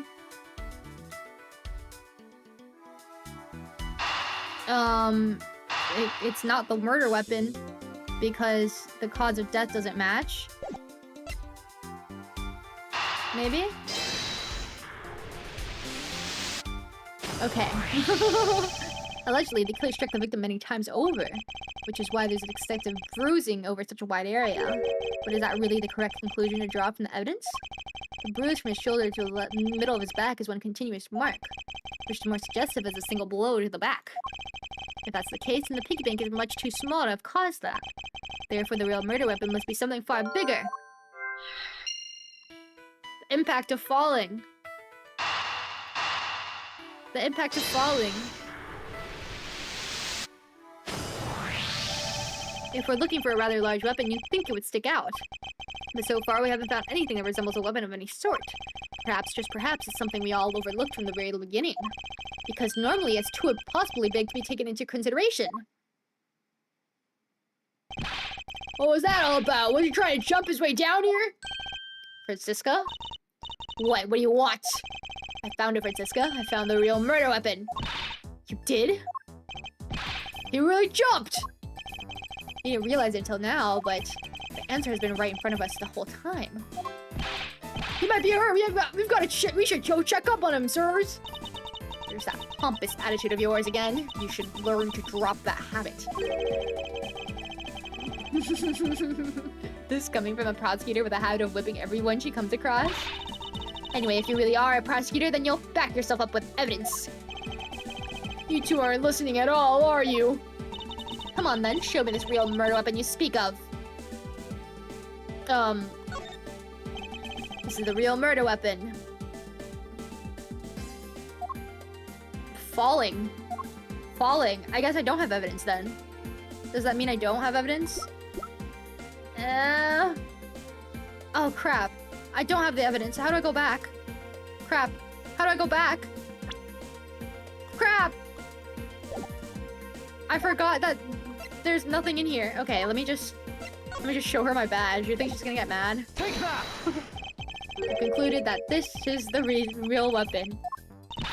It's they tricked me. It's because the evidence is that I don't have evidence because it's right around you.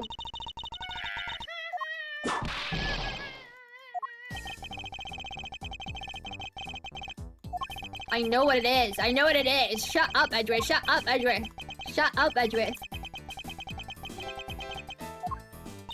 Come on, then. I don't have evidence. It's all around you. I don't have any evidence to show you. Foolish reasoning for a foolish fool, for the foolishly foolish fool meant to fool me. What do you mean by I don't have evidence to show? Perhaps I should have phrased it as that which caused Agent Hicks' death is incorporeal.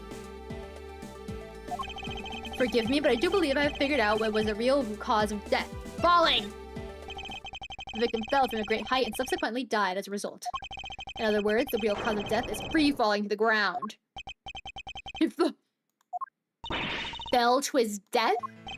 Yes, this is the only plausible possibility. The victim has an extensive bruising on the back of his head and his back, and the only rational explanation for these injuries is that he fell to his death. But the murder happened inside this plane. I know. Are you claiming that there's some place in this plane from which he could have fallen from? Look right in front of you. As I said earlier, the answer has been right in front of us the entire time. You can't mean... Yes, I do. The victim fell from the top of the stairs to this very cargo hold.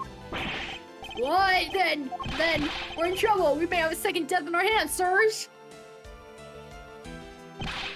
Hey, you, tell me you aren't dead, pal. Quiet! Who are you screaming? He's alive! They don't even care. They don't even care. And there you have it, Miles Edgeworth. It's not possible that Agent Hicks fell over the railing to his death. That man is living proof of that. I suppose it's true that it's not possible, given the current circumstances. The current circumstances? What is that supposed to mean? Suppose that large piece of cargo wasn't there at the time. What would have happened then? It would have been a Virginian pancake for sure, sir! I suppose that man over there wouldn't still be breathing. Gotcha! It was a ghost! The reality is that the cargo box is there, so there's no point in entertaining your wild hypothetical scenarios. It may be there now, but there's no proof it was always there. Huh, as if there could have been a window of time when the giant box was not there. Ah, but there was. What? What can I use to show you that it's possible the box is not always there? This? Here we go. Yeah. You were fueled in the Republic of Zhongfa? Yes, this flight had a short layover in Zhongfa in order to refuel. But that wasn't the only reason for the layover. We also transferred some cargo. What if the box in question was only transferred onto the plane at that time? To further prove my point, let's take a look at what's next to the box in question. Ah! It's labeled Zhongfa Express! Correct, meaning it was loaded onto the plane in Zhongfa. Yeah! Now, what if the box in question was also loaded in at the same time? It would mean that the box was not here in the cargo during the Europe-Zhongfa leg of the flight, making a clear drop from which Agent Hicks could have fallen to his death entirely possible. Ah, which theory is still very far-fetched, and allow me a chance to prove how very much likely my scenario is. The first order of business will be to examine the piece of cargo in more detail. Bum bum bum bum bum. Okay, let's investigate it. Huh, this is rather a large piece of cargo. The tag on it, sir, let's see. Aleph Red statue? Never heard of it. Nor I, but all I care about is if we can prove it wasn't here at the time of the crime. Let's get investigating, sir. Oh. Look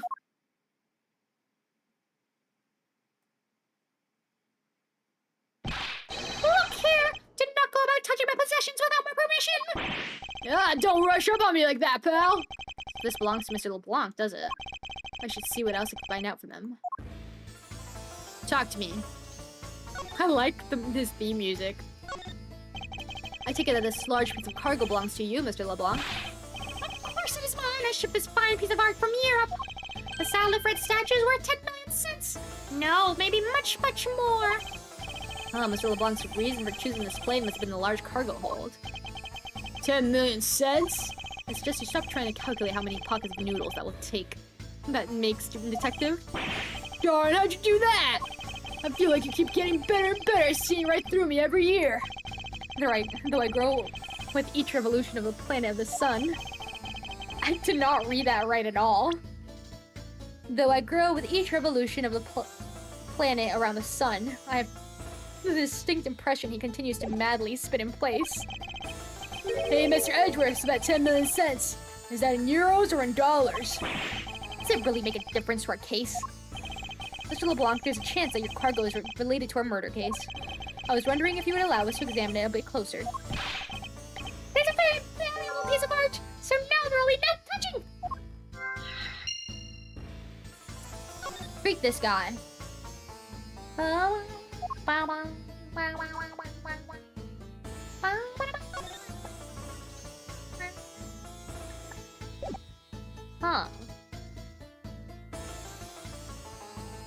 Why not? Why you show me something of no value? Oh, it's yours, man. It's yours. Okay, let me get back. Do I have anything to logic?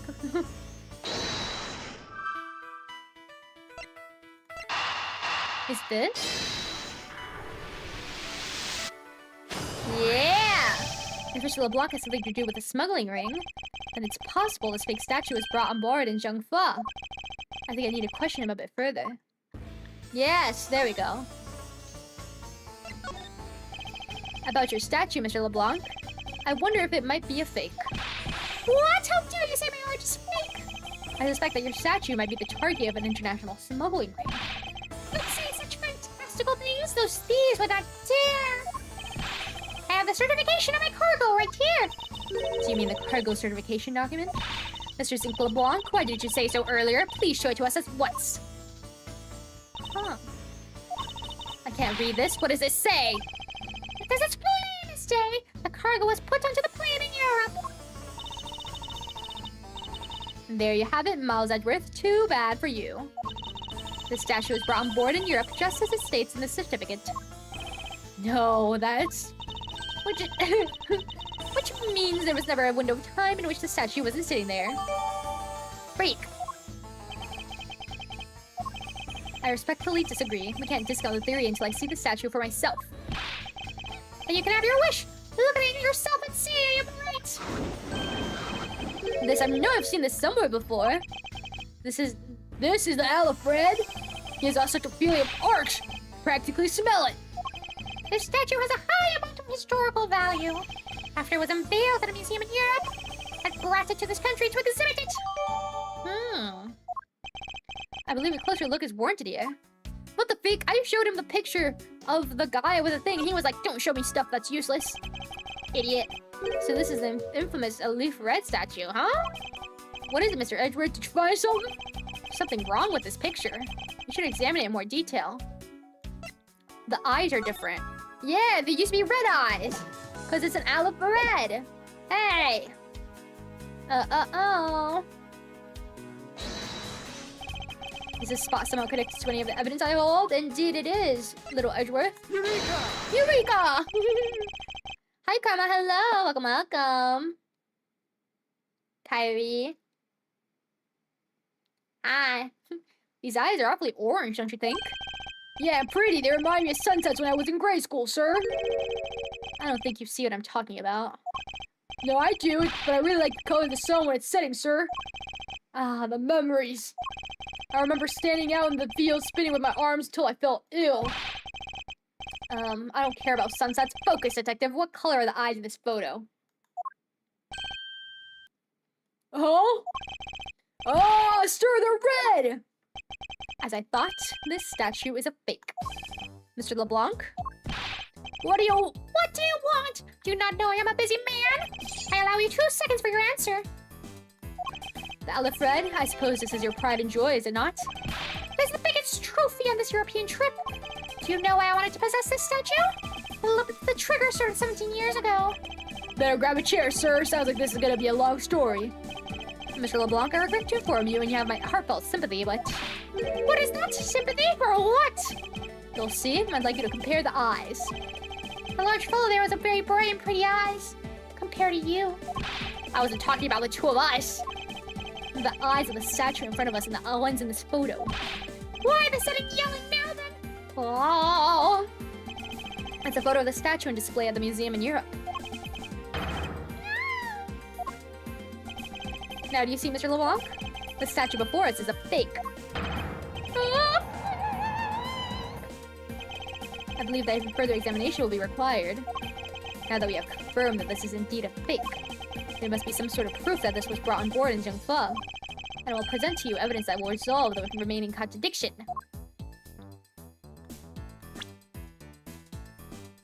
The fact that it's on top of this? What's this? The statue looks like it's stepping all over its neighbor's cloth cover.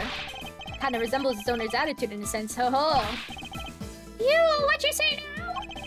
Further, my clothing tab is not being stepped on by anyone. It's too expensive for me to allow that to happen. Please forgive the trespasses of my subordinate. Why should I forgive the trespasses? Unless it is an expensive dress, you keep it.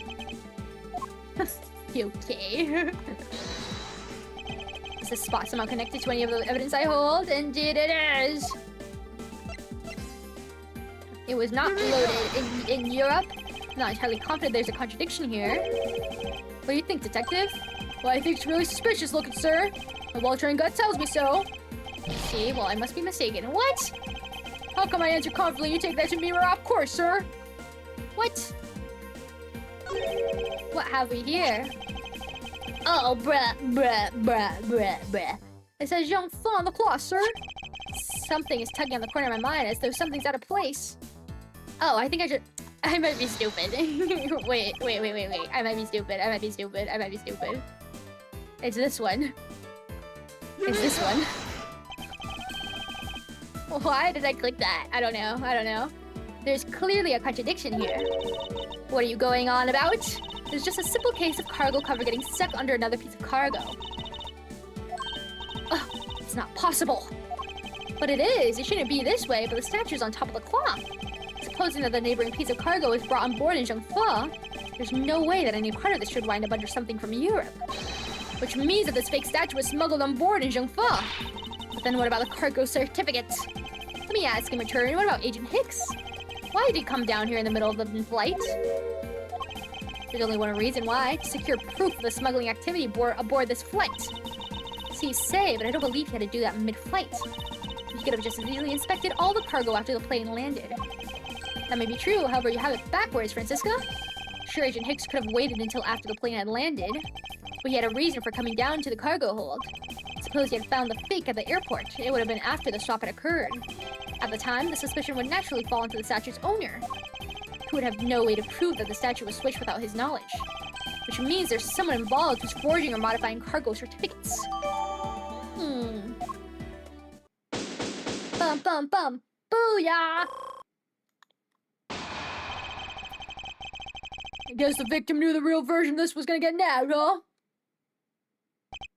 Yes, while this photo could be seen as nothing more than a simple souvenir, it was in fact taken to be used as reference document later on. Next, Agent Hicks had to secure proof that the smuggling had taken place. He came down here to take a picture of the cargo hold, or rather empty one of that, right before the fake statue could be loaded aboard. A photo of the hold missing a valuable piece of cargo would have been proof enough. After that, all he had to do was hold a Zhengfa cargo crew and arrest the smuggler. Exactly, this only goes to prove my theory. If the statue was not in the cargo hold during the Europe Zhengfa leg of the trip, there would have been enough height from which Agent Hicks could have fallen to his death. Officer! Move the statue immediately! I want a thorough examination of the floor underneath, now! Miss Von Karma, I'm ready to report my findings. Go on. After moving the Oliphant statue out of the way, we tested the area under it with luminol and there was a reaction! Whoa. I see there was a reaction to luminol, an indication that there was blood on the spot. Can we stop looking at it now, sirs? It would seem my deductions were correct after all. I suppose it did appear that way. The culprit cleaned the blood up well. And how do you think the killer did that? Have the killer clean up all the blood with this. Ah, god dang it. I didn't mean to click that. Present. Take that! The killer used the blade cloth I found inside the suitcase to clean up the mess. I see. He had a need to clean up all the blood before the plane landed in Zhengfa. Yes, because otherwise the cargo crew would have discovered it during the layover. So you guys are saying that the murder happened before the plane landed in Zhengfa? There's no other conceivable timeline for the events of the murder. But if that's true, then that throws a certain person's testimony into doubt. If the murder occurred before we landed in Zhengfa, then this becomes highly suspect. I don't remember the... Oh, hold on, I can see it. Does it say the stuff? Taking care of first class. Time of sub, blah blah blah. Okay. Where was the thing? He was here in his seat when we took off again at 5 a.m. It was this one, Miss Mealy. Recall Miss Mealy's testimony about Agent Hicks in regard to when we departed Zhengfa. I saw Mr. Hicks sitting in his seat at 5 a.m., you know. She claims Agent Hicks was alive at the time of disturbance calls, but That totally contradicts the facts, sir! But why would you lie about something like that? I think the only person who can answer that is Miss Meal herself. Another to be continued? Jesus! yes, let's save. Ba-ba-ba-bum.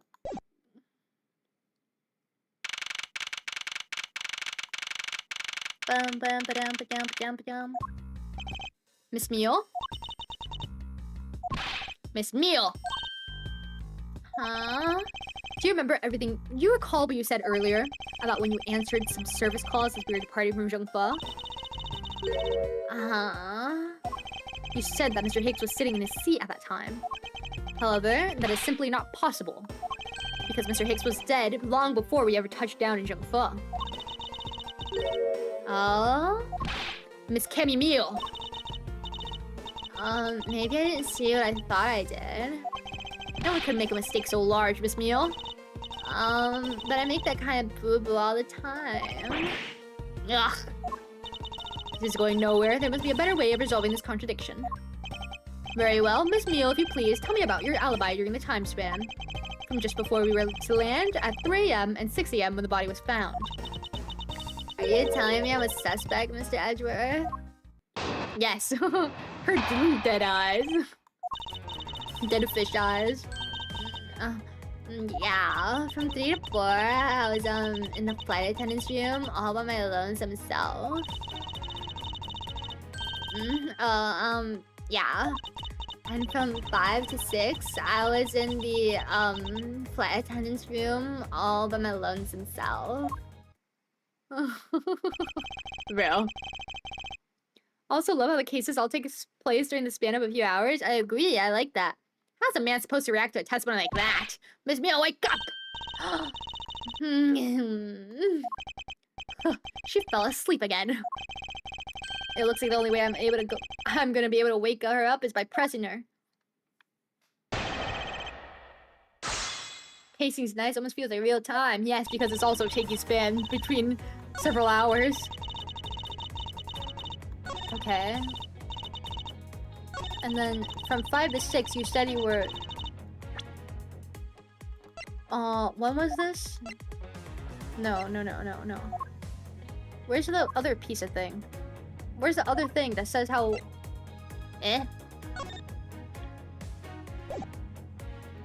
Where's the thing that says when they unboard? Oh, here. 4 to 5.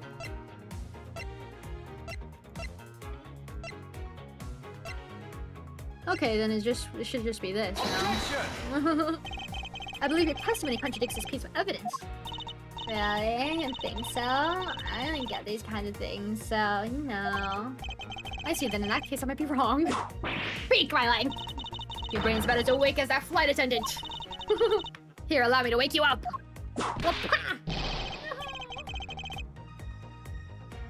No, I don't need a second lashing. 5 to 6. Okay, what else was there at 5? That's 6:15, whatever. turbulence. The shop? 4 to 5. Shouldn't you have been helping with onboarding?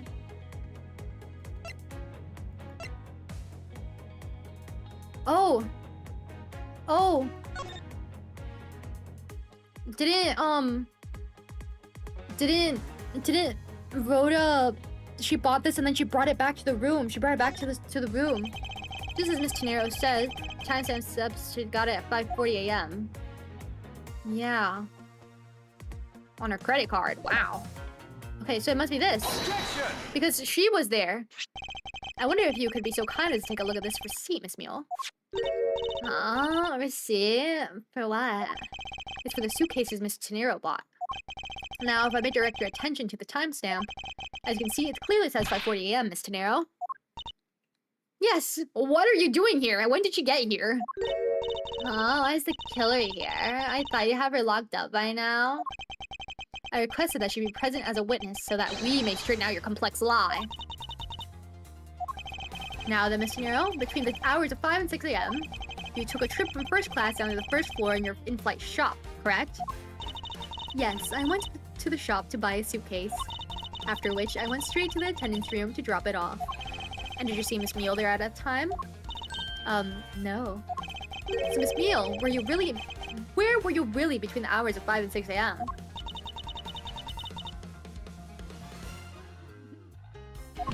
Miss Cammy Meal. Huh? The bathroom? I'll be the one to ask the questions here. Yeah, maybe that's it. I probably just missed her. Nature calls, you know. You take me for a fool. That's a little too convenient to be true. But it's the truth. Cross my heart. Huh. I don't have enough conclusive proof to counter-argue her at this stage. Sleepy cutie? True. You don't believe me, do you? But please, won't you give me a chance and hear me out? Maybe she's killing to help her boyfriend, the captain, and he's also in on the smuggling. Look, I know you're suspecting me because I'm one of the crew. But you think then maybe you should also suspect Miss Rhoda too. She's the one in charge of the elevator key card and the shop, you know? If you ask me, that makes her super suspicious. Please leave Miss Tenero out of the conversation. Only you are under suspicion for now. I don't get it. Why are you coming for Miss Rhoda all of a sudden? Oh, now I get it. Maybe you've got your eye on Miss Rhoda. Of course I'm keeping an eye on her. I can't very well let her escape, can I? Never mind. But you want to know something? Miss Rhoda actually kinda I have absolutely no interest in people who can't appreciate my sense of design. We got rejected. We got rejected because we called her thing hideous. Now's not the time for this sort of talk.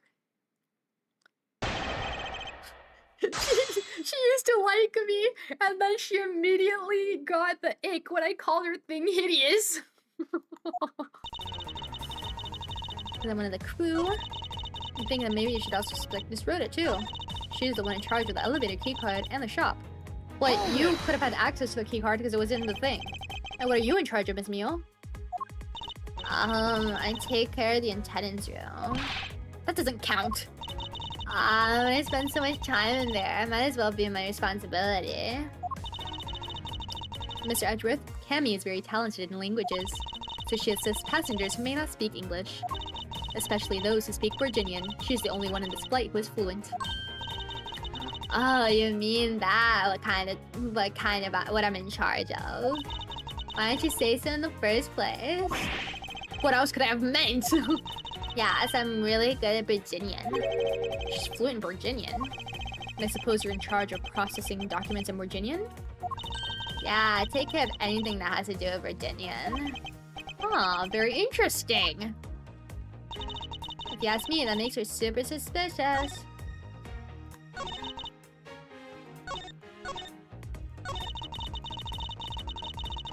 Virginian stuff. Like this, perhaps?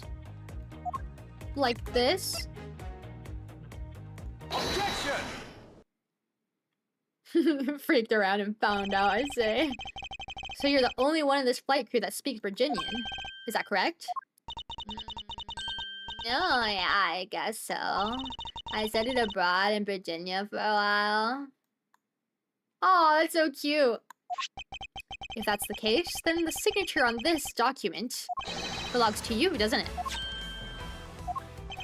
This is a falsified piece of documentation with only one purpose: to lead anyone who read it to believe that Mr. LeBlanc's statue was loaded in Europe. The only person who could have either prepared or processed this document in Virginian is you, Miss Meal. Her slow blinking. Without your participation, the smuggling of the Alif Red could not have occurred. Don't sleep while I'm pointing my finger at you! Oh! Oh, I wouldn't dream of falling asleep on you, Mr. Edgeworth. Oh! It's exactly as you say. Are you confessing to having participated in the smuggling? No, far from it. It's true that I was the one who signed off on that document. But you can't use that fact alone to make your allegation of smuggling stick. There's no direct correlation after all. All you have is my signature on a piece of paper. Really? All you did was sign it? I neglected to check if the cargo had been loading onto the plane properly. So, sorry about that. It seems that she's finally woken up. This is going to be one tough fight. Suppose, and this is just a supposition, even if I was involved in the smuggling, you can't throw the charge of murder on me just like that. Objection! If you were involved in the smuggling, you would have a strong motive to kill. Agent Hicks was in the middle of an investigation regarding a smuggling ring. And just when he was about to close in, he was killed by a member of that ring. Well, did you ever stop to think that maybe Rhoda is a smuggling ring member? After all, unlike me, Rhoda has access to many things on this plane for work purposes. Whoa. So perhaps there is some element of a setup and play in this case. What are you talking about? Don't worry, I wasn't talking about you. I meant the killer. First it was myself, and now it's Miss Tenero who's under the microscope. Seems to me that our killer is going to great lengths to pin this crime on anyone they can. You have no proof that Rhoda is being set up, or that she isn't. Actually, I believe that she was indeed the intended target from the very beginning. I believe that the plan was to push all the blame for the crime onto her. And this evidence will prove my suspicions. That proves the killer's out to frame Miss Tenero from the very beginning. This? Is it this? Because she has access to the gift shop? Motherfigure, let me out.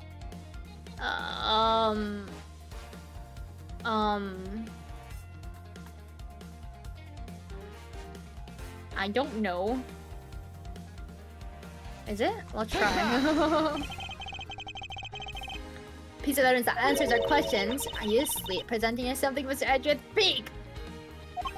No, as you can plainly see, I'm wide awake. I'm afraid you failed. You're making so little sense that I thought maybe you were asleep. Freak my life! Talk about a Dr. Sleepy / Mrs. Hyde-esque transformation. Is this it? But wasn't there a piece of evidence that's still unaccounted for? I need to stay calm, think carefully, and present the condemning evidence. What evidence?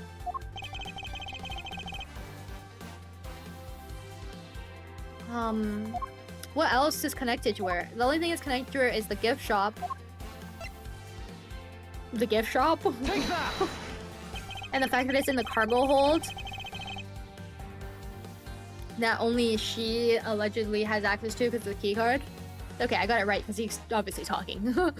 The killer could have hidden the body anywhere, and yet they chose a suitcase. Why is that? Perhaps it was to move the body up from the lower deck to the first floor. However, why go through the trouble to do so? Huh, whoa, she's gripping the freak out of that thing! The only way all of those actions make sense is if the killer had wanted to frame Miss Tenero for the murder. Miss Tenero buys a suitcase on every flight she works without fail. But should her suitcase be switched with the one containing the victim's body, that would put her in a very tight spot.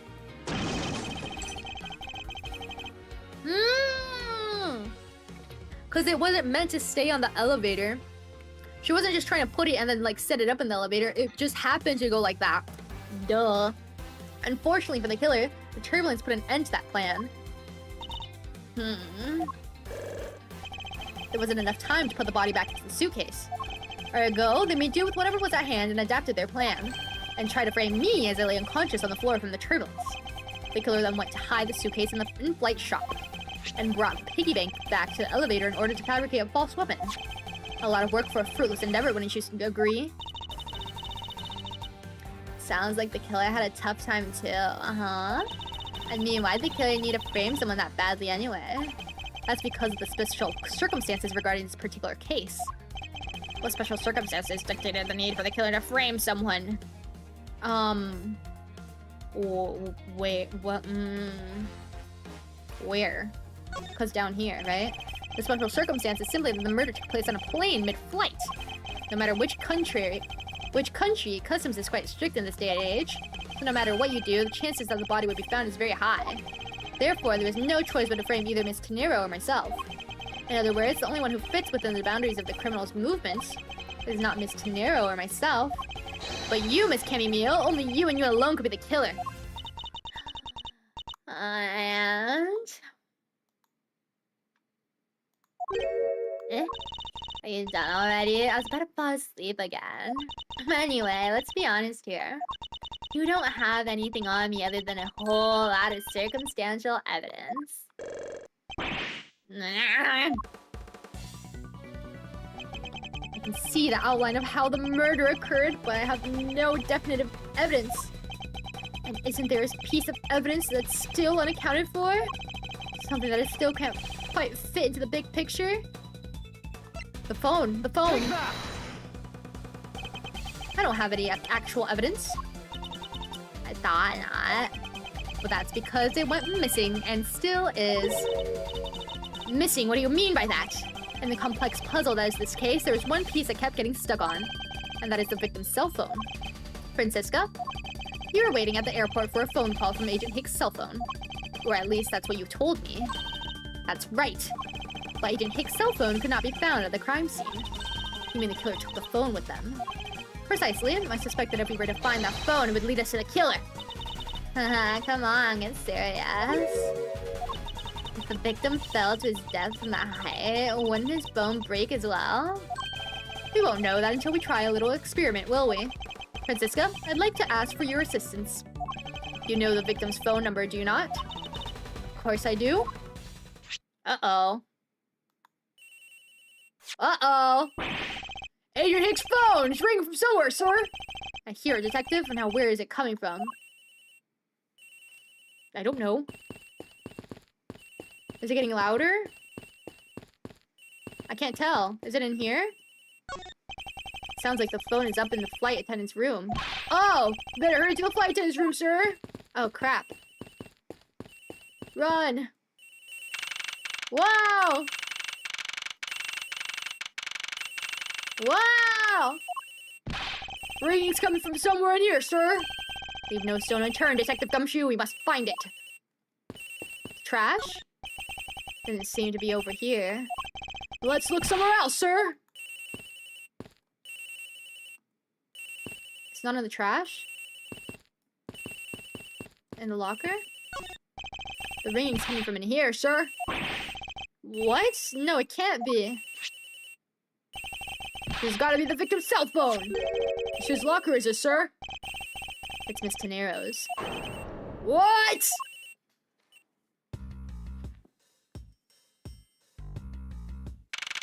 Oh my god. If she got the key card, then obviously she could also put it in the other thing. So, Mr. Edgeworth, how'd it go? Where'd you find the phone? I found it in the flight attendant's room, in Miss Tenero's locker. What? But... Rhoda Tenero! I don't know anything about the phone. It wasn't me. It wasn't me! Miss Karma, is it? Suggest you arrest Miss Rhoda Tenero right away. Wait, I have a theory. This is related to the incident with the key card. When the killer went to steal the key card, they conveniently stashed the cell phone in Miss Tenero's locker at the same time. This is related to the key card, alright? In the same way that we have zero proof that the killer did just that. Ugh. The only voice that sings the truth is evidence. That is the one bird we cannot ignore. What should I do? Francisca's right. I can't offer baseless conjectures at this point. Alright then, why did the culprit take the cell phone from our Agent Hicks? It must have something very incriminating on it, or in it. Hold it! What now, Miles Edgeworth? It's not over yet. We have yet to figure out why the killer took the cell phone. What? Inside this phone lies the final piece of incriminating evidence that will point us to our killer. We need to examine this phone in more detail. Let's take a look-see. Beep, beep, beep, beep, beep, beep. LCD is broken. Without a screen, you can't even place a call with this. Camera? Ah, it's a camera lens. Come to think of it, I wonder, how exactly was Agent Hicks planning to preserve the crime scene of a smuggling? Francisca, I need you to confirm something. Cell phone? Can I take pictures? Mr. Edgeworth, I can't believe you don't know about this kind of basic stuff, sir. This looks like a very similar model to my own. And mine can take photos just fine. Do you think Agent Hicks could have taken some photos with us? In particular, pictures as evidence for his smuggling case? If so, I'd like to say there may be some very inconvenient photos in there for a killer smuggler. The phone's all busted up, sir. Even a silver prosecutor can't repair a broken phone. I'll find a way, don't you worry about that. May I go back to sleep now? Objection! The LCD screen on the inside and outside are broken, that's for sure. But that's also reason enough to believe that this killer wasn't able to erase the data. What? What do you mean by that, Francisca?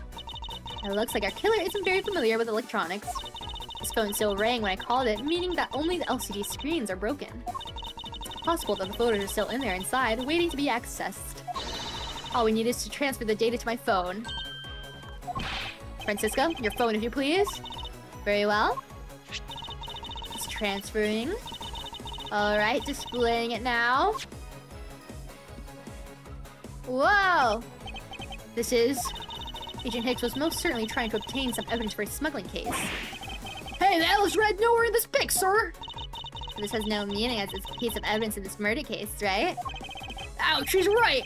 There's not much we can find out from this about... There's not much we can find out from this about Agent Hicks' killer, sir. Is this it? Is this the end? Is there really nothing in this photo that we could use?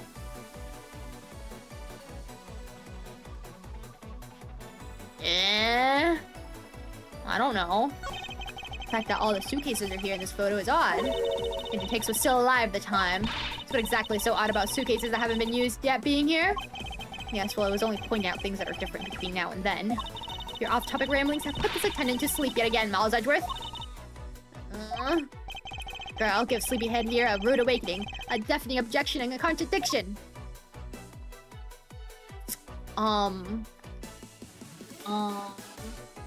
I can't see anything. What am I looking at?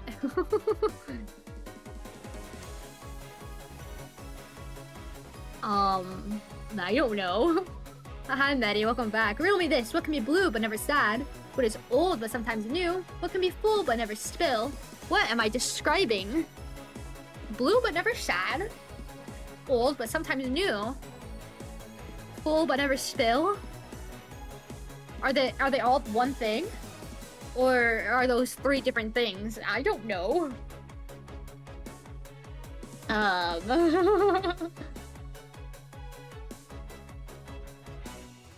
Okay, what else was different? The bed sheet was here. Oh, this was the Zhangfa thing, wasn't it? What's all this? What's all this then? What's all this then? What's all this then? Ah, they are cargo ship from Virginia to Zhangfa. So the reason they aren't here now is that they were dropped off in Zhangfa. Mr. LeBlanc, can you tell me the contents of the boxes? Unfortunately, there's no English written on them anywhere. One cluster of boxes is written in Virginian. It says, it is cloth in English. Cloth? Could it be? Is this where the killer... What is that scary face? Miss Meal? Yes? It appears that Agent Hicks was no ordinary investigator. He left us with a piece of evidence after all. Striking piece that will point out who this killer is. Huh. Maybe you should enforce your mistaken reading of a simple picture, Mr. Edgeworth. The Virginian cargo in this piece of evidence was pointed straight to the killer. The fact that she could read where the cloth was? Take that! And what is that supposed to prove? The killer used this piece of cloth to wipe out the blood that he had spilt. But there was one thing that bothered me this whole time. Where did it come from? Oh, I know this one, but I'll let Karma. They're all describing one thing. Blue but never sad. Old but sometimes new. Full but never spill. A cup of water? I don't know.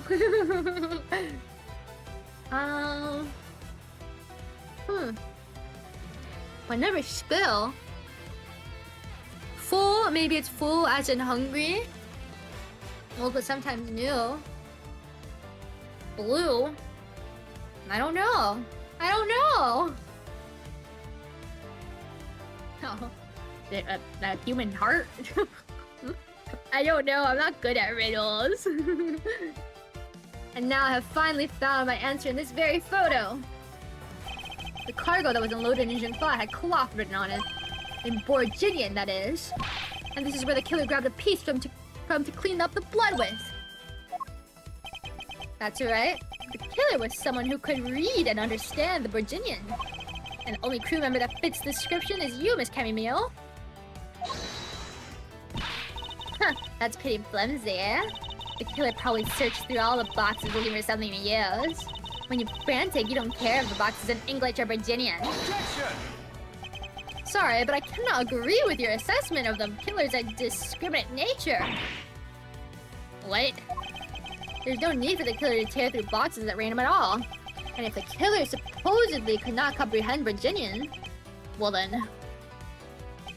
logically, the killer would have opened this box first! Bed sheets! Take that! Hey, says bed sheets in English right in the box, sir. Precisely, and bed sheets would be perfect for cleaning up blood, wouldn't you say? So what are you trying to say? That if I were the criminal, this box of bed sheets would have been what I would have spotted first. However, the killer chose to use some Virginian cloth. Do you have an explanation for that? The killer didn't want anyone to know that the real scene of the crime was this cargo hold. So they were afraid to leave signs the box for the spreadsheets had been open. However, the Virginian cloth, well, that's a horse of a different color. Because the killer knew it was going to be unloaded in the Republic of Zhongfa. That's right, that's why the Virginian cloth was used. And the only Virginian reader on board who could have made such a calculated decision is you, Camille, and you alone. Oh my god. It would be very easy for us to confirm if any of the boxes were resealed. All we would have to do is contact the Zhongfa authorities in time. We may even find other evidence to incriminate our killer within those boxes. So what do you say, Miss Meal? Why not confess to your crime here and now? Or would you rather wait and see what we find from our investigation in Zhongfa? You got this? I guess guys are better. Tara's not a better detective than me. Oh my god. Oh my god. Oh my god.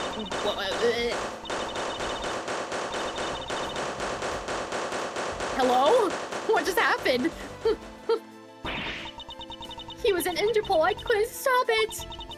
I brought him here. He started taking pictures. I couldn't be found out. I was scared. I was in trouble.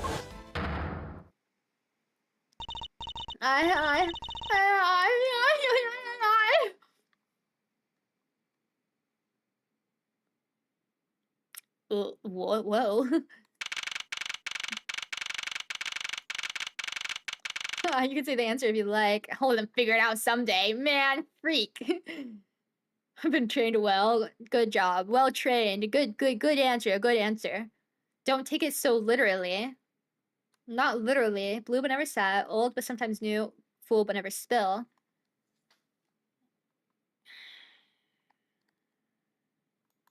Okay, I'll keep thinking about it. I'll solve it by the end of the stream.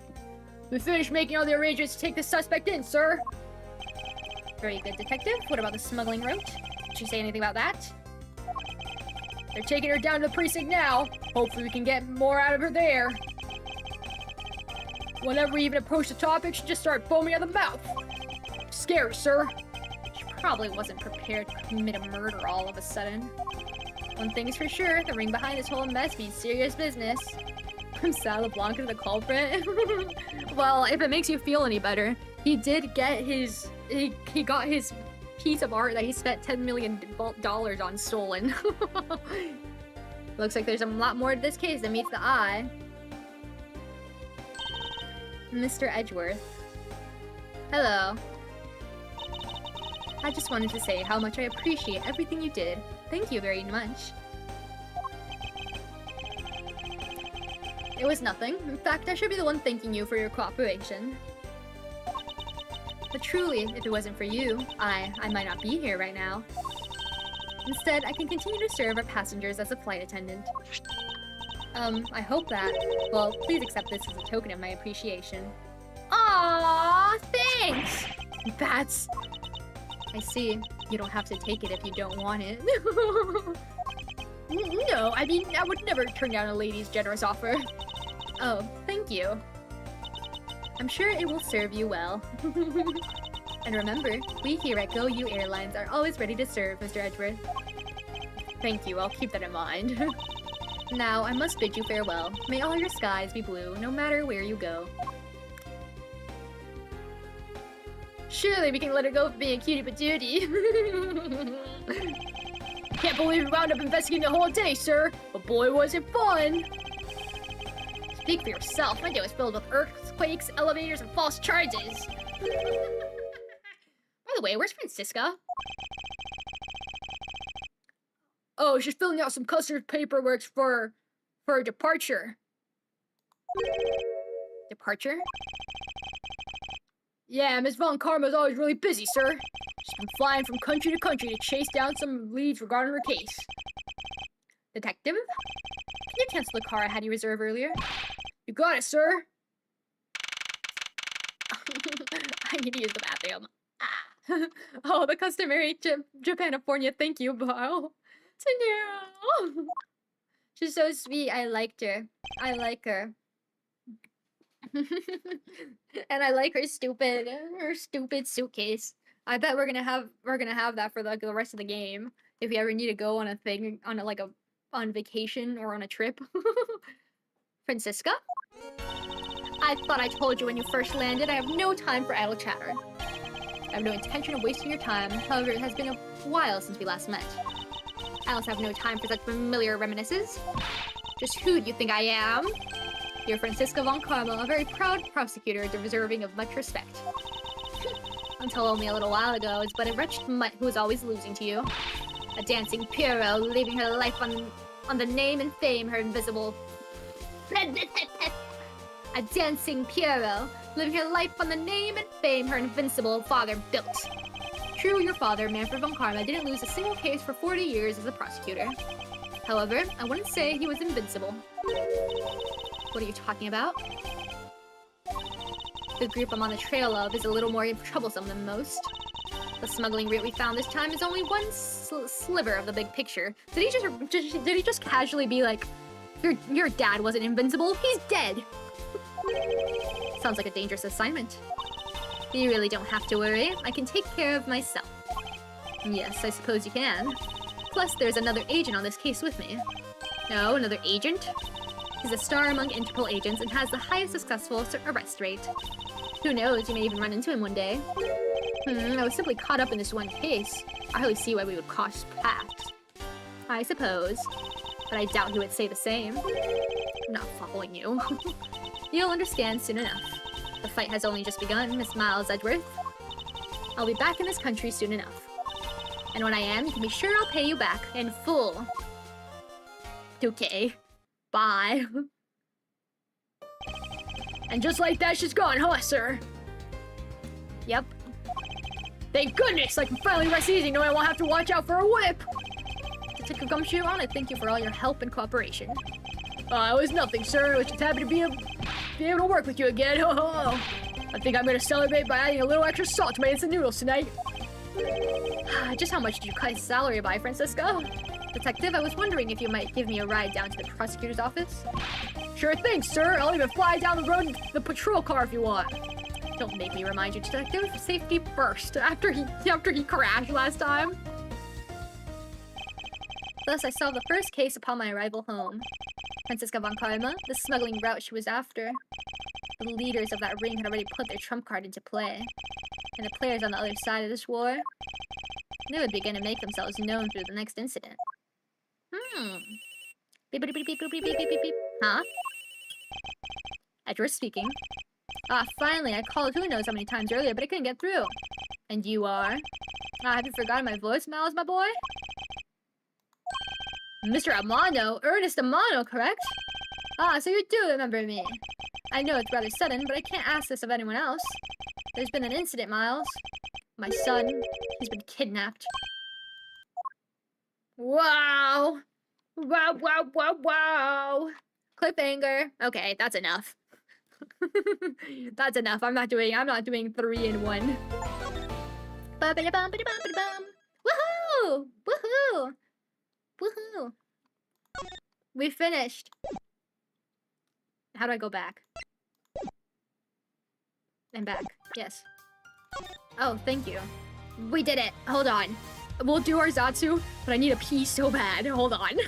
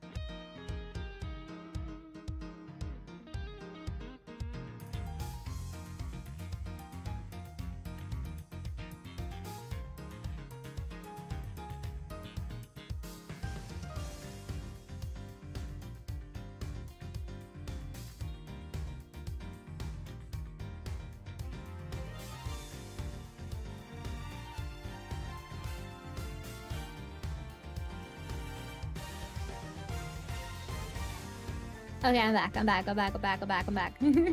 Let's close this game so I can, and then I'll put my BGM. Ah! That. Oh, I'm frozen. Hello? God? Ah! Okay, I'm back. Oh, that was fun. I'm so excited. I'm so happy to play Ace Attorney again. Yay! It's not like the other ones. I think where'd my music go? Oh, it's back. I think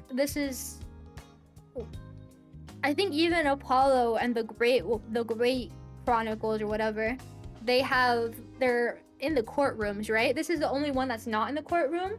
So it's very different, I believe, but it's still fun.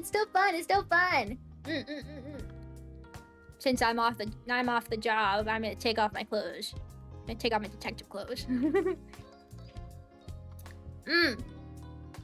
excited to play more. We'll play more next week. So now we'll have two series at the same time. They can wrap on Ace Attorney. Wow! What?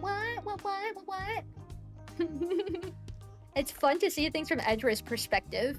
He's funny. I like Edgeworth.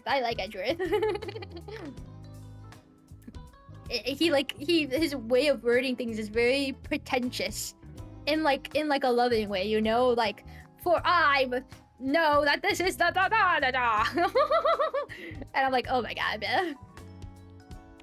It's fresh. You've just been through a whole trilogy of the same shtick. Exactly. That's true. That is true. I love his internal monologues. I know. I like it. I definitely like it. Cause he's such a funny character to me. Also, for the riddle, blue but never sad. So that means it's something blue, old but sometimes new. So that means it's something old, but maybe it has the word new in it, like new karma. Full but never spill. I don't know. I don't know. Can I get a hint? Can I get a hint, please? 2 for the price of 1. Exactly. 2 for the price of 1 week. Also, unfortunately, I will have shorter weeks because school is school. My classes are my classes. I have homework to do tonight, actually. But yeah, like new karma we're getting next month. Oh my gosh.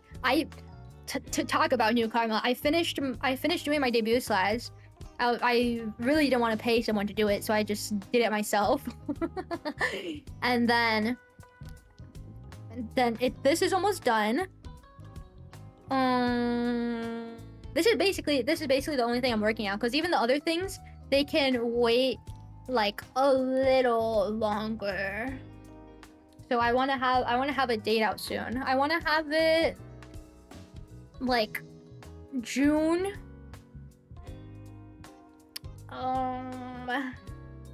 After the 10th. Anytime after the 10th, because that's when that's the deadline for the thing. You know. And also I want to have it. I don't want to have it like overlapping with Mirai-chan's debut. You guys might not know her. She's my mutual. She's having her debut on, I think, the 26th. I don't want to have it like overlapping, so I want to have it a little earlier. Congrats! Oh, hi! Hi, I got your turn. Hi. What? Congrats! Can't wait to see your debut this live. Thank you. I've got lots of stuff prepared. I'll miss white karma. Don't worry, this karma is definitely pale enough to make up for it. Don't call me white karma, call it cat karma. Stupid school, I know. I have a lab report due today that I didn't do, that I had all weekend to do and I didn't do. You know. Ah, Karma-chan so kind. You can overlap if you want. Oh my god, that's so embarrassing. Why is it like the one time? Why is this the one time you come in? You're like, hi, and I'm talking about. Embarrassing. Yes. No, but I want to have it earlier, anyways. I want to have it earlier. Like in the middle of June. The middle of June. Make a double feature? No. 2 debuts back to back? No. We're both purple though. We're like twins. She's like, how tall is Mirai-chan? Do we know? Do we have an official height? She gives short vibes. So she's definitely shorter than me. She can be my like little sister because we're both purple. I'll be cheering you. Thank you. But that's next month. It's still May, everybody. It's still May. Count the days that you still have with Cat Karma before I take them out to the back. Oops, I misgendered myself. Before I take them out to the back and I kill them. With love. She's small. Yeah, my little sister.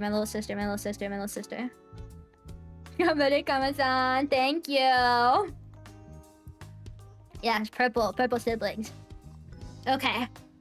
We have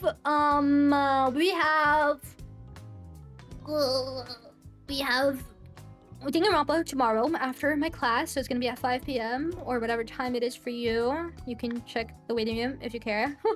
And then we have no stream on Thursday, and then we have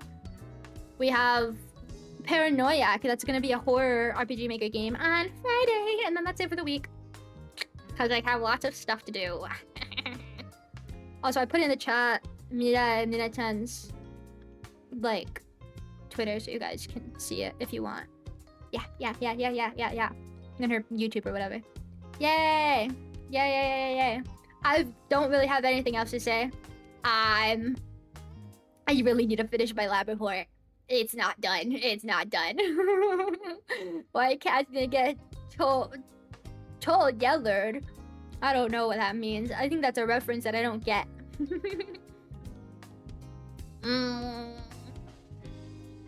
Okay, well,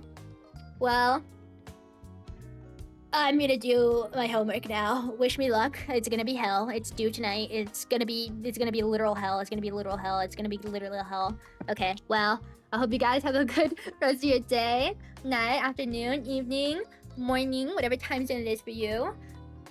Actually, I'm gonna eat dinner just to procrastinate on not doing my homework. That's how much I hate doing my homework. I'll even eat. Okay, bye-bye everybody. Take care to Karma. You didn't have to. Karma-chan, ignore this weirdo. Ignore this weirdo and go follow Mirai-chan. Even better. Go. Since we're on YouTube, go to Mirai-chan's YouTube too. Oh crap! I clicked the wrong thing.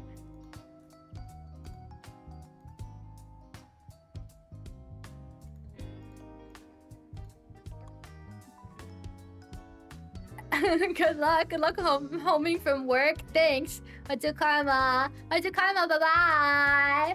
Bye.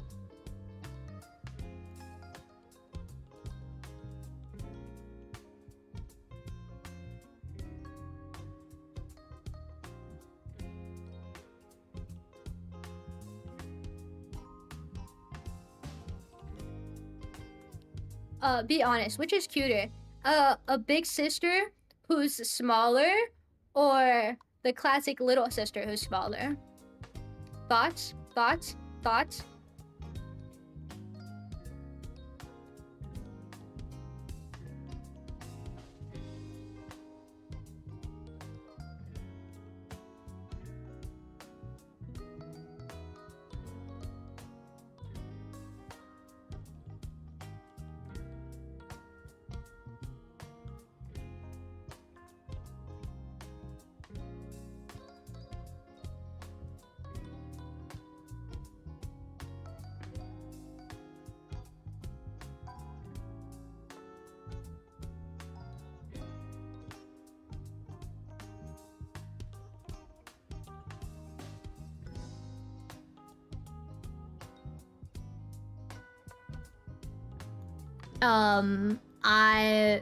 You can be small.